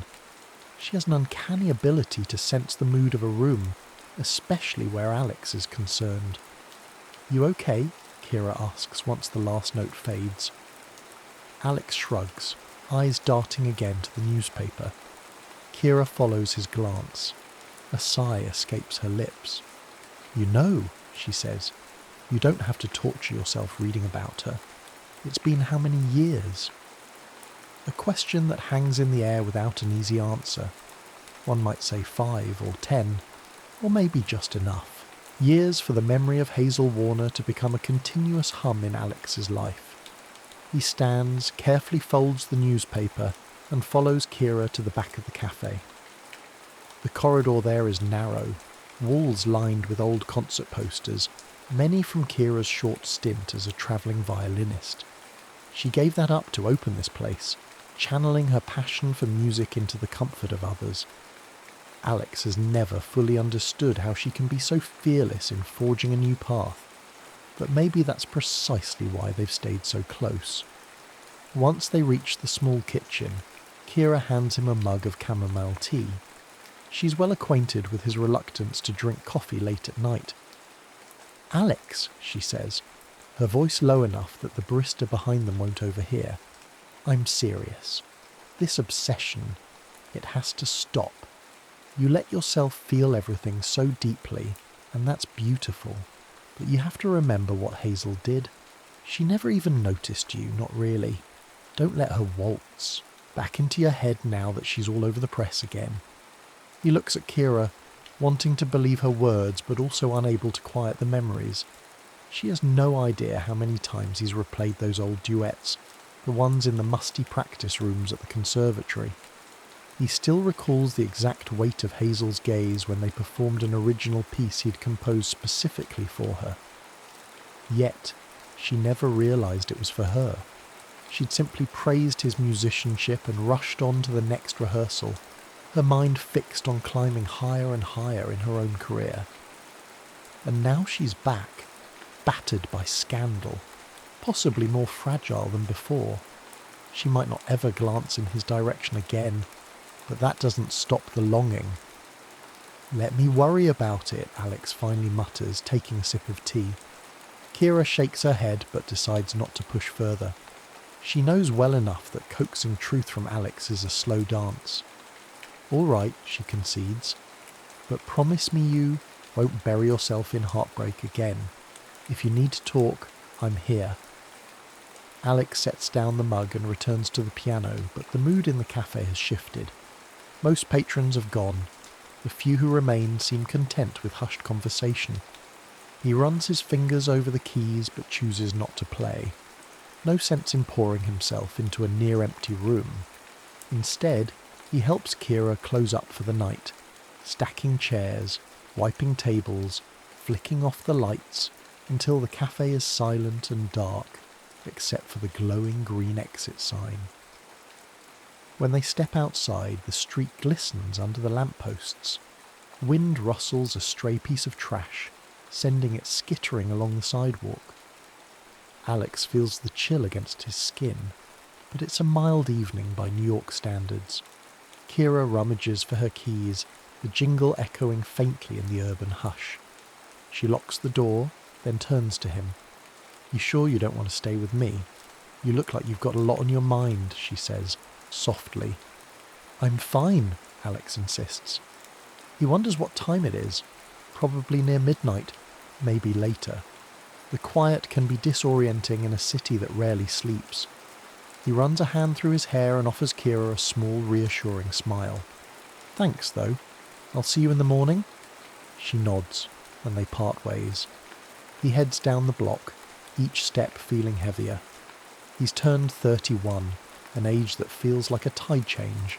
No longer the bright-eyed dreamer of his 20s, but not old enough to shed that same dream.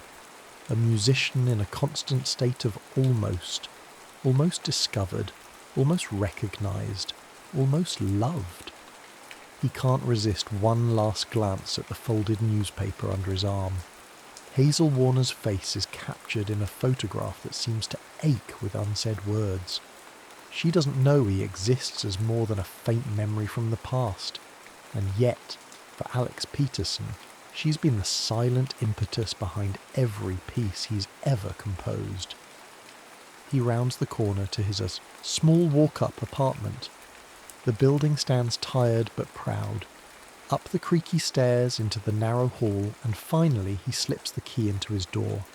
Inside, the living room is cluttered with sheet music, some scribbled on loose-leaf pages, others meticulously noted in bound notebooks. His baby grand piano, a well-loved Steinway, is tucked in the corner. He flips on a small lamp, letting its warm glow caress the instrument. Setting the newspaper on the piano bench, he leans against a wall scrawled with half-finished compositions pinned up like puzzle pieces. He wonders if Hazel is reading about herself with the same sense of dread. He wonders if she's thinking back to the days before everything became complicated by fame and betrayal. In this moment, the past and the present collide in his heart. He wants to shut out the memories, but the notes of an old composition drift into his mind uninvited. Quietly, as if not to disturb the intangible ghost lurking, he hums a melody he once wrote for Hazel. It settles into the silence like a final lullaby for the night. He knows Kira's warning is wise. He knows he should let the memory of Hazel fade. But love, or something akin to it, has a way of burrowing into the soul, deeper than logic can reach. And so, with a flick of the lamp switch, he surrenders to the darkness, that intangible chord still resonating in him.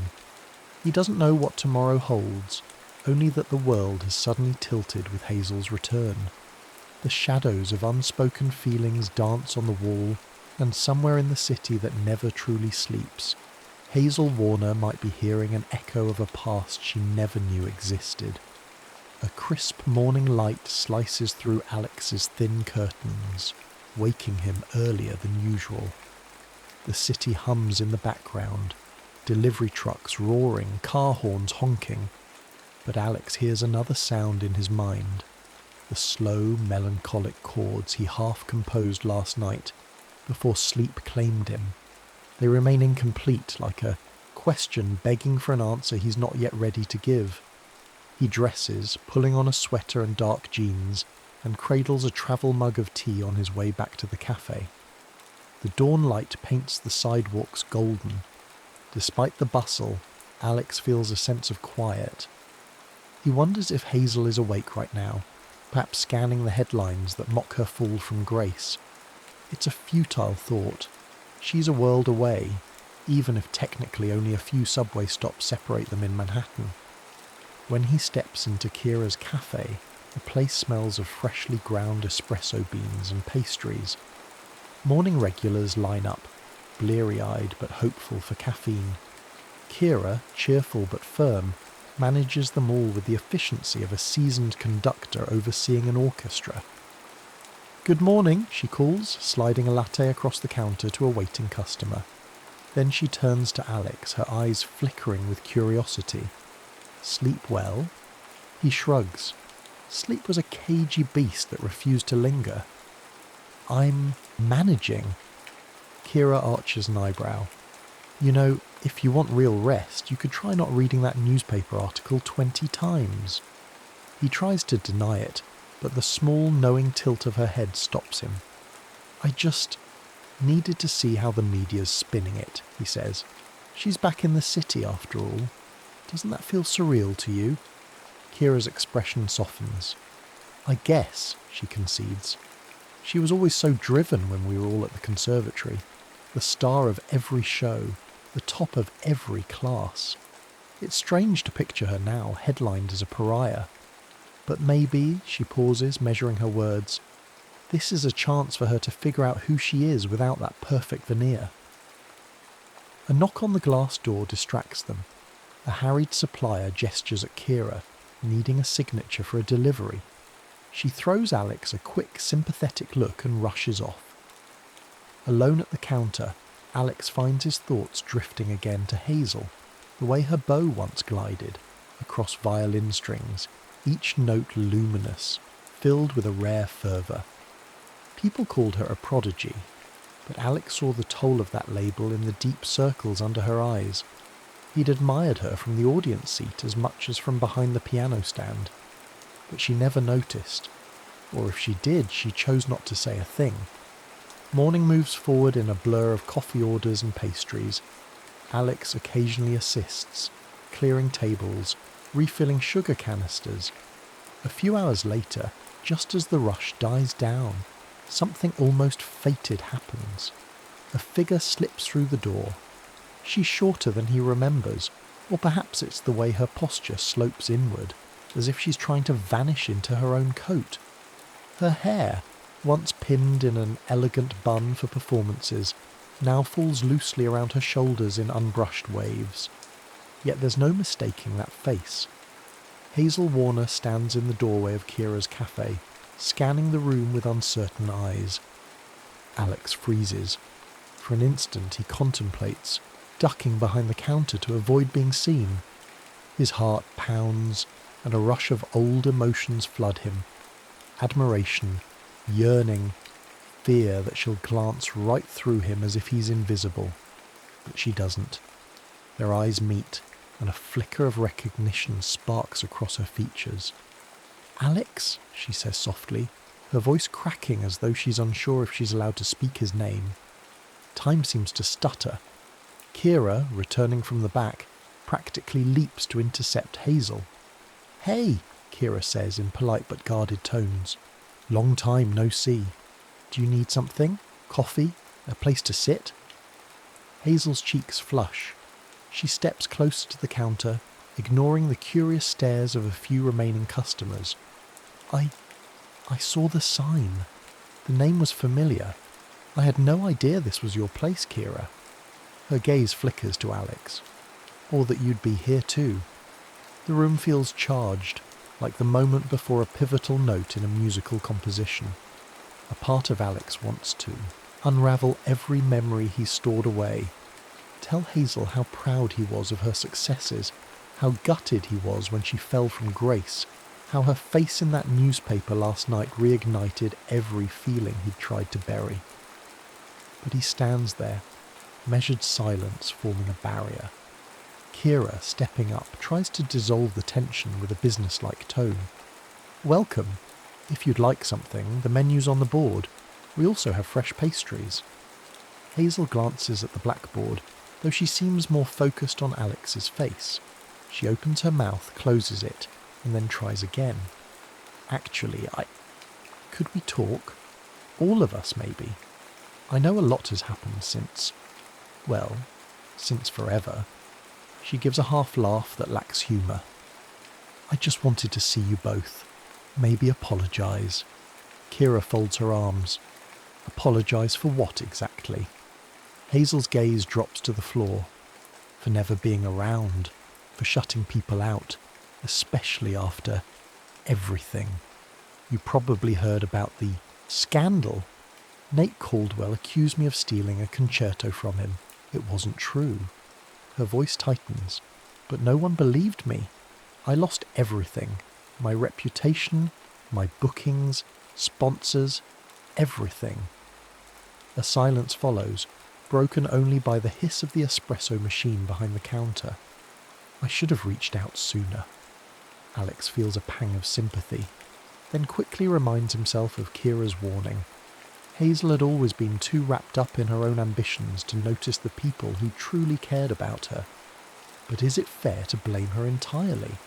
Or is this vulnerability genuine? Finally he lets out a breath and in a measured voice says, "It's been a while, Hazel. Let's grab a table."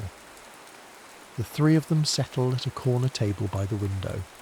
Passers-by rush along the sidewalk outside, glimpsing the cafe's interior without understanding the emotional undercurrents swirling in that small space. Hazel fiddles with her fraying jacket sleeve, as though searching for the right words. "I'm sorry to just barge in like this," she begins again. "I know I have no right to ask for help after everything that's happened. But the truth is, I don't know if I can play violin the way I used to. I can't trust my own instincts anymore. Everyone's eyes are on me, waiting for me to fail again." Kira's expression softens just a fraction. "What do you want from us?" Hazel looks directly at Alex and he feels his heart skip. "Back in school, you wrote a piece for me once," she says, her voice tender. "You might not remember," he interrupts. "Of course I remember. I remember every piece I've ever composed." She nods, looking grateful for a moment of connection. "It was unlike anything else. I felt a sincerity in your notes that I never felt in any other composition. After what I've been through, I want to feel that again. I need to rediscover why I love music. I was hoping, maybe, you could compose something new for me. It's the only way I know how to start over." A jolt of conflicting emotions grips Alex. Part of him bristles at the idea. Why should he cater to Hazel's request now, after years of quiet neglect? But another part of him, the composer who thrives on raw emotion, can't ignore the stirring of inspiration. The guard dog in his mind barks that this is dangerous, that he'll be hurt again. Yet the flicker of hope in Hazel's eyes is undeniable. "You're asking a lot," Alex manages to say. Hazel lowers her gaze. "I know, but I'm lost, Alex. And I thought, if anyone could help me find my way, it would be you." The sincerity in her voice, mixed with desperation, forms a chord that resonates too deeply to ignore. Kira catches Alex's eye, a silent caution passing between them. This is exactly what she was worried about. Alex stepping into the old role of caretaker, the silent composer who burns for a woman who barely registers his presence beyond his music. But now that Hazel is here, physically, tangibly broken, can he turn away? He leans back, crossing his arms. "Let me think about it," he says, trying to sound detached. Hazel nods, her shoulders slumping in what seems like relief that he hasn't outright refused. "Thank you," she whispers. They linger in an uneasy quiet until a customer approaches the counter, drawing Kira away to take another order. Alex and Hazel remain at the table, separated by a gulf of unspoken history. For a fleeting moment, Alex wonders if this is fate or a twisted encore of heartbreak. Either way, the music that once bound them together might soon play again. And if it does, Alex senses it won't be the same gentle harmony.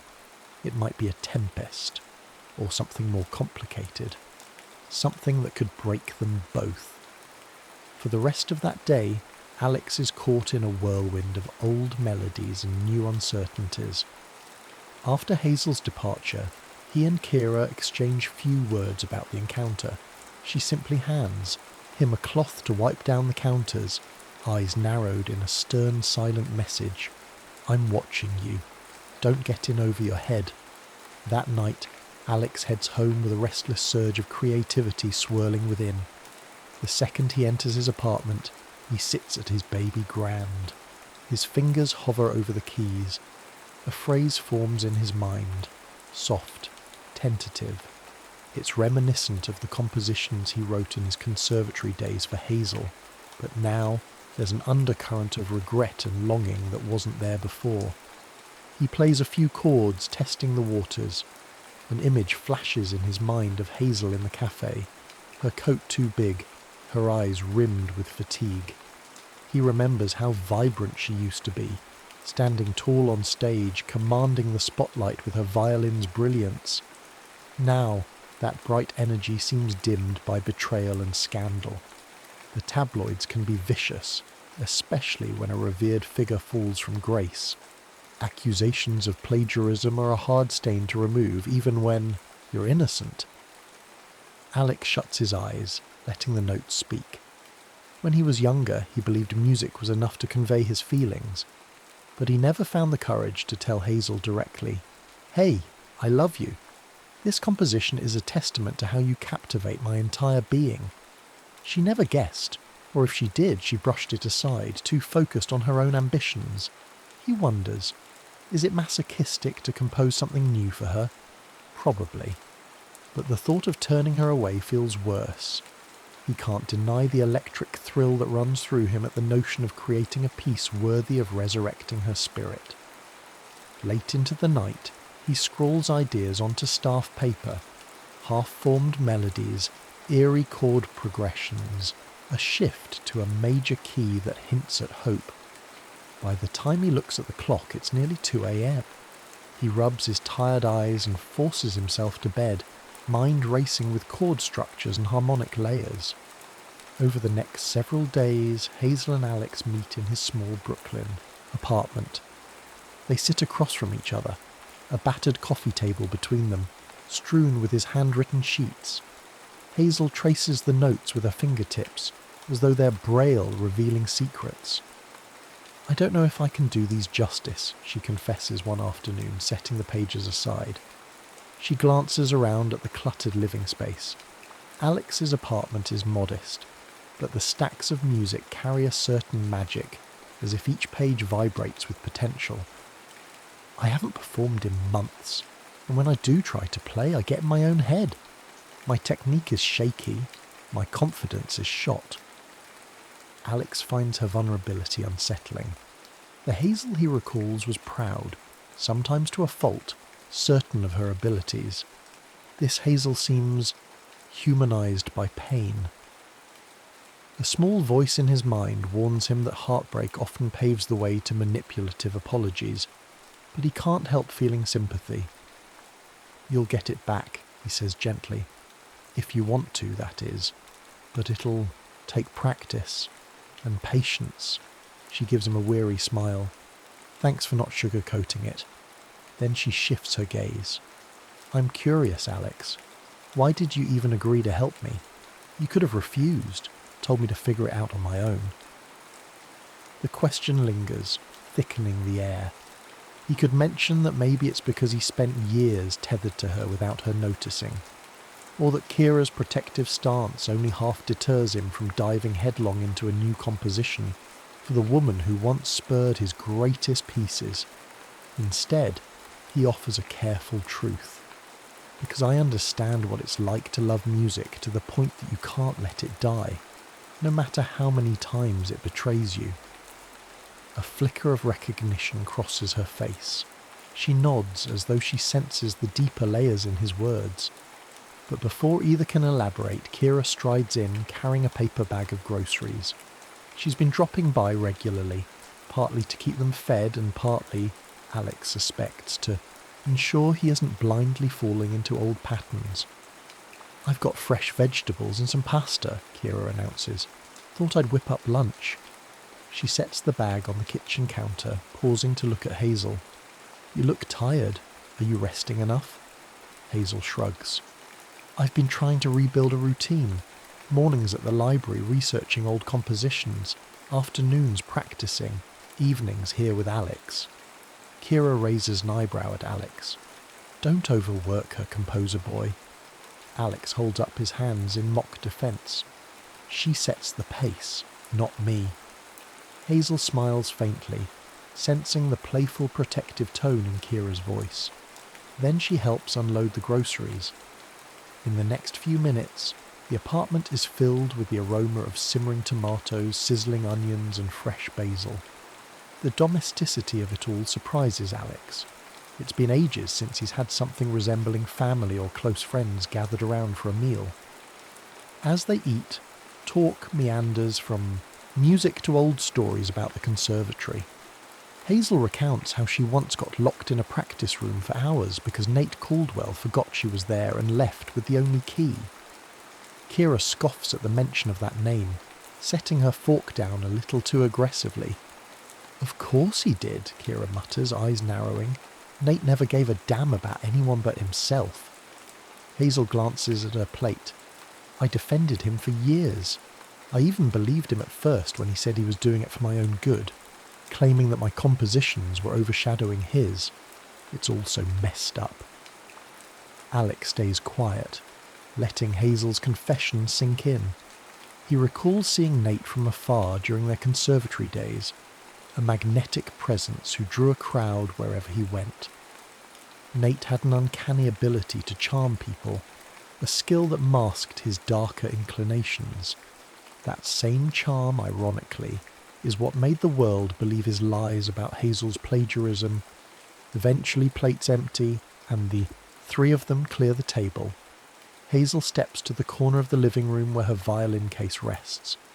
Carefully she lifts the instrument out, running her fingers over the polished wood. It's still a magnificent violin, though now bearing the emotional weight of her scandal. Alex moves to the piano. "Let's try a few bars from that piece I showed you," he suggests, flipping open the pages on the stand. Hazel nods, positioning the violin under her chin. She draws in a breath, and her bow meets the strings. The first note wavers. She stops, breath ragged. "It's okay," Alex says calmly. Again. A second attempt produces a slightly steadier sound, though far from her old brilliance. Her technique is rusty, but there's a tremor of emotion that travels from her bow into the air. It's not just skill that's missing, it's belief in herself. Alex begins to play the supporting piano line, a gentle ripple of chords meant to cradle the violin melody. It's a new composition with hints of an old longing. For a moment, Hazel meets his eyes. Something sparks, as if she recognizes that the music is built around her essence, her timid reawakening, her heartbreak, her hope. The notes intertwine, delicate but fraught with tension. It's imperfect, but genuine. When they finish, Hazel lowers her violin, tears brimming. She blinks them away quickly, her voice shaking. It's like the music understands me better than I understand myself." Kira watches quietly, arms folded but not unkindly. "That's Alex for you," she finally says. "He hears what's unspoken." Hazel's eyes never leave Alex's face.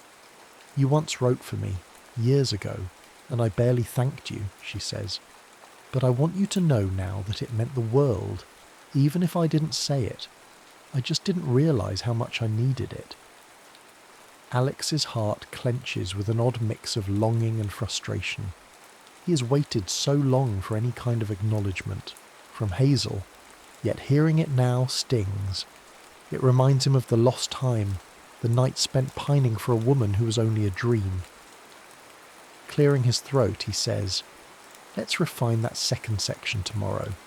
The tempo shift might help you transition better." Hazel nods, cheeks flushed. Kira, sensing the emotionally charged atmosphere, speaks up. "I'm going to do the dishes. Hazel, why don't you pack up your violin for the day? We've done enough for now." Hazel lingers only a moment longer before setting her instrument down and heading to the kitchen to help Kira. Alone, Alex flips through the sheets of music on his piano stand.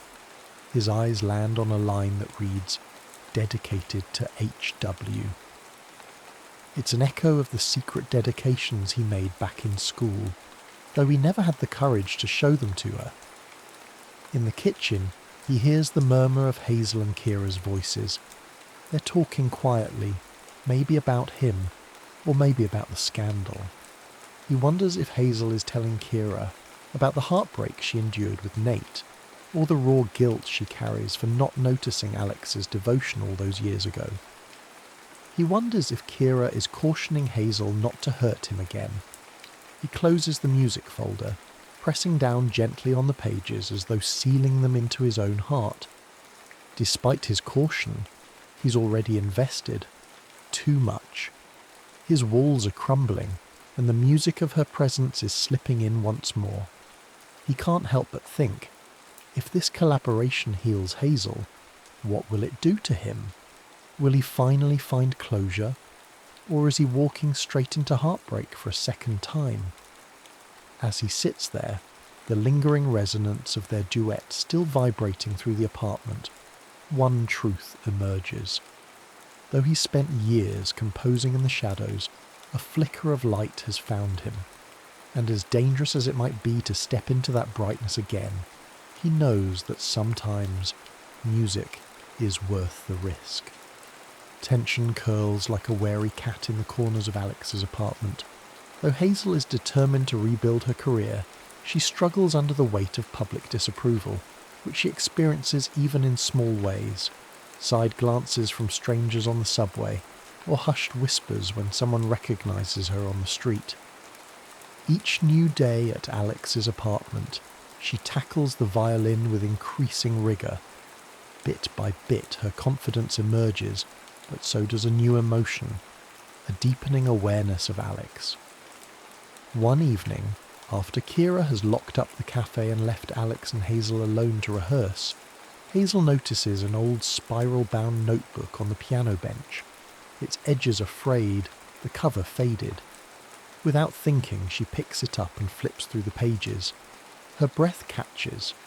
The dates go back nearly a decade, each composition titled with cryptic phrases: Moonlight Before Dawn, The Red Scarf Elegy, Her Heart's Allegro.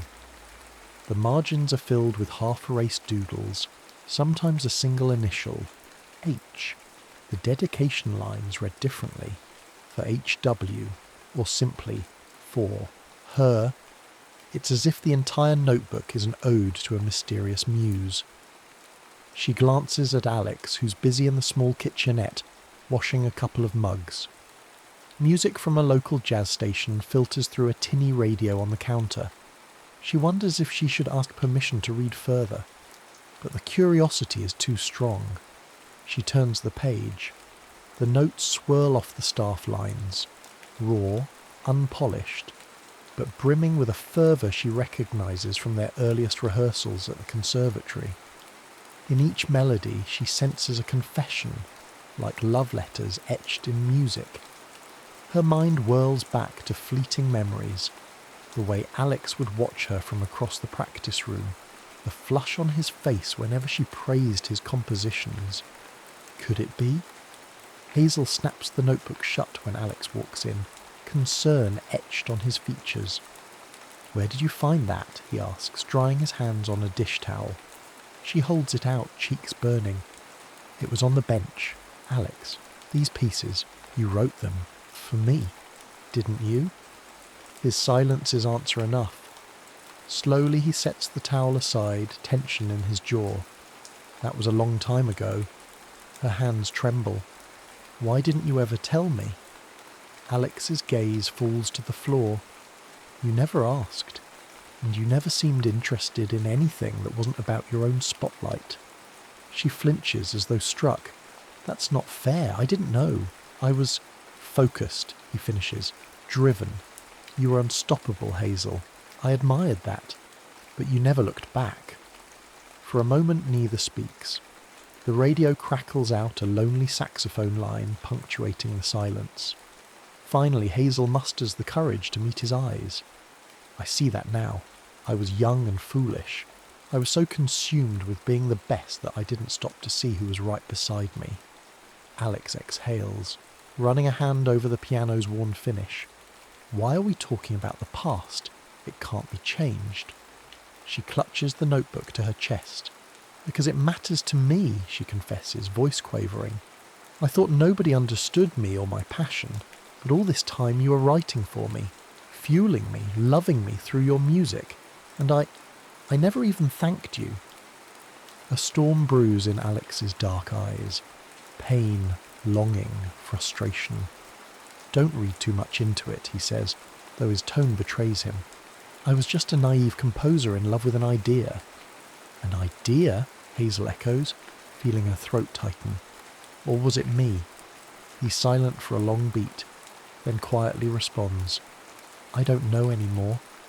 She sets the notebook down gently, returning it to him like something fragile. For what it's worth, those pieces are some of the most beautiful I've ever seen. I wish I could have heard them played. Maybe one day I still can. Alex avoids her gaze, gathering the notebook and tucking it away. We should call it a night. The next morning, Hazel confides in Kira. They meet at the cafe, before opening, in that in-between time when the city is just waking. Hazel sits on a stool near the counter, arms resting on her violin case. She looks pensive, as if she hasn't slept.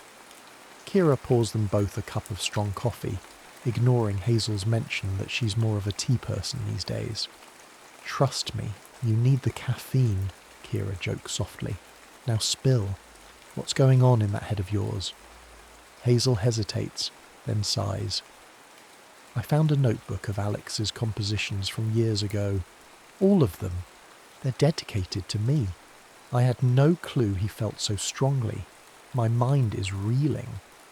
Kira's expression is guarded, though not entirely surprised. I warned him not to get hurt again. He's been carrying this torch for so long. Hazel lets out a broken laugh. I never meant to be so blind.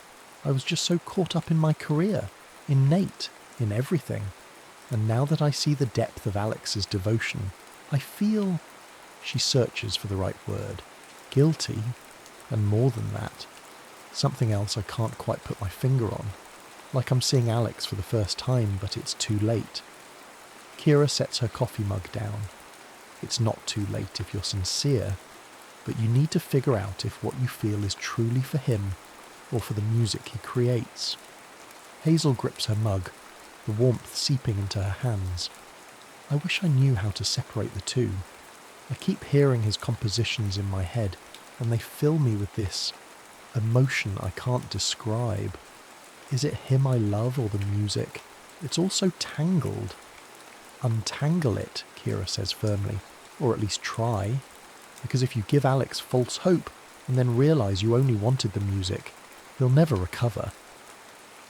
The gravity of Kira's words sinks in. Hazel nods, her eyes clouded with worry. Thank you, she whispers. I know you're just trying to protect him. And maybe protect you too, Kira replies softly. She stands, finishing her coffee in one gulp, because heartbreak, in any direction, cuts deep. Across the city, rumblings of a major gala at Carnegie Hall start making their way through the classical music grapevine. It's an annual fundraiser featuring top-tier musicians, and rumour has it the organisers are desperate for a headlining performer with a fresh story.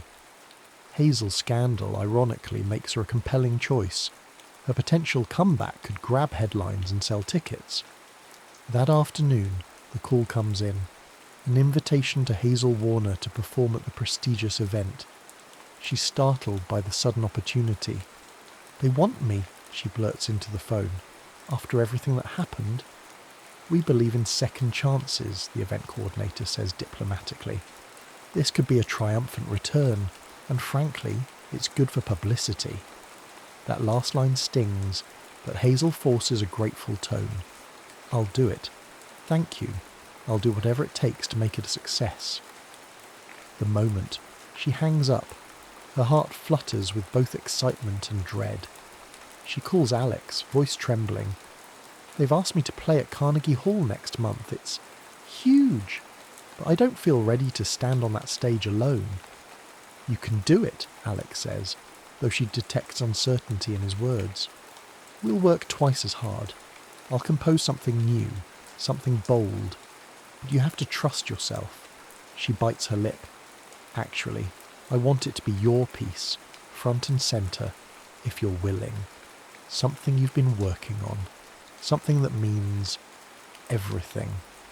She doesn't mention the old notebook, but the implication is there. I'll dedicate the performance to you. A pause. When he speaks again, Alex's voice sounds guardedly hopeful. I'll finish the composition. Meet me tomorrow at the apartment. The clock ticks relentlessly toward the gala date. Rehearsals intensify. Hazel pours every ounce of her being into the new composition Alex is finalising. The tension between them simmers, unspoken truths weaving into the notes. On the surface they're a formidable duo, a rising star seeking redemption, and a composer stepping out of the shadows. But under the veneer of professional collaboration, the old heartbeat of love flickers. One night after a grueling session, Hazel musters the courage to speak up. "Alex," she begins, meeting his eyes. "There's something I need to say." He lowers his hands from the piano keys. The expression on his face is caution mixed with yearning. What is it? She tries to form the words, but fear knots her stomach. "I love you," she wants to say, but is it him, or is it the music? In the end, she can't force the confession, not yet. "Thank you," she says instead, her voice trembling with intensity, "for believing in me when I couldn't believe in myself, for writing what you write, for everything." His gaze lingers on her, vulnerability flickering. That's enough, for tonight. He stands to walk her out. The closeness between them as they walk down the hall is electric yet unclaimed. Outside, the city's neon haze bathes them in swirling colour. She longs to reach for him, to test if the connection she feels is real. But the swirl of confusion holds her back. They say goodnight at the curb. As Hazel steps into a waiting cab, she watches Alex disappear into the shadows of his building.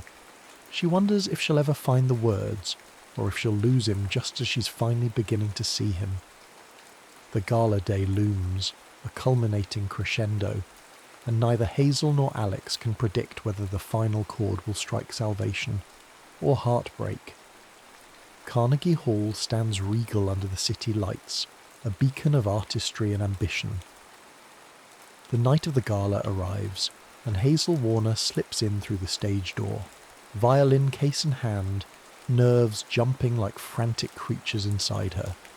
Stagehands bustle about, directing performers, checking lights. The roar of an anticipatory audience seeps through the walls, a distant thunder that rattles Hazel's heart.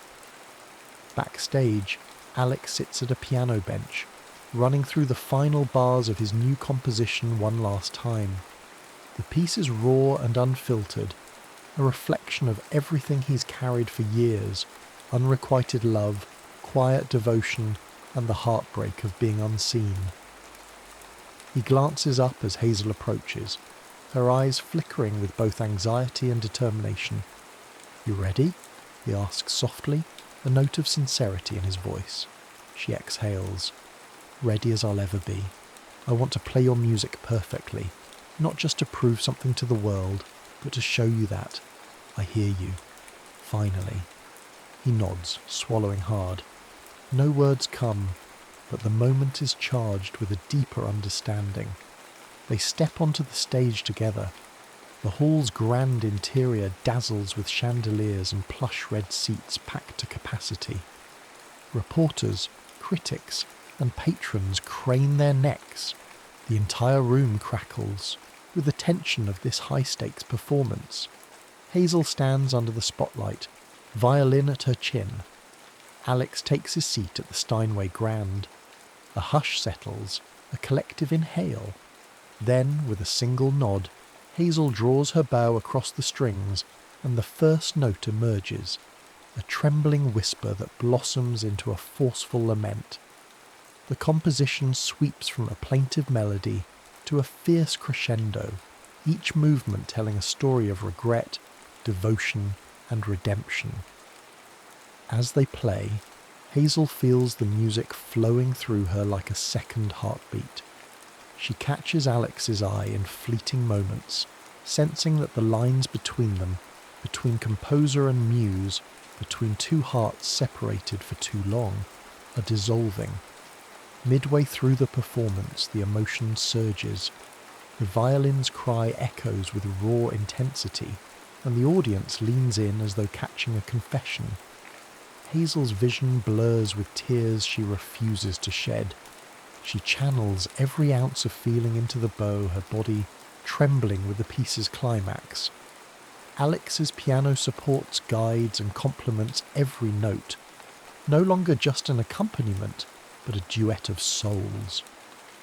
When the final chord resolves, the silence is almost unbearable.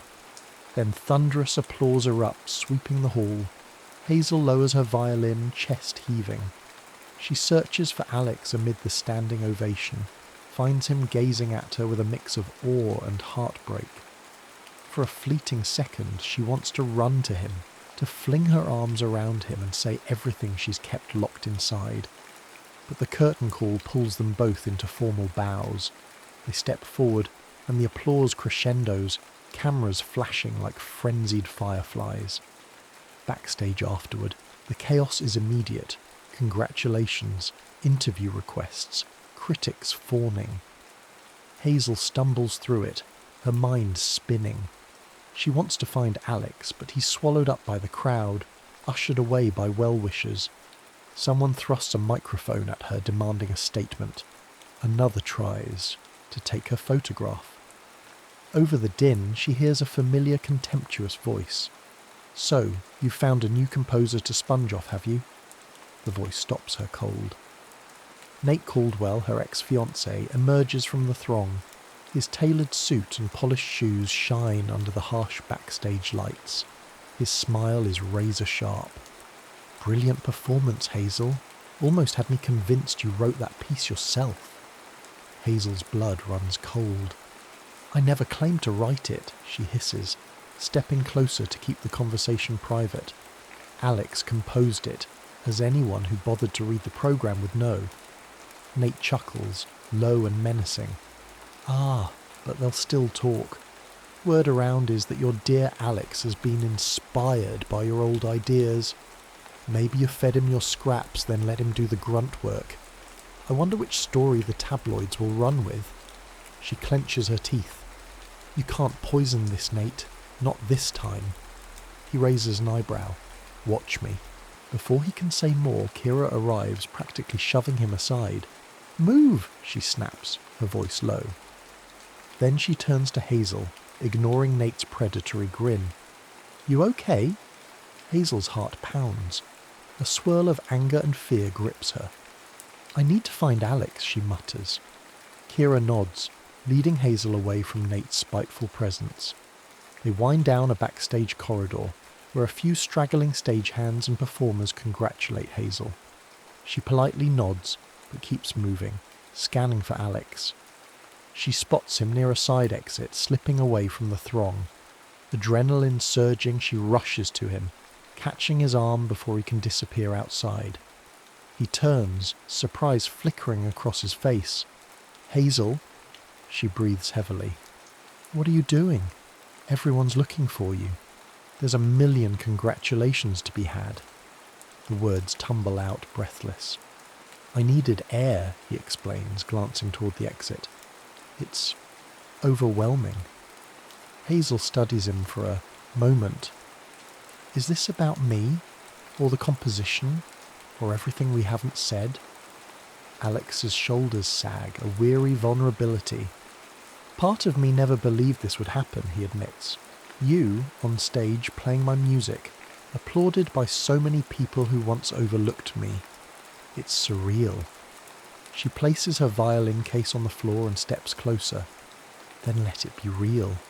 Let this be the moment you finally acknowledge how extraordinary you are." He lowers his gaze.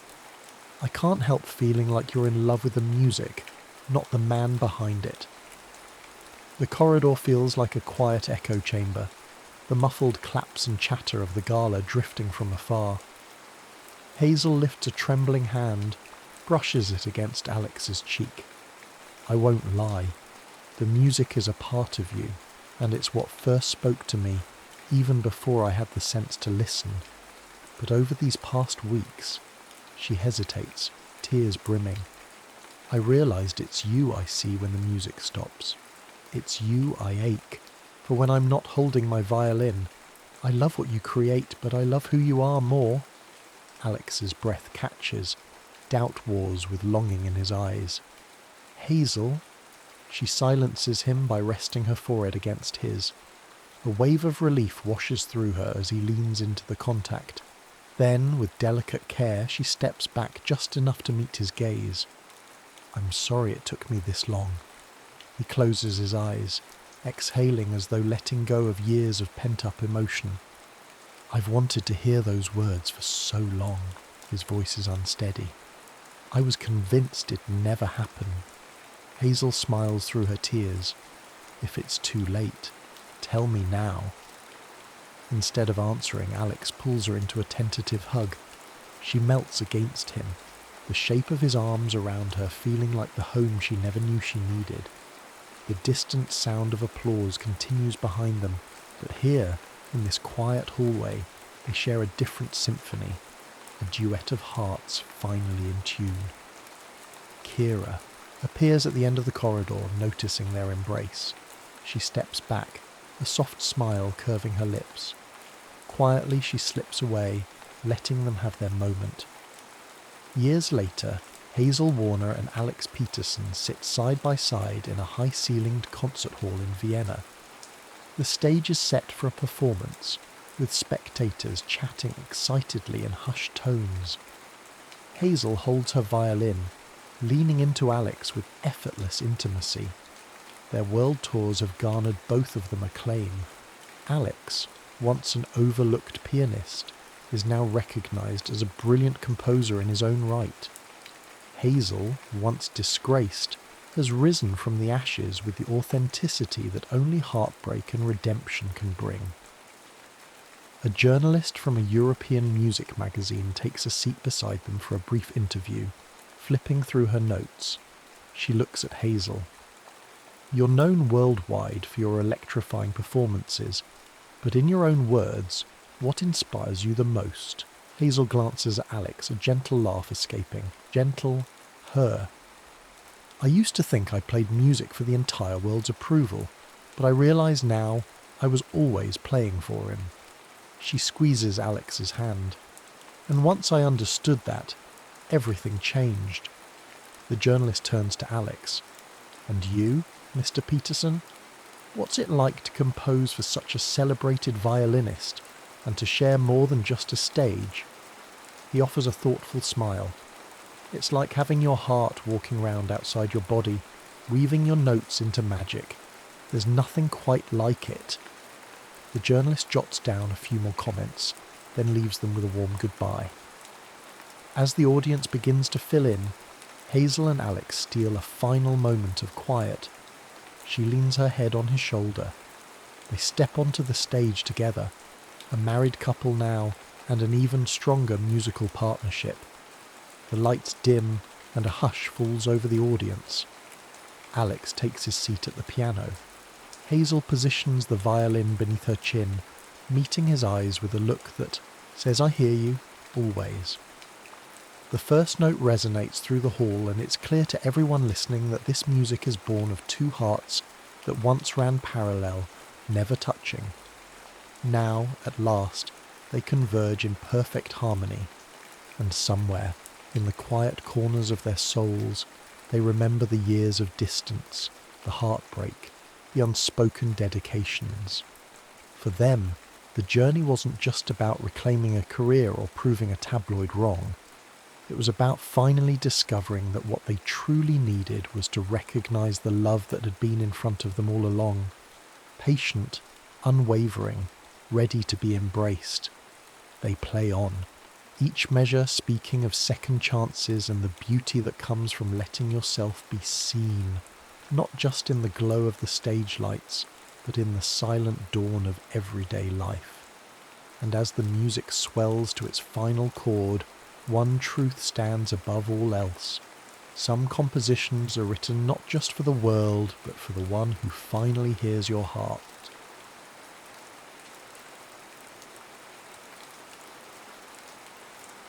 The Waiting Heart. The treehouse smelled of pine sap and summer dust.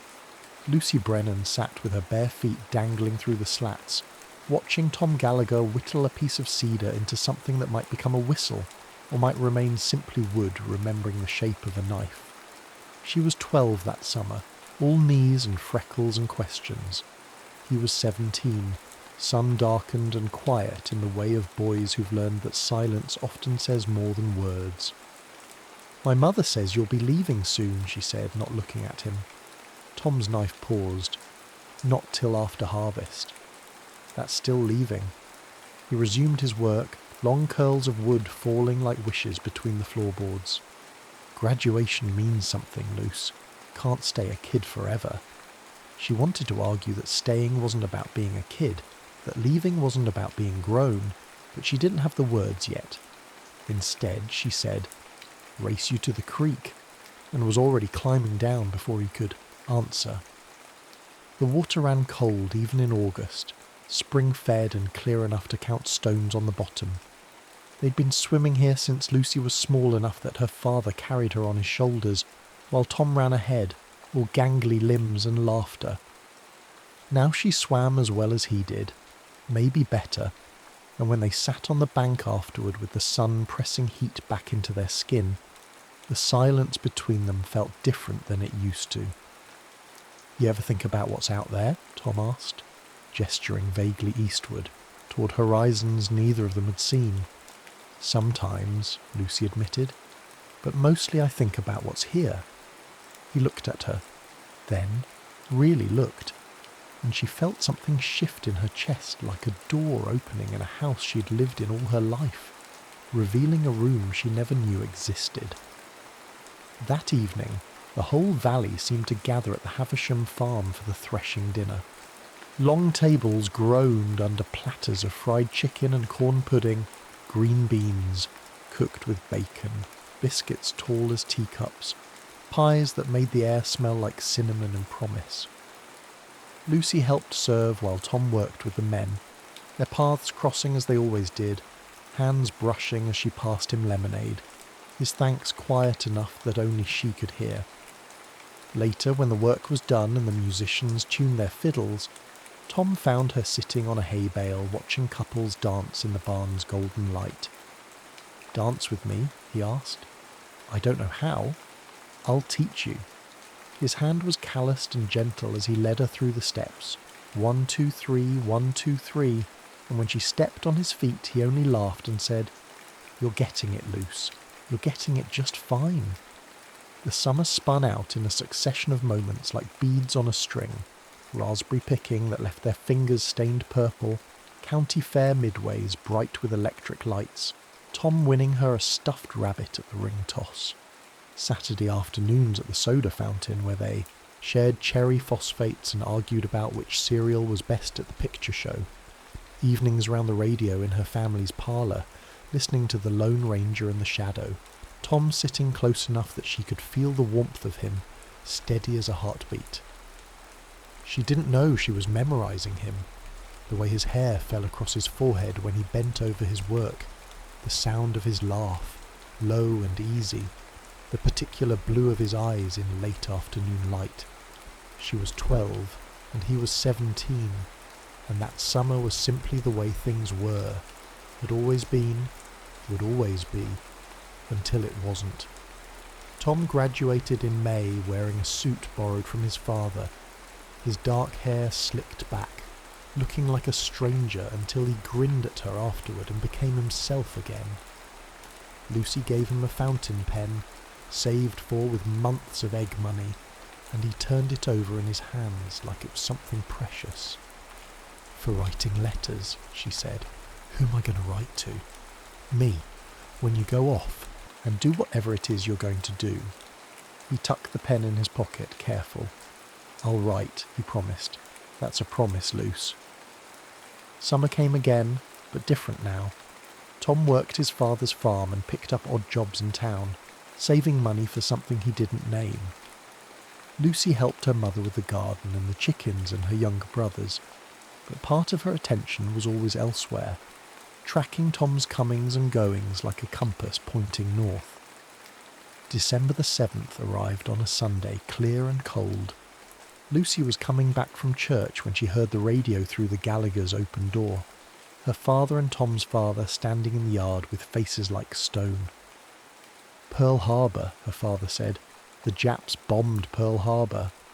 She didn't understand, not really, not until she saw Tom 3 days later outside the recruitment office in town. His jaw set in that way she'd learned meant his mind was made up and arguing wouldn't change it. Marines, he said, Lucy's throat closed. When? February. Basic training in San Diego then, he shrugged. Wherever they send us. She wanted to scream, to cry, to beg him not to go. She was 13 years old and the world was tilting sideways and nothing made sense anymore. Instead, she said, "You promised you'd write." "I will." He reached out and tucked a strand of her hair behind her ear, a gesture so tender it hurt.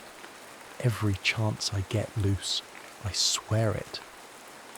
The night before he left, both families gathered at the Brennans for dinner. Lucy's mother made all of Tom's favourite foods and nobody ate much of anything. When it was time to say goodbye, Tom walked Lucy out to the porch where the cold February air bit through their coats. "I don't want you to go," she said, the words finally breaking free. "I know. I don't want the war. I don't want anything to change." "Luce," his voice caught. He pulled something from his pocket, a small wooden whistle carved from cedar. "I made this that day in the treehouse, remember?" She took it, her fingers closing around the smooth wood still warm from his pocket. "I remember everything." He kissed her forehead, his lips cold and brief. "Wait for me," he said. And she didn't ask what he meant because she already knew. March 15th, 1942. Dear Luce, boot camp is harder than anything I've ever done. Up at 500 every morning, drills until we can't feel our feet, then more drills. The sergeant says we're the sorriest bunch of farm boys he's ever seen, but I think he might be starting to like us. The ocean is different than I imagined, bigger, louder. At night sometimes I close my eyes and try to hear the creek instead, but it doesn't work. How's the planting going? Your dad should put in more corn on the South 40 this year. The soil's rested enough now. Yours, Tom April 3, 1942. Dear Tom, we planted the corn where you said. Dad grumbles, but he knows you're right. Everything's different now. There are ration books for sugar and coffee and gasoline. Mother has a victory garden that takes up half the yard. I help roll bandages for the Red Cross on Thursdays. I'm 14 now. Did you remember? Sarah Miller had a birthday party and it felt silly, all of us pretending things are normal when they're not. I listen to the radio every night and wonder where you are. The whistle sits on my nightstand. Sometimes I play it and pretend you can hear it, wherever you are. Lucy. The letters became a rhythm, a lifeline stretched across an ocean. Tom wrote about heat and boredom and brief, terrifying moments of combat he described in careful euphemisms. Lucy wrote about rationing and scrap drives, about neighbours' sons who came home and neighbours' sons who didn't, about growing up in a world that seemed to be coming apart at the seams. She learned to read what he didn't say. When his letters came more frequently, she knew he was scared. When weeks passed without word, she learned to wait without breathing until next envelope. Arrived. June 1943. Dear Luce, we're somewhere in the Pacific. Can't say where. It's hot enough to melt the ink right off the page. Yesterday, Johnson got a care package from his girl and shared the cookies around. They were so stale we could have used them as grenades, but they tasted like home. I've been reading a lot. Someone left a beat-up copy of Thoreau and I've been working through it slow. He writes about living deliberately, about sucking out the marrow of life. Out here, every day feels deliberate. Every moment feels like it means something. I think about the treehouse a lot, about summer, about sitting on your porch drinking your mother's lemonade, about the way the fields look in the morning when the mist is still rising. I think about you, Luce, more than I should probably admit. T. August, 1943. Dear Tom, I'm 15 now and working at the drugstore after school. Mr. Peterson's son is overseas too and he needed the help. I make sodas and wrap packages and listen to the ladies' gossip about whose victory garden is best and whose daughter is stepping out with which boy. None of the boys here are you. Mother says I'm too young to wait for anyone, that I should live my life and not put it on hold for maybes and somedays. But she doesn't understand. This isn't waiting. This is just knowing. I read your letter about Thoreau 10 times. The part about living deliberately, about meaning. You mean something to me, Tom. You always have. I think about you too. More than I should probably admit. Always, Lucy. The letters grew longer, more honest. They stopped pretending distance meant nothing. Stopped acting like the war was a brief interruption in lives that would simply resume. Tom wrote about fear and faith, about the men he fought beside and the ones who fell. Lucy wrote about loneliness and longing, about the girl she'd been and the woman she was becoming.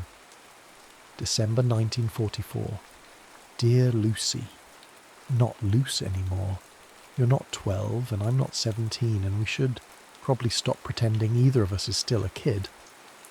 3 Christmases. I've been gone now. 3 Christmases of sea rations and sand and missing home so bad it feels like a physical ache.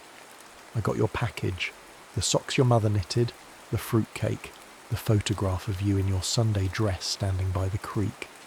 I've looked at that photograph every day since it arrived. You're beautiful, Lucy. You grew up beautiful, and I wasn't there to see it, and that might be the worst casualty of this whole damn war. I'm tired. We're all tired.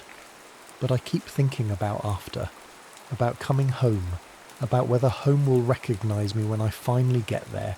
Will you? Tom, January 1945. Dear Tom, I would recognise you blind. I would recognise you in the dark.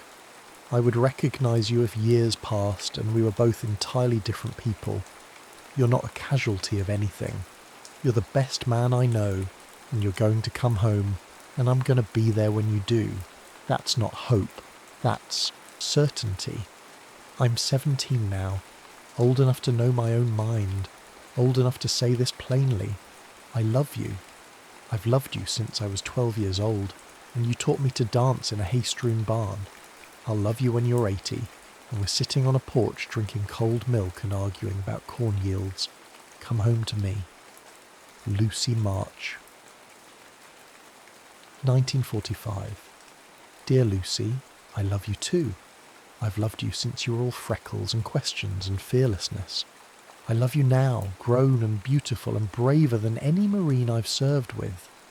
When this is over, and it will be over, it has to be over. I'm coming home and I'm asking you to marry me properly, with a ring and witnesses and everything your mother will insist on. Wait for me just a little longer. Tom, June 29th, 1947. The train station smelled like coal smoke and coffee, summer heat and metal warming in the sun. Lucy stood on the platform in a yellow dress she'd sewn herself, her dark hair pinned up in the way that made her look older, sophisticated, like the women in magazine advertisements. She felt neither old nor sophisticated.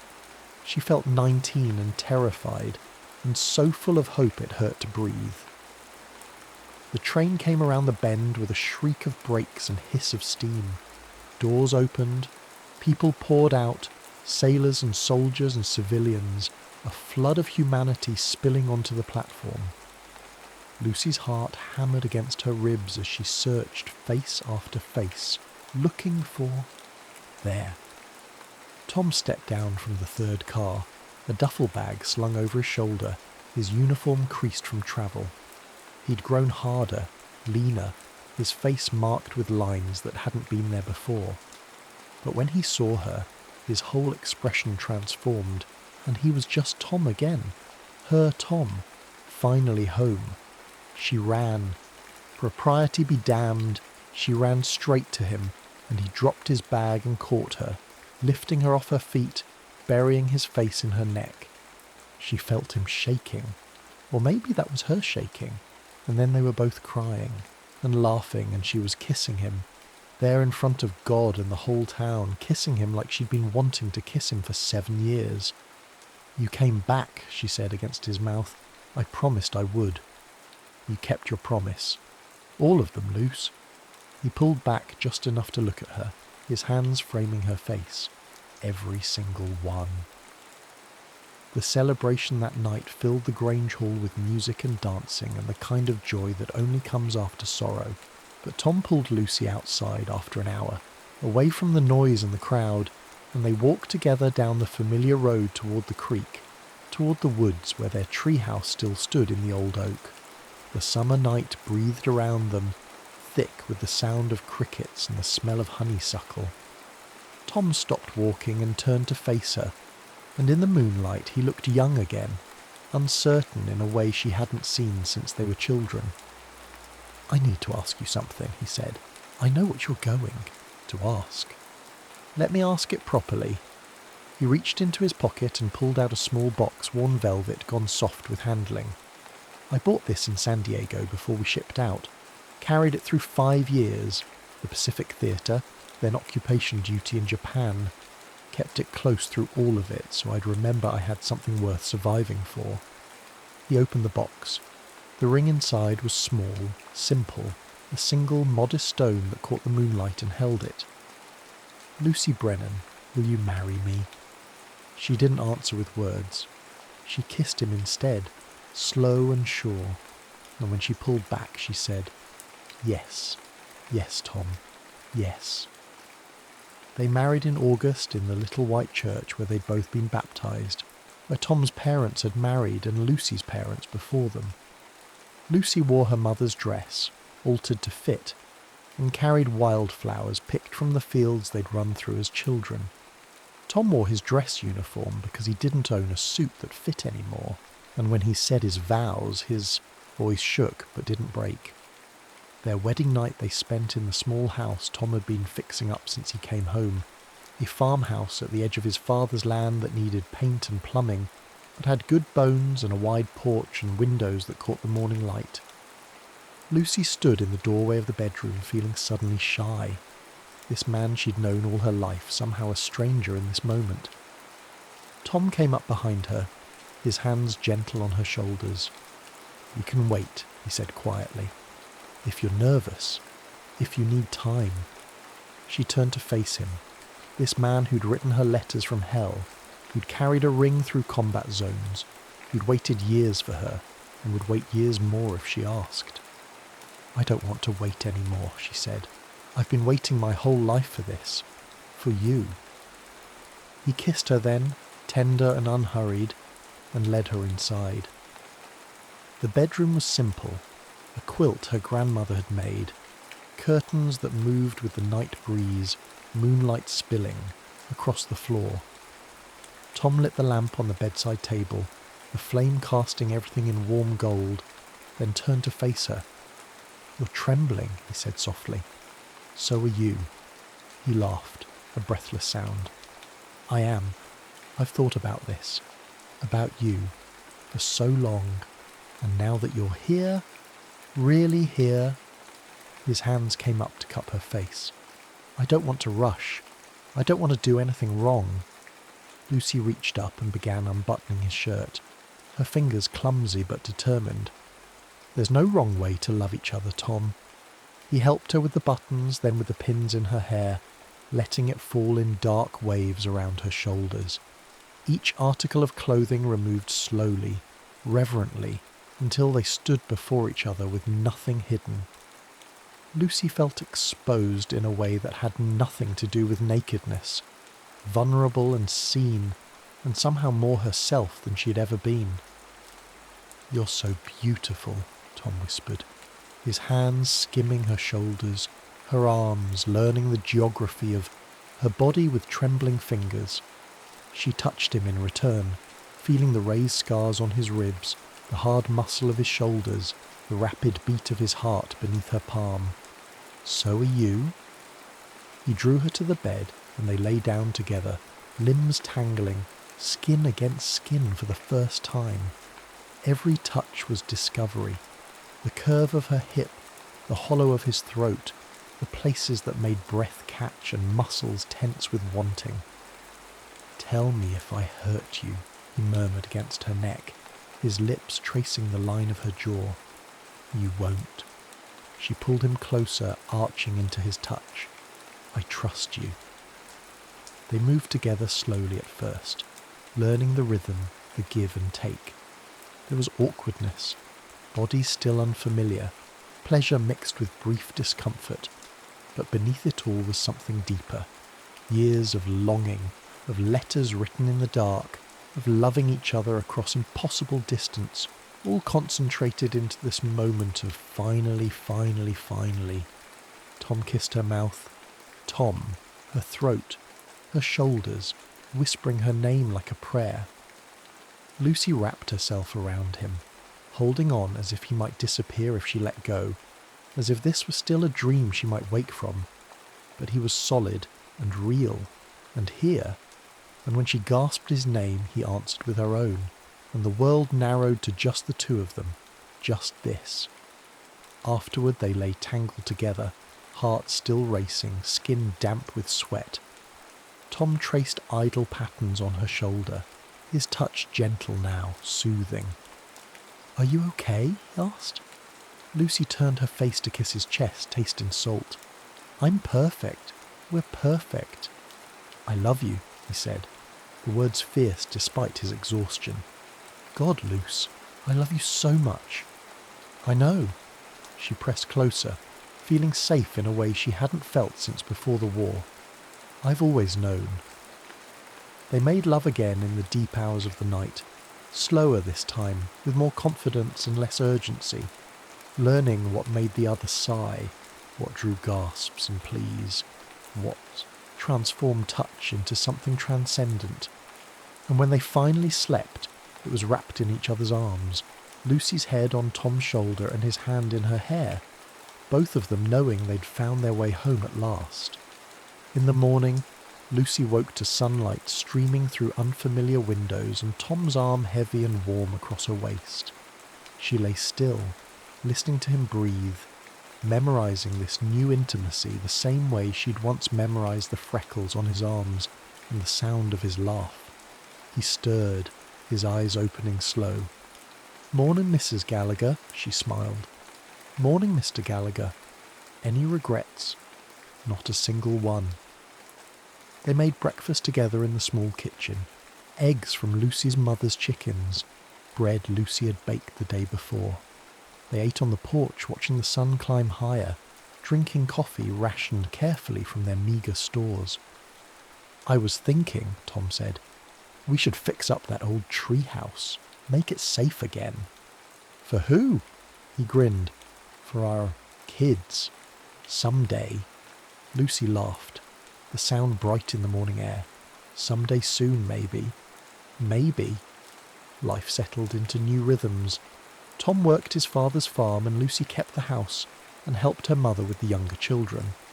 On Saturdays they drove to town in Tom's old truck and shared cherry phosphates at the soda fountain like they'd done as children. Except now he held her hand across the table and kissed her in public and nobody batted an eye.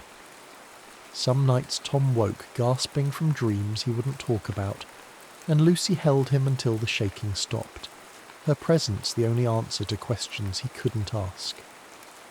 Some mornings Lucy would catch him standing in the doorway just watching her work, and when she asked what he was doing he'd say, "Just making sure you're real."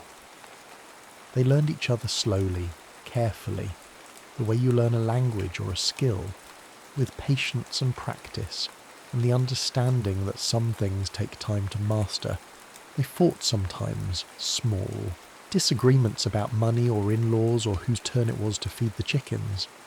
They made up quickly, neither of them willing to waste time on pride when they'd already lost so much time to distance. In October, Lucy missed her monthly. In November, Dr. Patterson confirmed what she already knew. "We're having a baby," she told Tom that night over dinner. He stared at her, his fork halfway to his mouth. Then he was out of his chair and pulling her up and spinning her around, laughing and crying at the same time. "A baby," he said. "We're having a baby. Are you happy? Luce, I'm..." He set her down carefully, his hands on her still flat stomach. "I'm so damn happy I don't have words for it." Their daughter was born in June of 1948, squalling and perfect, with Tom's dark hair and Lucy's freckles and a temper that suggested she'd inherited the best and worst of both of them. They named her Rose, after Lucy's grandmother, and raised her in the little farmhouse that Tom kept adding on, too, room by room, as their family grew. On summer evenings they sat on the porch with cold milk and listened to the radio while Rose and eventually her brothers played in the yard. Sometimes Lucy would catch Tom watching her, with an expression she couldn't quite name. Wonder, maybe, or gratitude, or just the simple contentment of a man who'd found his way home after a long journey. "What are you thinking about?" she'd ask. "You," he'd say. "Always you." The years spun out, Rose starting school, the boys learning to drive, grandchildren eventually, Tom's hair going grey, and Lucy's hands developing the same arthritis that had plagued her mother. They grew old together in the house Tom had built, surrounded by the fields they'd run through as children, listening to the radio on quiet evenings when the work was done. On their 50th wedding anniversary, their children threw them a party at the Grange Hall, where they'd celebrated Tom's homecoming. Lucy wore a new dress and Tom wore a suit that actually fit, and they danced the way he'd taught her all those years ago in a hay-strewn barn, 1, 2, 3, 1, 2, 3, while their grandchildren watched and whispered about how romantic it all was. "You ever regret it?" Tom asked as they swayed together, "waiting for me, marrying me?" Lucy looked up at him, this man she'd loved since she was 12 years old, whose letters she'd treasured through a war, whose children and grandchildren filled the room with laughter. "Not once," she said, "not for a single moment." "Me neither." He kissed her forehead the way he had the night before he left for war, gentle and reverent. "Best decision I ever made, loving you." "Second best," Lucy corrected. "Oh?" "The best decision was coming home." Tom smiled, that slow, easy smile she'd been memorising her whole life. "That wasn't a decision, Luce. That was a promise, and I always keep my promises."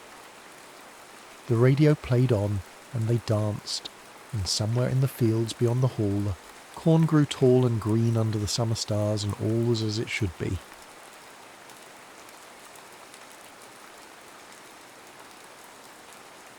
The wind over Slate Ridge. The wind came first, always first, scraping across the grey throat of the mountain like a blade-testing stone. Eleanor Hale felt it through the walls of the converted tool shed that served as Slate Ridge's schoolhouse, felt it rattle the loose window panes and whistle through gaps in the timber frame.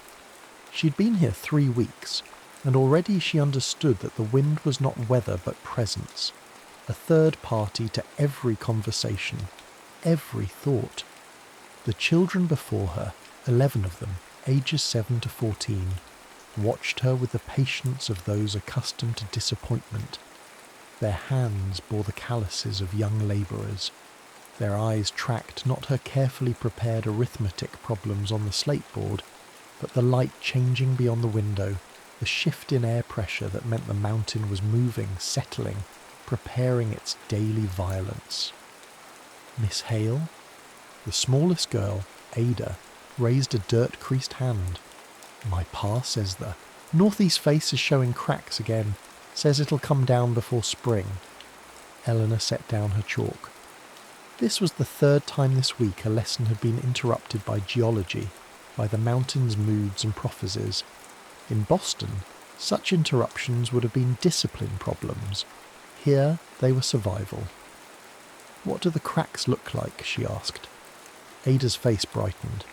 "Vertical, running with the grain, deep enough to fit a hand." "And what does that tell you?" "That the stone's under stress, that it wants to move." Eleanor nodded. her heart performing a small traitorous leap. This was learning, not the rote memorization she'd been trained to deliver, but observation, deduction, the marriage of eye and understanding. She turned to the board and began sketching the mechanics of stone fracture, the vocabulary of tension and compression that these children already knew in their bones but had never seen named, dignified by geometry.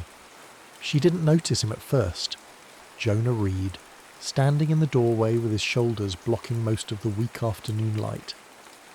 When she finally turned, his presence struck her like a physical force. He was perhaps 35, his face weathered to the same grey as the quarry stone, his eyes the colour of winter sky. He held his hat in hands that looked capable of breaking or building with equal facility. Mr. Reed. She heard the unwanted formality in her voice, the eastern crispness that marked her as foreign here. "Can I help you?" "Came to fetch the Bennett boys, slide on the south tier."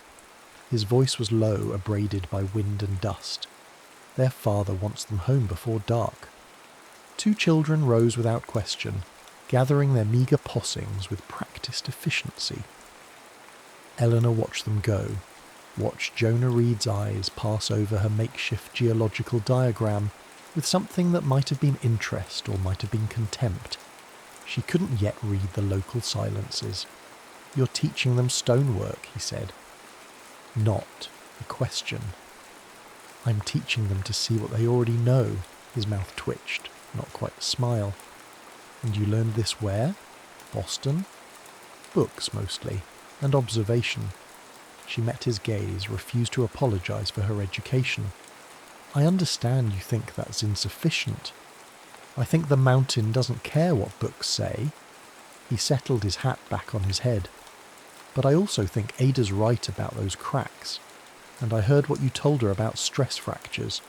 That was accurate." It was the smallest of concessions, but Eleanor felt it warm something in her chest.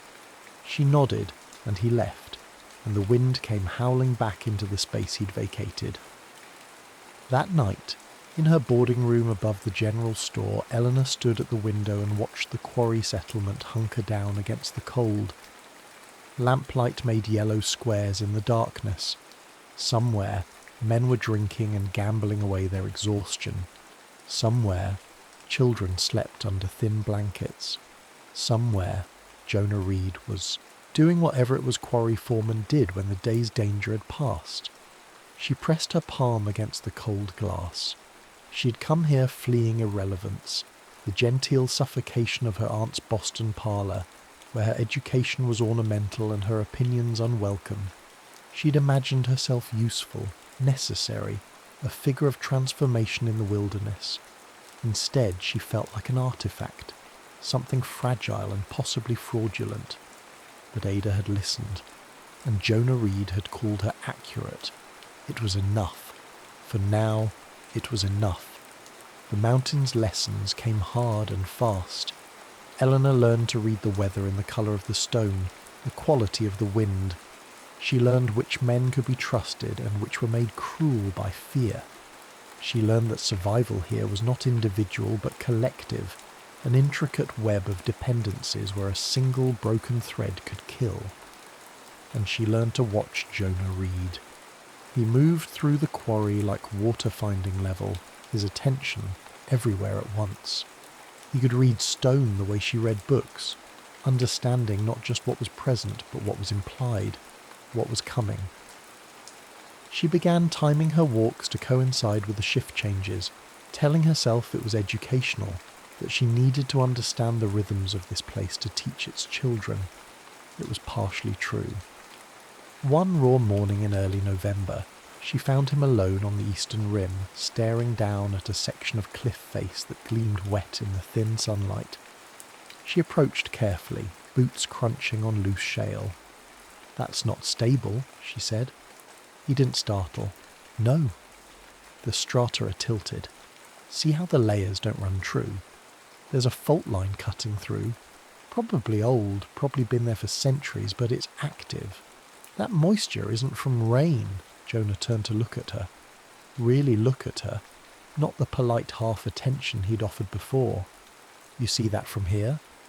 "I see the pattern. The rest is inference." She moved closer, close enough to smell the stone dust on his coat, the faint tang of black powder. "What are you seeing?" "The way the mountain breathes." He gestured toward the wet stone. "That seep started 3 days ago. The old men say it means nothing, that the mountain's been weeping since their grandfather's time. But I think it's moving, settling into something new. Do you trust the old men?" "I trust the mountain." He paused. "But I'm starting to think your books might help me hear it better." Something shifted between them then, subtle as a change in air pressure, profound as a crack running deep. Eleanor felt it in her pulse, the sudden acute awareness of her body in space, of his proximity, of the vast drop behind them, and the cold wind pressing them toward dangerous ground. "I could show you," she said, "the mathematics of it, the geometry." "I'd like that." They began meeting in the evenings. In the schoolhouse after the children had gone, Eleanor would spread her books across the rough tables while Jonah brought specimens, chunks of granite, samples of quartz-veined slate, fragments that told the mountain's history. She taught him the language of geology, and he taught her to read the subtle signs that books couldn't capture. The smell of stressed stone, the particular echo of a hollow space, the way sound changed when a crack was forming. Their fingers touched over diagrams. Their breath mingled in the cold air when they bent over the same sample. They were careful not to acknowledge it, this growing current between them, but it charged everything. Every explanation, every shared discovery, every moment of understanding achieved in tandem.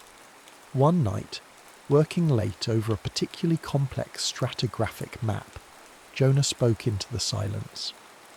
"My wife died in a slide 4 years ago."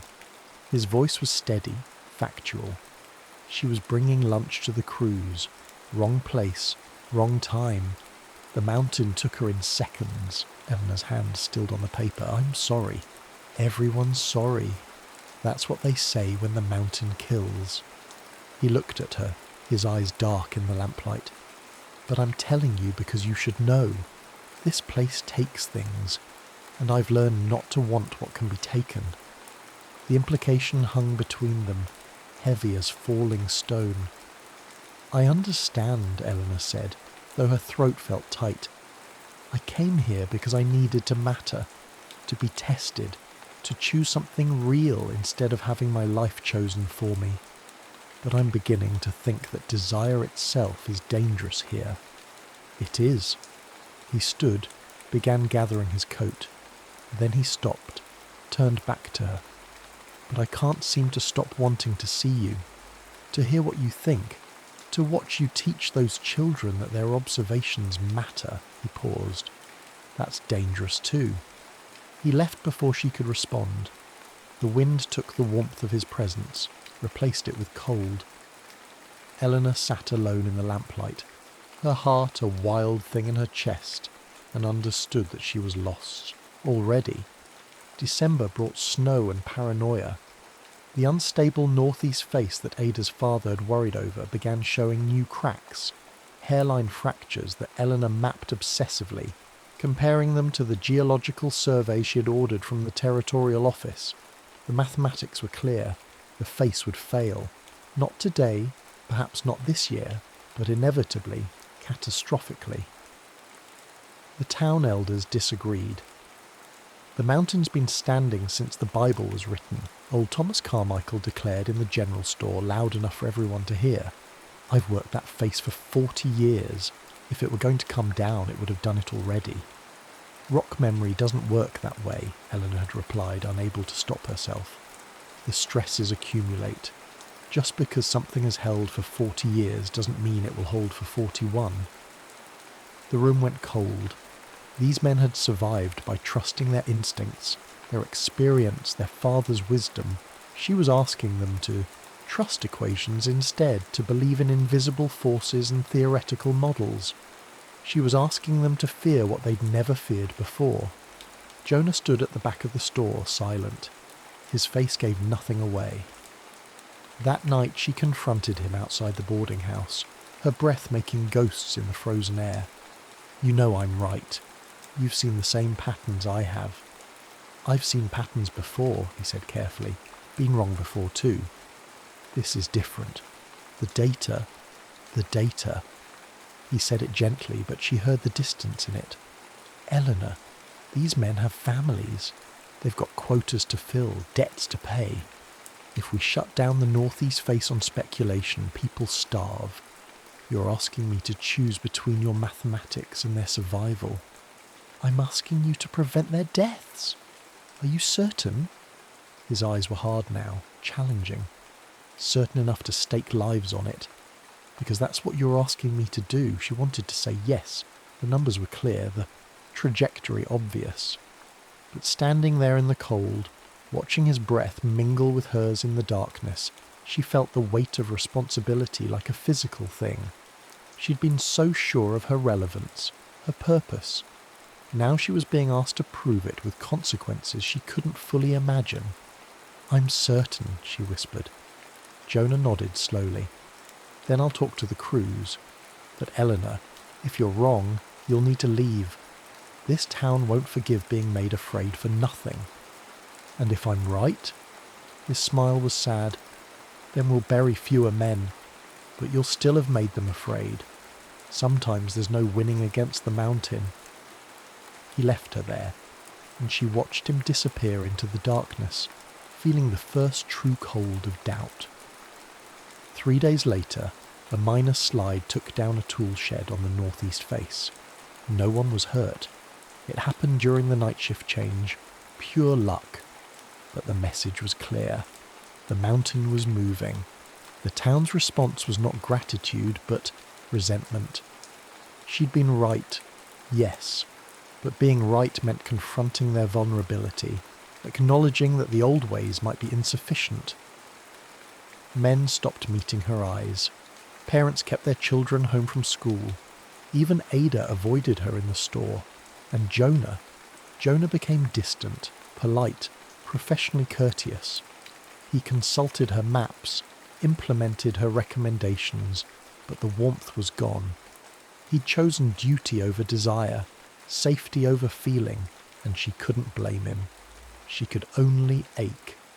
On Christmas Eve, sitting alone in the schoolhouse, Eleanor drafted her letter of resignation. She would return to Boston, to irrelevance and safety. She had tried to matter, and had only succeeded in making herself the symbol of fear and change. Better to leave them to their comfortable certainties, their old patterns, their chosen blindness. She sealed the letter as snow began to fall, heavy and silent, blanketing the mountain in white. The sound came at dawn, a deep groan like the earth, clearing its throat. Eleanor woke to it, her body knowing before her mind did that this was catastrophe.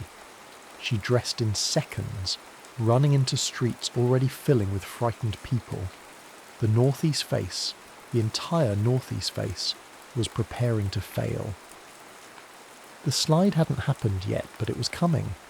She could see it in the way the snow was shifting, the unnatural bulge in the cliff wall, the hairline cracks suddenly gaping wide. Hours, maybe. Perhaps only minutes. Jonah was already there, organising evacuations with the grim efficiency of a man who'd done this before.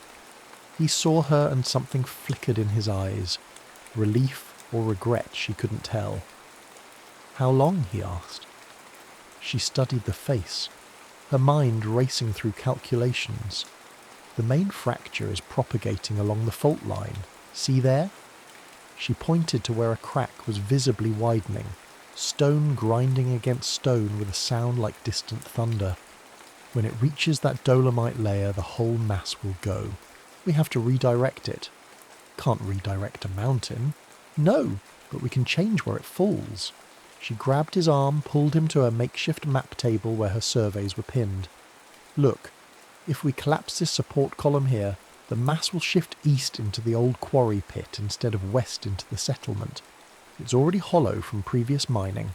It can take the load." Jonah studied the map, his jaw tight. That's an intentional blast on unstable ground. Could trigger the whole thing early. Kill whoever sets the charges. I'll do it. The hell you will. I'm the one who understands the engineering, and I'm the one who knows how to set charges. His hand closed over hers on the map, firm and warm. But you're right about the redirect. Thomas, he shouted to the old foreman. Get the men clear. East side only. We're bringing down the support column. The next 2 hours were chaos and precision braided together. Eleanor calculated exactly where to place the charges, while Jonah and his most trusted men hauled black powder and fuses up the treacherous face. She watched from below, her heart in her throat as he moved across stone that groaned and shifted beneath him. "Jonah!" she screamed as a chunk of cliff broke free, tumbling past him by inches. He didn't look back. He couldn't. Every ounce of his attention was on the placement, the timing, the prayer that her mathematics were as sound as her conviction. When the charges were set, he came down faster than she'd ever seen anyone move on stone, sliding and jumping with controlled recklessness. He hit the ground running, grabbing her hand and pulling her behind the reinforced barrier they'd erected. "Light it," he ordered his second. The fuse sparked, raced upward, disappeared into the mountain. Jonah's hand tightened on hers. She pressed against him without thinking, feeling his heart hammering against her shoulder blade. The explosion was small, precise, exactly what was needed. For a moment, nothing happened. Then the entire northeast face exhaled, a vast settling groan, and came down in a controlled collapse that filled the old pit with thunder and stone dust. When the dust cleared, the settlement stood untouched. The mountain had been redirected, its violence channeled into emptiness instead of lives. The silence was profound. Then someone cheered, and someone else, and suddenly the whole town was shouting, crying, embracing. Eleanor found herself swept up in it, hands clasping hers, voices thanking her. But all she could see was Jonah, standing apart, watching her with an expression she couldn't read. She pushed through the crowd to him. "You trusted me," she said. "I did. You could have died." "Yes." His hand came up, cupped her face with a gentleness that made her tremble. His thumb brushed stone dust from her cheek. "Seems I've learned to want what can be taken after all." The crowd was dispersing, families retreating to their homes, men already talking about clean up and salvage. Jonah took her hand and led her away from it all, up the eastern path to a small shelter carved into the mountainside. A foreman's lookout, she realised. A place where someone could watch the quarry and be alone with the wind. Inside it was dim and cold but sheltered. He lit a lamp, and in its flickering light she saw him clearly for the first time. Not the careful foreman, not the grieving husband, but the man beneath, raw and present and wanting. Eleanor. Her name in his mouth was a prayer and a question. She answered by closing the distance between them, her hands finding his face, his jaw rough beneath her palms. "I'm not leaving. I'm staying. Whatever this is, whatever it costs, I choose it." His kiss was not gentle. It was hunger held too long in check, fear transmuted into need. Two people who'd learned to trust falling into something deeper than safety. She gasped against his mouth, and he pulled her closer, his hands spanning her waist, then rising, to the buttons of her coat. "Are you sure?" he asked, his voice ragged. "Because if we do this, there's no going back to careful. No more pretending we can keep this professional. I stopped pretending weeks ago." She pushed his coat from his shoulders, feeling the solid strength of him beneath the layers. "I want this. I want you. I want to be chosen and to choose, right here, right now, with full knowledge of the consequences."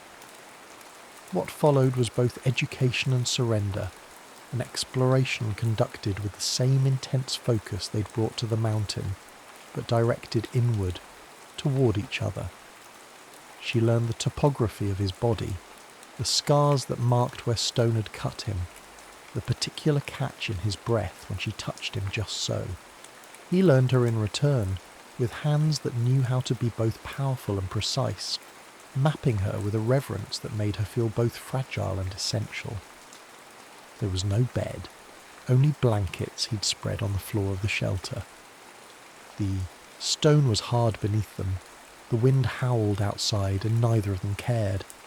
This was not comfort but necessity.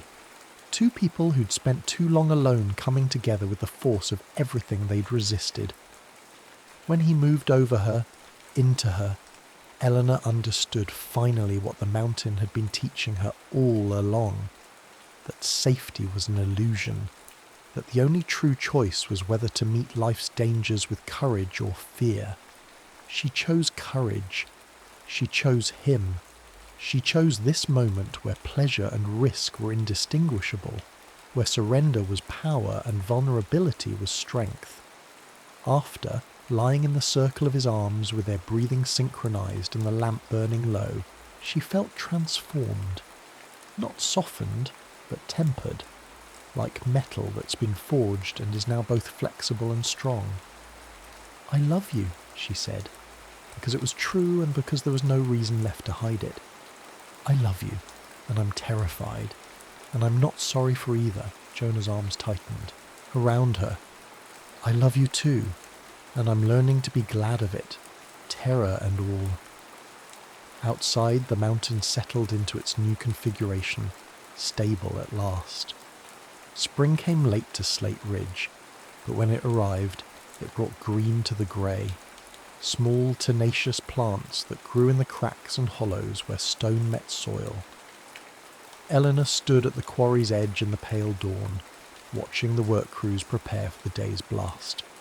Beside her, Jonah made notes in the journal they now kept together, a record of observations both geological and practical, a marriage of theory and experience that had become essential to the quarry's operations.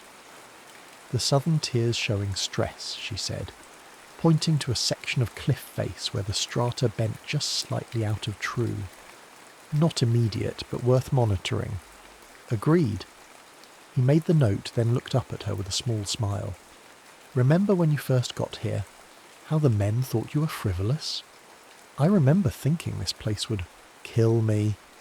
She leaned into his shoulder, comfortable with the casual intimacy they'd earned. "Turns out it just remade me.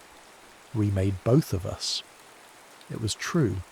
In the months since the slide, everything had shifted.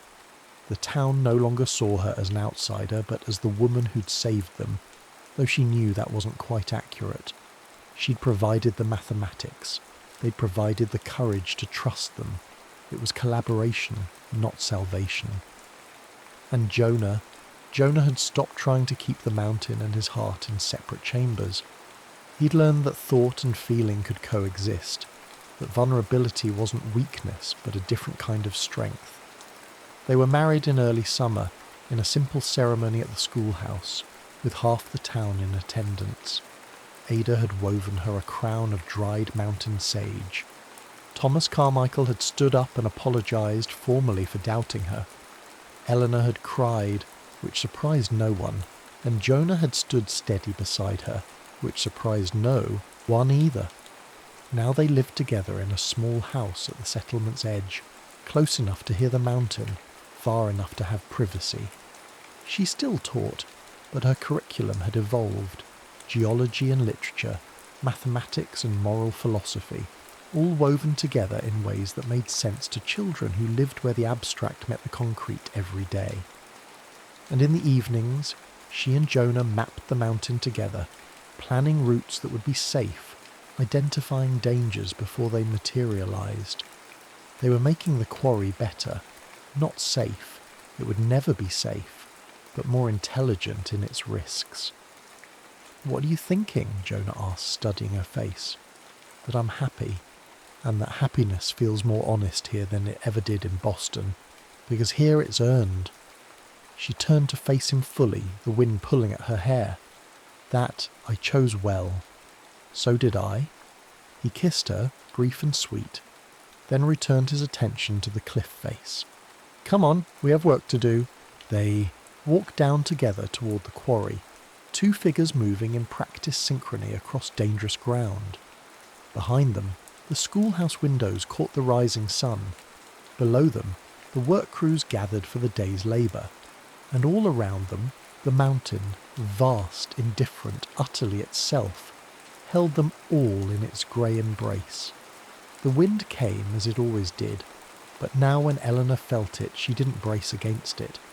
She simply stood firm and let it pass through her, another element in the landscape she had learned to call home. They had been tested. They had chosen each other despite the risks, or perhaps because of them, and that choice, renewed each morning in the wind over Slate Ridge, was its own kind of permanence, not the false safety of avoiding danger, but the true strength of meeting it together, with eyes open and hearts willing. It was enough. It was everything